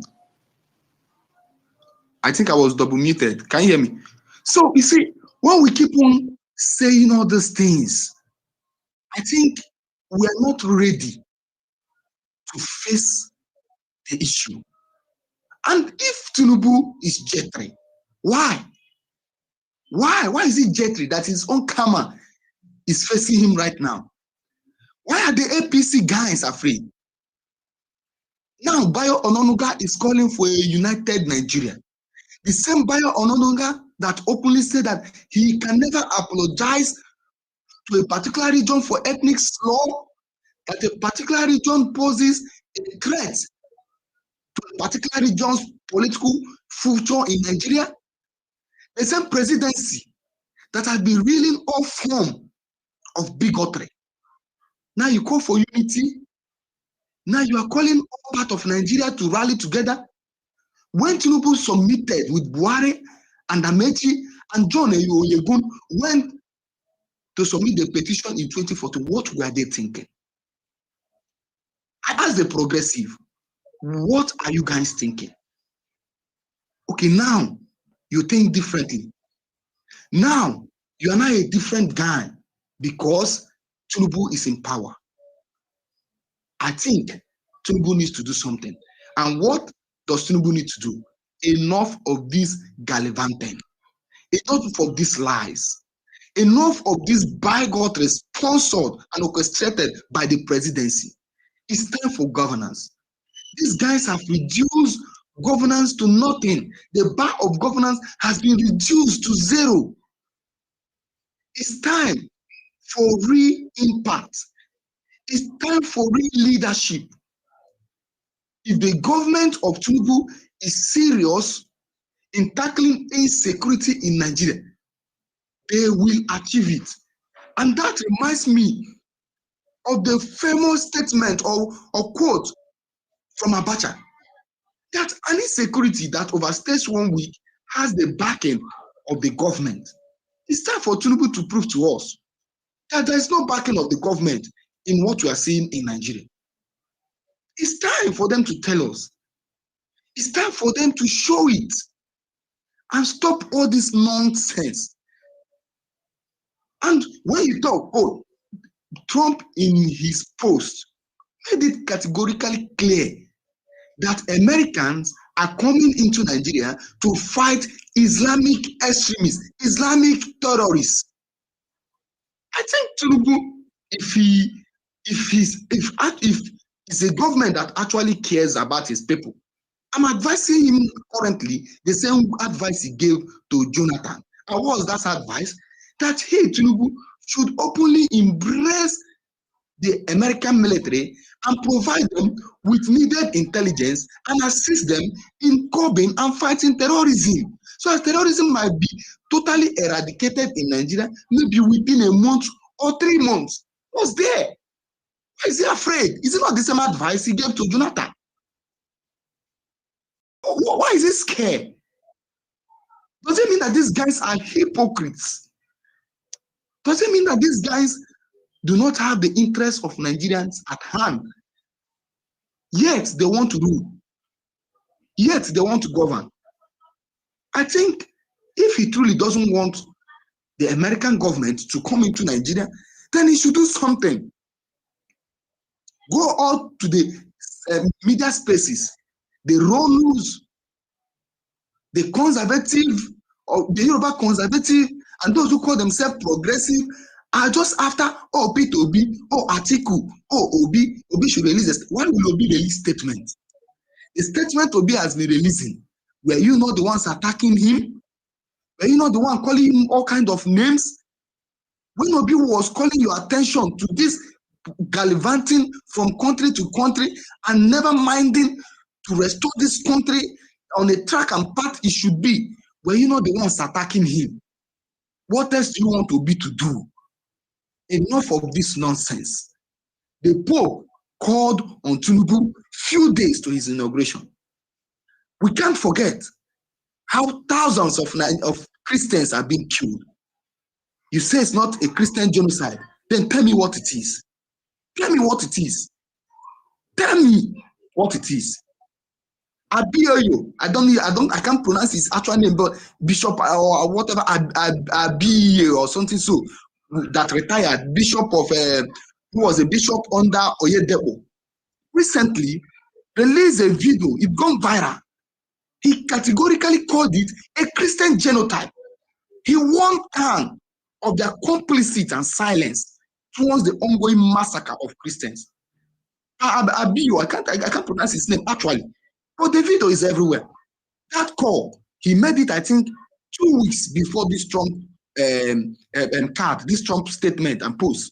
Call, it's everywhere in the internet. Is it not killing? Are Christians not being killed? For the fact that Muslims are being killed, doesn't it show that this government has failed? A government that derives joy in using insecurity against a particular part of the country so as to use it to demonize and present their opponent as weak. Is that not what Tinubu is doing? Tinubu used the insecurity in Southeast to shame and mock P2B, forgetting that he is the president of all Nigeria. When there is a killing of the IPOB, when there is killing by IPOB guys in Southeast, you see Reno Mokri tweeting, mocking P2B. When it happens in Southeast, Obi remains silent, as if Obi is the president, as if Obi is the chief of army staff, as if Obi is the national security advisor to Tinubu. They forgot that they are the government. And the primary responsibility of a government is to secure the life of citizens. But to them, a citizen from a particular region, the life of a citizen from a particular region is meaningless. So why are we jittery? Why are we shaking? Why? The US government said there is a systemic killing or genocide of Christians. Are Christians not being killed in Southeast? Those being killed in Southeast, are they not Christians? Are Christians not being killed in North Central? Tell me the part of the mosque in North Central or in Northeast since Tinubu's administration that has recorded the killing of 200 people at the same time. Tell me the village in the north. Tell me. Yes, there are killings in the north, no doubt, as we have in Katsina State, where over 56 Christians was reported, 56 Muslims were reported to have been killed in the mosque while observing prayers. But what does it show? What does it prove? That Nigeria is insecure. Apart from proving that there is ongoing genocide in Nigeria, it proved that Nigeria is insecure under Tinubu, under APC administration. It shows that this government has failed. Let's call a spade by its name. What does Tinubu care for? And for you people who come here to gallivant over the death and the blood of the innocent in Nigeria, thinking you're pushing an agenda, let me tell you something. There is a rumor of a Q plot to remove the presidency. What did you see? Over 16 generals of the Nigerian are currently in detention, just for rumor. We don't know how true it is. As far as I'm concerned, it is rumor. And what did we see next? The reshuffling of all security architects. But why 200 souls were lost in Yelawata? There was no reshuffling. Tinubu preferred to sit tight in Aso Rock even to govern the whole Nigeria. In as much as all Nigerian dies, he does not care. You are quick to the shovel because of Q, but you're slow and silent in reshoveling. Why people are being killed in north and east? Shame on you. It's a big shame. And to those who go by the name progressive, coming here to say rubbish, I will never pray that you should experience what families in the north and east are experiencing. But you know what? I will tell you this. Remember, there is karma. There is karma. If it doesn't get you this way, it will get you the other way. I hit my mark. Thank you. Yeah, thank you, Diego. Isaac, are you still there?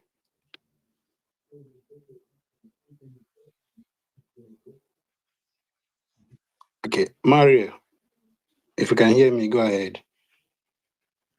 Okay, You have the hi. mic. Yeah, thanks. Hi, good evening, DG here.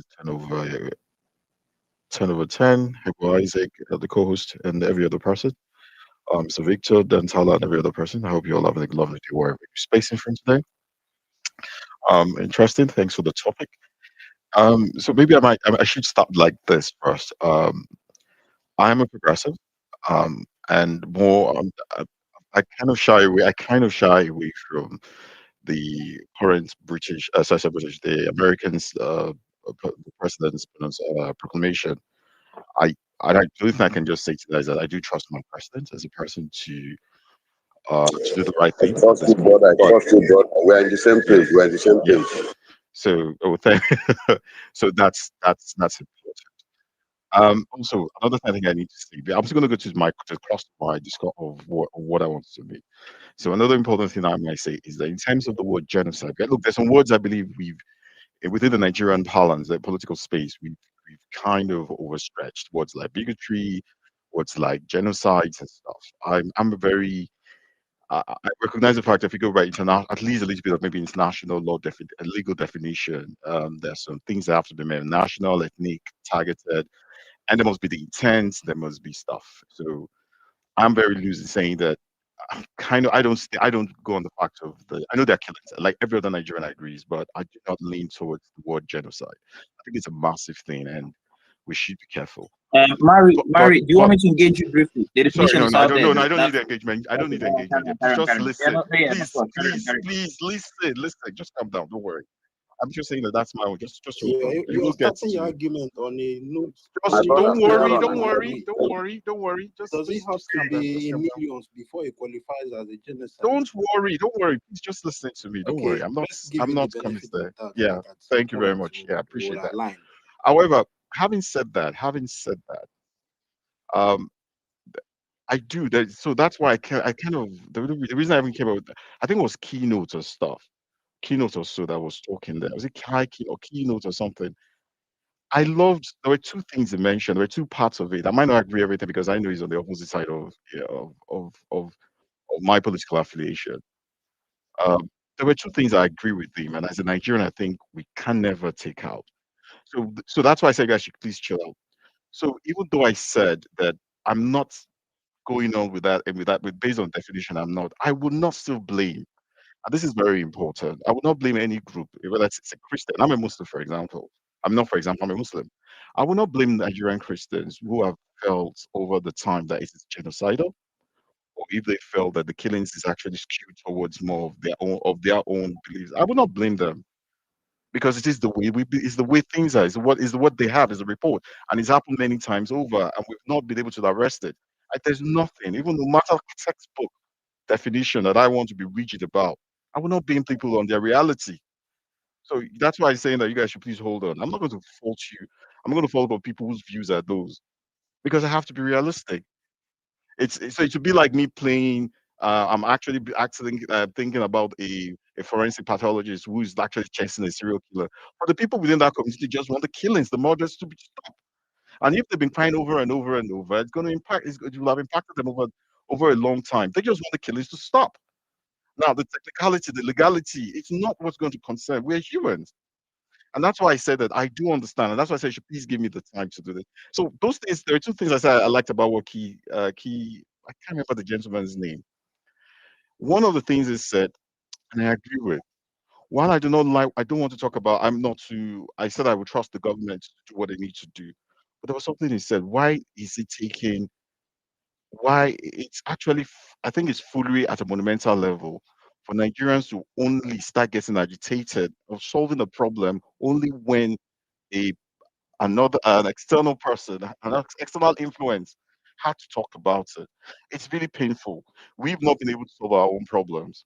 We've not been very, very active to solve it. And now it takes a tweet from someone, and all of a sudden, now it doesn't matter where you belong to in this case for me. What matters to me is that couldn't we have solved our problems ourselves? Now, I'm not going to take away anything that they've not had some wins or successes or trying to copy. No, I'm not taking that away. But then there was not that significant things that would have reassured people, that would have made it. And even when they had the wins, there was a problem, which leads me to a second thing. And I agree with that gentleman. I can't remember. Sorry, it's just so bad. He talked about six. It was like a six-speaker away. He talked about something, and I agree. It's also a stand a stand I believe in, which is even though you might be having recording some successes, what about the prosecution? The prosecution and say, okay, yes, okay, Supreme Court sentenced Mr. Lagbaja or Mr. This or an Alaji this or Imazi this for terrorism and stuff like that. Because think about it. When last have I actually seen? When actually, how well do we know that? Oh, someone who was convicted for terrorism was prosecuted, and this person has been linked to the killings of people in Benue, the people in Plateau. It's one thing to say you've killed some of the terrorists in the engagement. I do appreciate our gallant officers work, but I'm looking at some of the things the government could have also transmitted to everyone. Could that have actually helped us in situations where people now say, "Oh, the government has been complicit," or "the government should be found wanting for these kind of things," and why people actually, some people believe, "Oh, it's against the genocide. It's kind of genocidal." Because imagine if you had been having those kind of prosecution, and we've actually read the sentences, and we've seen it. Why was this guy sentenced? Not just why was this guy killed? Oh, he was sentenced because he's linked. It was linked. It was proven to have been linked to the killings of people. It shows that there's no biasness. Now, I know a lot of problem. It's transited so many Nigerian got presidency over the last 20, 30 years or so, and various skirmishes, outright killings, conflicts, communal conflicts. I know we've had all that, but imagine if we could actually go and actually can say, I go to, if I was maybe some I know researchers do this, and I go to maybe the Supreme Court or the judicial website, and I can see ABC was convicted of this crime because of the killings of 100 people that happened in Zaria, 100 Christians community. Even if you're not so loud on the religion or maybe for on some of those things, but you're explicit about it. Could These are some of the things I feel where we failed at. And the press.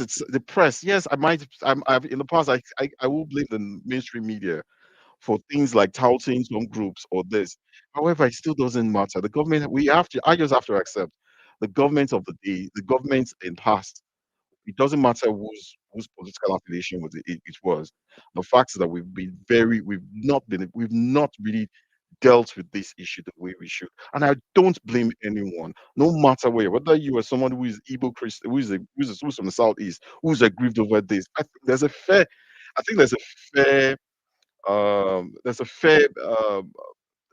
fair outcry on the fact that they feel some of their people are being targeted.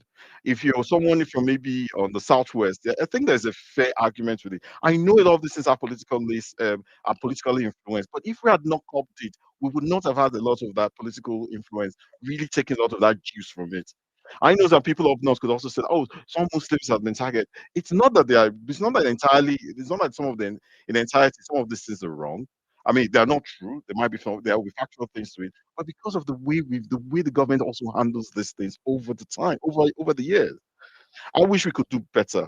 So, two things again. I'm just to round up what I'm saying that it's very pathetic that Nigeria itself had to wake up. We had to really wake up to our own problem until well, let me not say wake up. We're taking it as serious. It's becoming really the thing where we should have actually been all coming together to solve.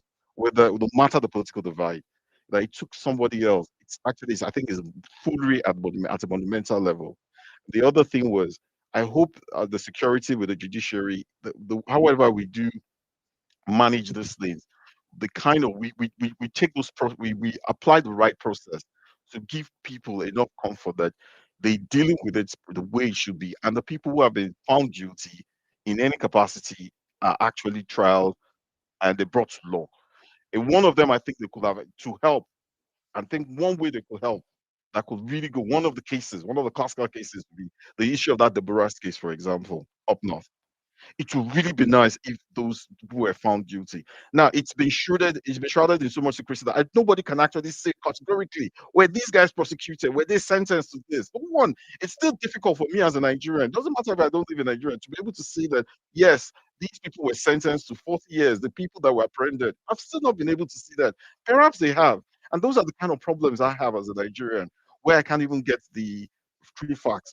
Yes, I do know that there's a lot of information being scrambled. I understand we're on this age of social media, there's distortion of information. But again, if I cannot have that clarity, how do people, and I'm not even a Christian, I'm a Muslim. How do I think a Christian would feel if someone like that, the Baraz, that's one of the simple things that that could have really probably appeased a lot of people and make people understand and trust the government of the day. Again, I'm an unapologetic supporter of Bola Ahmed Tinubu. So don't get it twisted. But then I have to think of it beyond that as a Nigerian. So thank you very much for the opportunity, gentlemen and ladies. Thank you, Mary. Velele, you have the mic. Okay.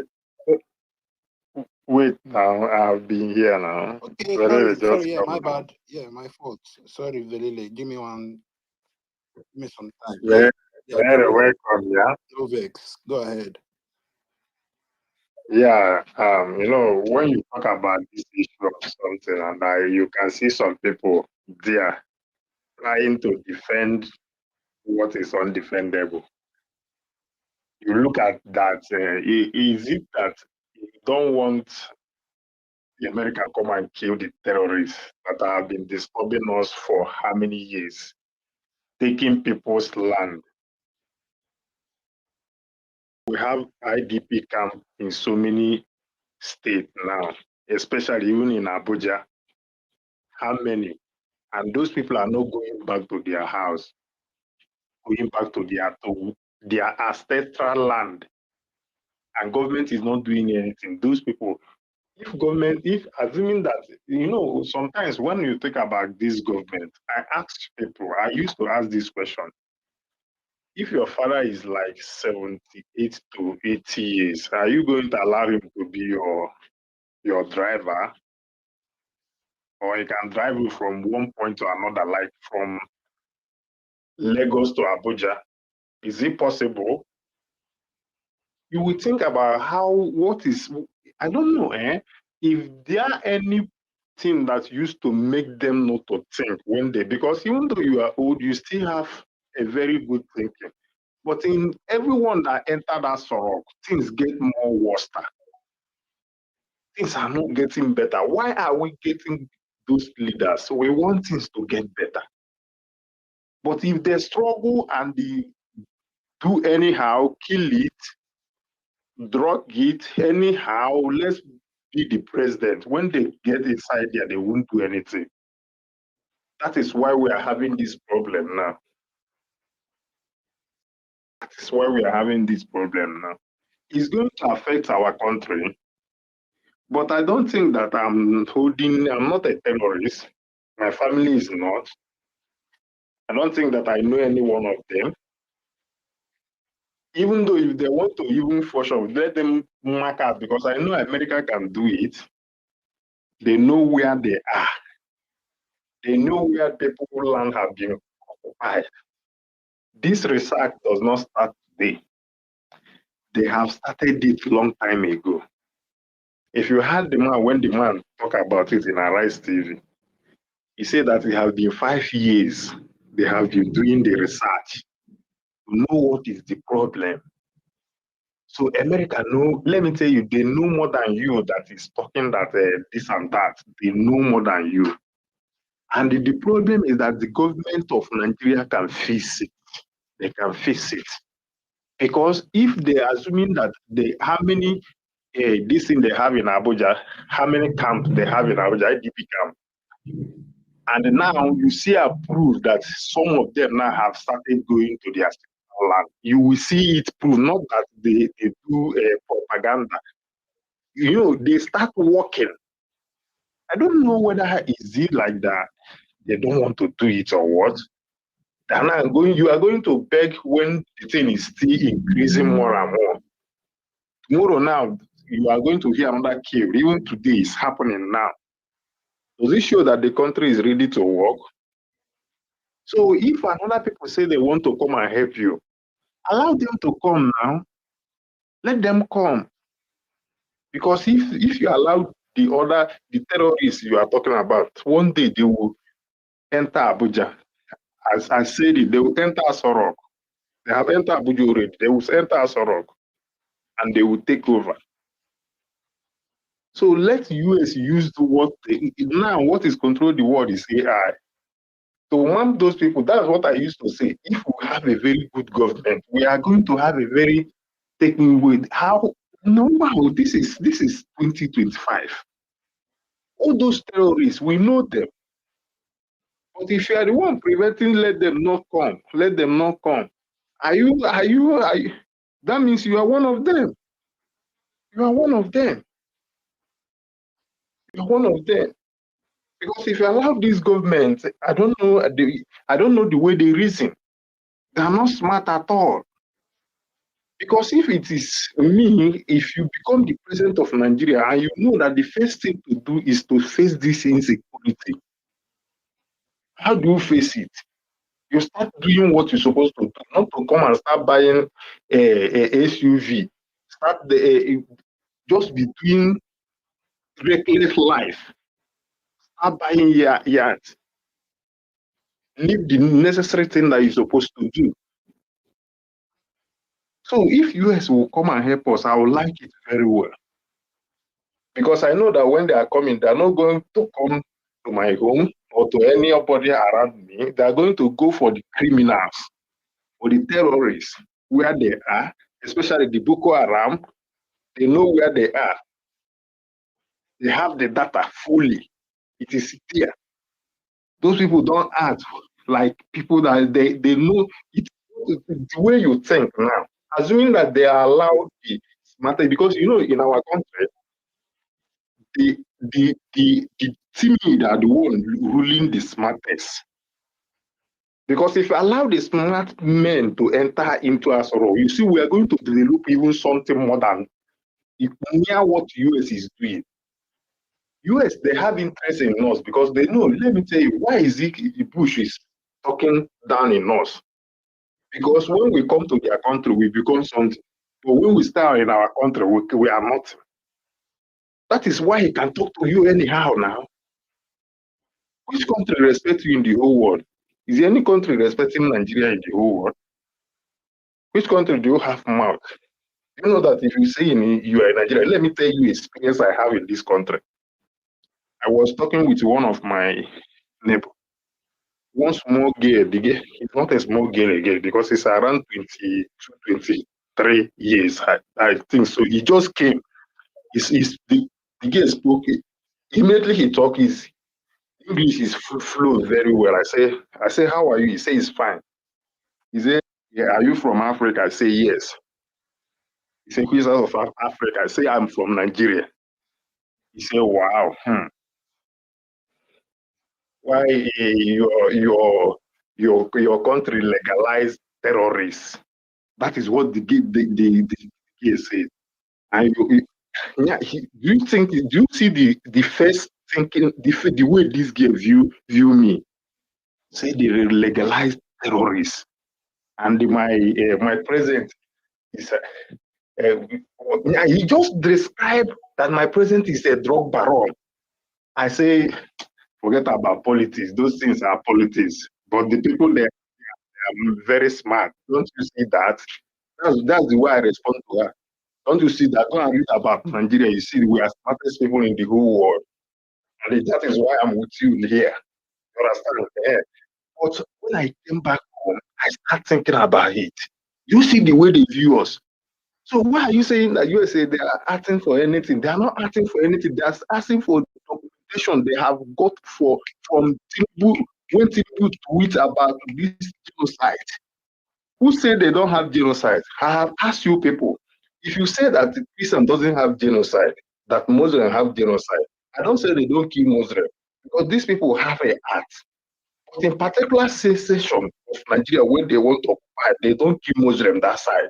We have genocide. If you go about genocide, you know this is genocide. They want to take the land, and that is what they have done. That is why we have so many IDP camps. Because those people they have pursued them and they don't have any plan for them to go back to their ancestral land. That is genocide. If you can give me a data of a Christian, of a Muslim that has been massacred, 100, 200 in less than two to 3 months, I'm ready to bet it if you can bring a video, something like that. So if these people are genocide and they say that terrorists are the one that are causing this thing, can't we allow them to help us? So I'm saying, yes, it can affect us, but let them help us. They are not, who say that they are coming for our resources? America, do you know how many resources they have? Talking about our own, even though who has benefited in these resources we have? Who? If you have benefited in it, tell me. Because if I have benefited in it, I won't be in this place I be, and I will be in my country. But I'm just thinking about, because no matter what happens, we are going to have an election in 2027. And that is the only time we have a change again. If the smartest people can be together and push one thing to happen in that Asoro, so we can be able to control our life, because we have everything it takes. We have it. Again, thank you so much. All right. Thank you, Andrew. Let's have I think that's Velele. Yeah, Velele, you have the mic. Thank you. So, guys, anyway, let me not dive into that. After all, freedom of speech is codified in the constitution and in everything else. But I think people need to have mercy on us, right? They need to consider our mental health. I literally just developed a headache. Guys, things have standard definition, right? There's a standard definition for what constitutes the color white, for what constitutes the color black, right? I mean, even with programming these days, you have to define a hex code for the computer to know what you're talking about. There are standard definitions. I think people are just unkind. That's what I think. I think people are just unkind, because for you to look at a truth and say that truth is not true, that is an unkindness. You want to mislead those who do not know, right? And then those who actually know, you want to sort of like twist their head or something. That is wicked. That is as wicked as Tinubu going to go and tell us that Dubai visa ban has been lifted when he knows it has not been lifted. That is just wicked. That is almost the same wickedness of Tinubu's government telling us that Japan is going to give us free visa or one other nonsense they said when all that was lies. That is malicious. Like, you must be like in the class of demons for you to look at something that is clearly true and then just twist it to score cheap political points. Anyway, like I said, it's freedom of speech, right? People are allowed to say whatever they want to say. But ladies and gentlemen, thank God for the internet, right? Thank God for AI, right? If you don't know, just go and search and go and do your research, right? And of course, the resources that you're going to be consulting, do yourself a favor and even try and look for resources that are not Christian. You say, I want to research with non-Christian or independent resources. Try and do that research and you see what we're talking about. So let's not get down that rabbit hole. I have an issue, right? So the USA says, thieves and liars are evil people. The Nigerian government and pro-Nigerian government handles are saying the USA says all Nigerian people are evil. Guys, how does that make any sense? Let me say it again, right? The USA says we are coming out to take out the terrorists who are attacking Christians. The Nigerian government, the pro-Nigerian government, God, the US is coming to come and attack Nigerians. Guys. Hey, Nigerian government, if, like in the words of, what's that general that said, if insecurity lasts more than a day, your hand is inside it. If you are terrorists and terrorist sympathizers and terrorist finance, come out with your full chest, man. All this direction, I don't understand it. The US was very clear. We are coming for terrorists. You are not saying we are coming for everybody. Come on. What are we missing?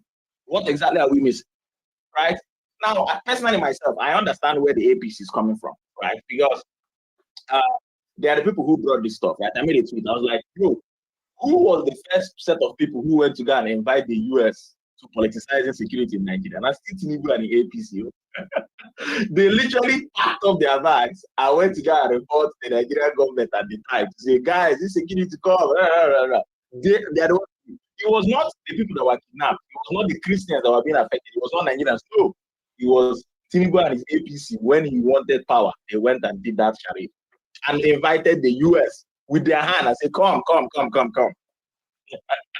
So, you know, insecurity get as it be, right? It needs funding, right? It needs logistics. Who was the people that went and invited Fulani militia from outside the country to come inside the country to make it insecure, to win elections, as they said? Militias, bro. Who was the people? It was still Tinubu's APC, the same APC that we're talking about today.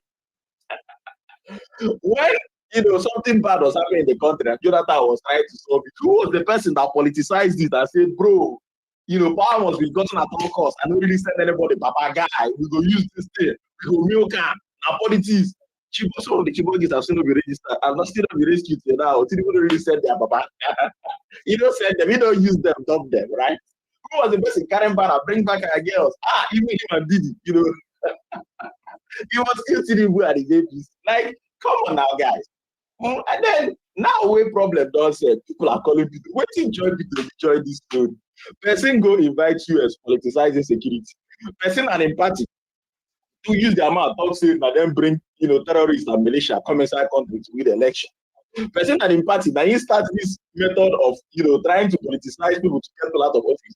Now it's not even concerned today at this matter. Christians in the middle belt have been crying. You don't see that pastor. That pastor mentioned Peter. The pastor was telling Trump, come and save your people. Tinubu won't finish us. Okay, maybe not Tinubu, but people that Tinubu has allowed won't finish us. Right? So guys, let's stop all this, man. Let's stop all this. See, I think I've said this before. Let me say it again, right? Your government is your God, right? And it's for me, it's like that because your government is higher than your God. You go to pray to your God for something. If your government won't do it for you, he go do it for you. There's a reason most people who leave the country stop praying because their government there is a benevolent God. Meanwhile, their government in Nigeria is a malevolent God. That's the way it works, right?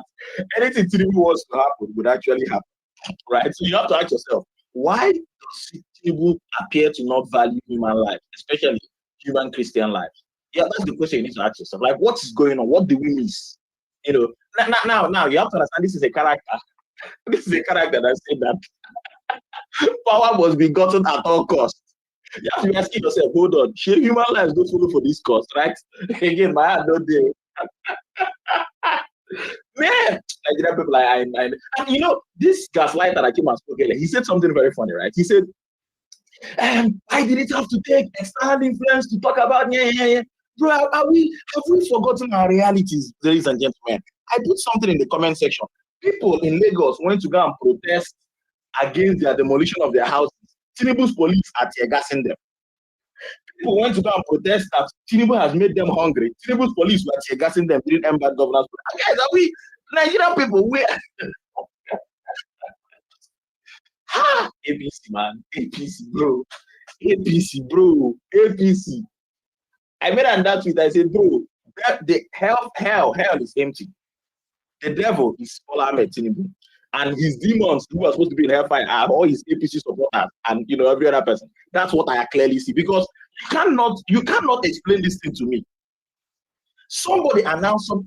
I think Nigerians there's something going on because we seem to have forgotten the amount of hardship we were thrown into by that careless subsidies gone statement.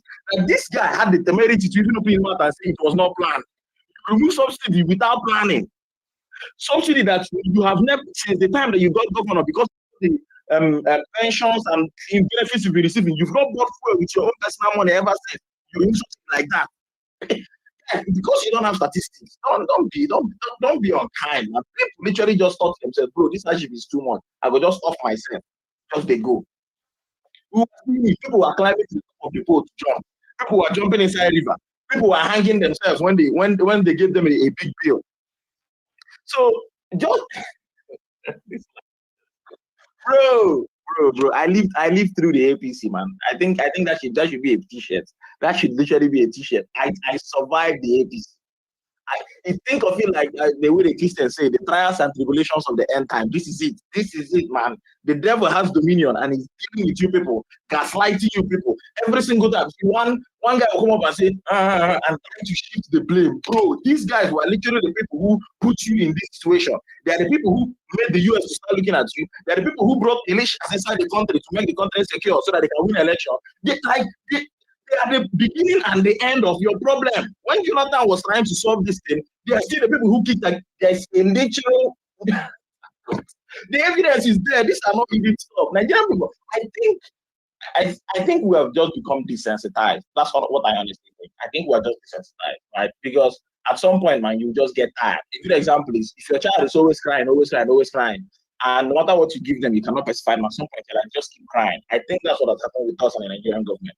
Because we talk, and the Nigerian government does not respond to us, we have at this point just become desensitized. Right? That's what has ended up happening, right? So, if you go out to go and protest and they spray you tear gas, you're like, yeah, maybe not so it be. If you complain about the state of things in your country and somebody says, I am going to tie DSS for you, you don't even feel disgust. You should be disgusted that the DSS cannot go and attack the terrorists on TikTok live. Guys, people don't even know that. I don't think Nigerians understand where they are at. I don't think they do. Bro, people were massacred under Tinubu's watch in Yelewata, right? Reports are saying 100, 150, whatever. I cannot count up to 50 people that I know that bear the Tinubu name. If I'm counting, maybe I go stop at maybe 20 that bear the Tinubu surname. So take that 20 and multiply it by 2, that's 40. Multiply that 40 by 2, that's 80. Entire family just got wiped out. And Tinubu said, I cannot go to the location where this massacre happened because bad roads and rain is falling. And then a few days later, he went to St. Lucia. The same St. Lucia that we're seeing videos of people shaking hands. God, it's like, you get as this life just view. You get as this life just. So please, nobody should come and blame the Nigerian people, man. It's not their fault. It's not their fault. The God who was supposed to take care of them, right, has decided to abandon them and leave them to the dogs, to the literal dogs. There are reports out there, right, in the news where soldiers are saying, bro, we are uncomfortable working with this Boko Haram, your ex Boko Haram people. And what is Tinubu doing? Tinubu is reintegrating them into the army. Tinubu is carving out budgets to use and rehabilitate. So somebody came up the other day and said, he said the US government should give the Tinubu government intelligence. Bro, give you intelligence when there's a general that literally said that an ex-Boko Haram can become your president one day. Are you people mad or something? See. We've had places where these terrorists go and attack army barracks. How is it happening, right? It's the potential is there that the ex-Boko Haram that Tinubu has reintegrated into his army are giving information to the other Boko Haram that are out there that Tinubu does not want to crush, right? So it's a self-propagating disease. Guys, please, let's stop all this, man. Let's stop all this. But here's the silver lining. The silver lining is that Tinubu is still the president, right? He still has the ability to go and solve the problem, right? But what I've observed is that the guy is just a selfish bastard, right? He only moves when it concerns him. When he wanted to award contract to his friend Shaguri, right? Nothing like digging, nothing like environmental impact assessment reports. All those roadblocks will get thrown away, will get washed away. That's what usually happens with him, right? When he wanted to go and buy jets, Senator came up and said, bro, that thing did not pass through constitutional hearing. I'm like, bro, are you whining me? But yeah, that's the way it works for him. Anything that he wants to actually get done, he actually does it for himself by himself. He does it quickly. But the ones that concern you people, you hear things like the road is bad, rain is falling, I have to adjust my schedule, I have to go for vacation in St. Lucia, I have vacation, multiple vacations in the year. My guys in France are calling me. They want the whole manner of useless excuses, right? That's how a wicked and selfish bastard operates. Hey, not me, man. Look at the evidence, right? Look at the evidence in front of you. So please don't blame Nigerian people when they are trying to get help from anywhere else, right? Especially Nigerian Christians who look like they are people that have been spat on. Nah, man, nah. To be a Nigerian, it's not easy, man. It's just, it's nah. So guys, please, shield yourself against gaslighting, right? And remember your immediate past. I'm not telling you to remember something that happened 10 years ago. No, remember your immediate past, right? Remember how this government has, at every turn of the century, tried to. I mean, Tinubu's Nigerian military is posting fake news when people are dying. I think I lose my mind. Yeah, thank you, Billy. Let's have Ugo Chinyere. You have the mic. Then when you're done, we'll go with Ola and Chinedu in that order. Yeah, Ugo Chinyere, go ahead. Can I launch it? Okay. Okay. Yeah, that's fine. Chinedu, you can continue. Hello, good evening. Yeah, brother, go ahead. Good evening, brother. How are you? Yeah, good. So thank you for having me. This topic is obviously it's an important one, yeah. And Deji knows me. I speak out of reason, I don't have to be right, but it's not because of my political affiliations or whatever. Like I voted PMB 3 times, 2011 under CPC, how do you call it, in 2015 and 2019. Why did I vote him? I didn't vote him because I wanted him to turn the economy around. I didn't expect he had the ability to do that. What I voted him for was insecurity. Right? I have a military background in military school and in NDA. You learn about past officers and all that. So you see, we kind of matched what we needed. But in retrospect, he actually, in my opinion, like I said, no one has to agree with this. I'm going somewhere. He failed me on that which I thought he had competence in media and security, and he surprised me on economics, though it could have been better. Okay, and let's look at the whole issue here. There's nothing wrong with Trump saying he wants to help Nigeria's insecurity problem. There's nothing wrong with it. What the issue now is when you're trying to do it directly or bypass the president. If my sister's son comes to meet me and tells me that he needs money for school fees, I am not going to give him the money. No, I'll tell him I'll help him. Then I'll call my sister, who's the authority in his life, or my in-law, the father, the super president of the house. I'll have a discussion with them. Let me know whether they have small money first and they need to complete it, or they don't have at all. This is how it works, right? And it applies to nations. Was it Lincoln who would have said was it Roosevelt would have said the leadership household and a nation differs only in magnitude. If you want to help people, there are ways you can go about it.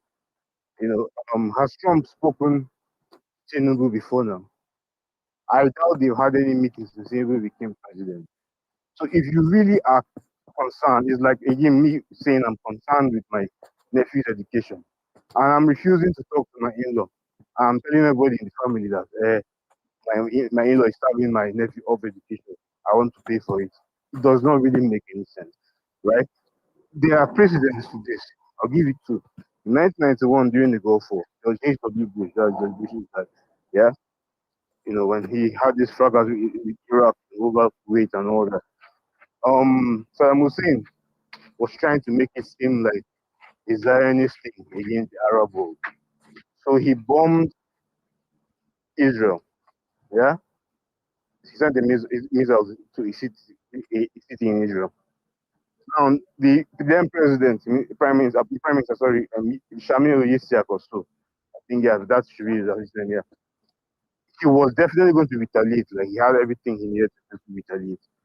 President Bush called him and said, bro, please, do not retaliate. This guy is trying to make this seem what is not. I understand that you feel under threat. We will handle it. On January 28th, 2011, during the Arab Spring, and a day after when they were in Egypt, they were saying Mubarak should go and all that. Barack did not say, because people say he wanted Mubarak to go, he should just immediately enter Egypt and oust Mubarak. No, he called Mubarak on the phone and they spent hours too talking about options. Mubarak said he knows how to handle these people, blah, blah. At the end of the day, Mubarak went down. Now, you say US wants to help, right? How many countries has the US gone in to help input, and how are they today? Is it Libya? Is it Iraq? Is it Syria? Is it Afghanistan, where they even ended up handing over power back to the same Taliban they were fighting? Trump is an erratic president. He's somebody that thinks, acts before he thinks, speaks before he thinks. It's been proven. It's as if he's not been president before. He's been president before. We've watched this guy during COVID saying that there should be a way to inject or ingest hand sanitizer to like as a cure for COVID. You could see Dr. Tony Fauci, who was standing beside him at the press conference, like embarrassed. This is the kind of person we're talking about.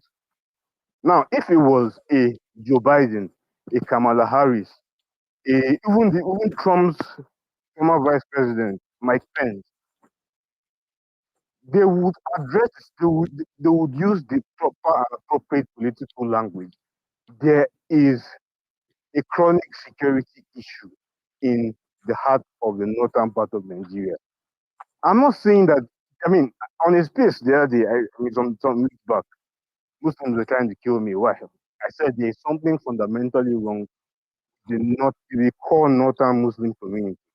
Because you cannot tell me that you guys don't know who these bandits are. Abdul Mutalab's dad was the person who went directly to report his own son to the US embassy. Like, Baba, I don't understand this boss again.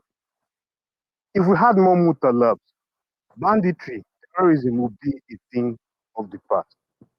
But then, as far as Trump's help in quote goes, this is the way I see it. Trump does not really have Christians or Muslims' interest at heart. It's an opportunity to take hold of a nation. It's not about resources. The Sahel nations, Mali, Burkina Faso, Niger, who are they affiliated with? Russia.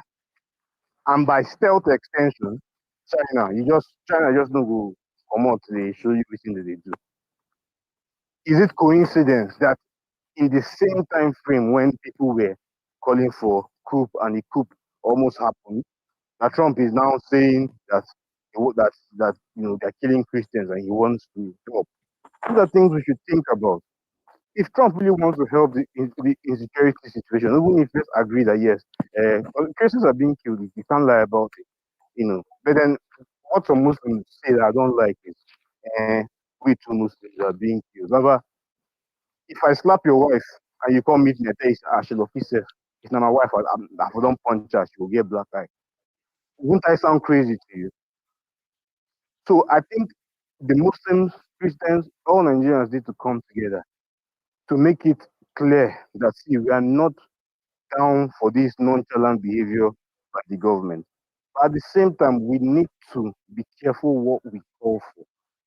Because I don't know, I'm going to use a very, very weird example, but then if you, I mean, it's like vampires are, for example, like the clouds cannot enter your house until you personally invite him.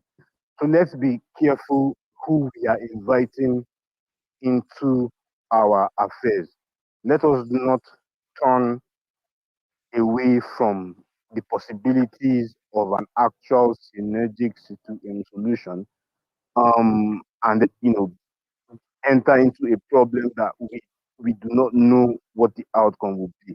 Like I said, in the recent past, tell me one country the US has helped via military action that is stable today, and I would support Trump. In the absence of that, then we should be careful.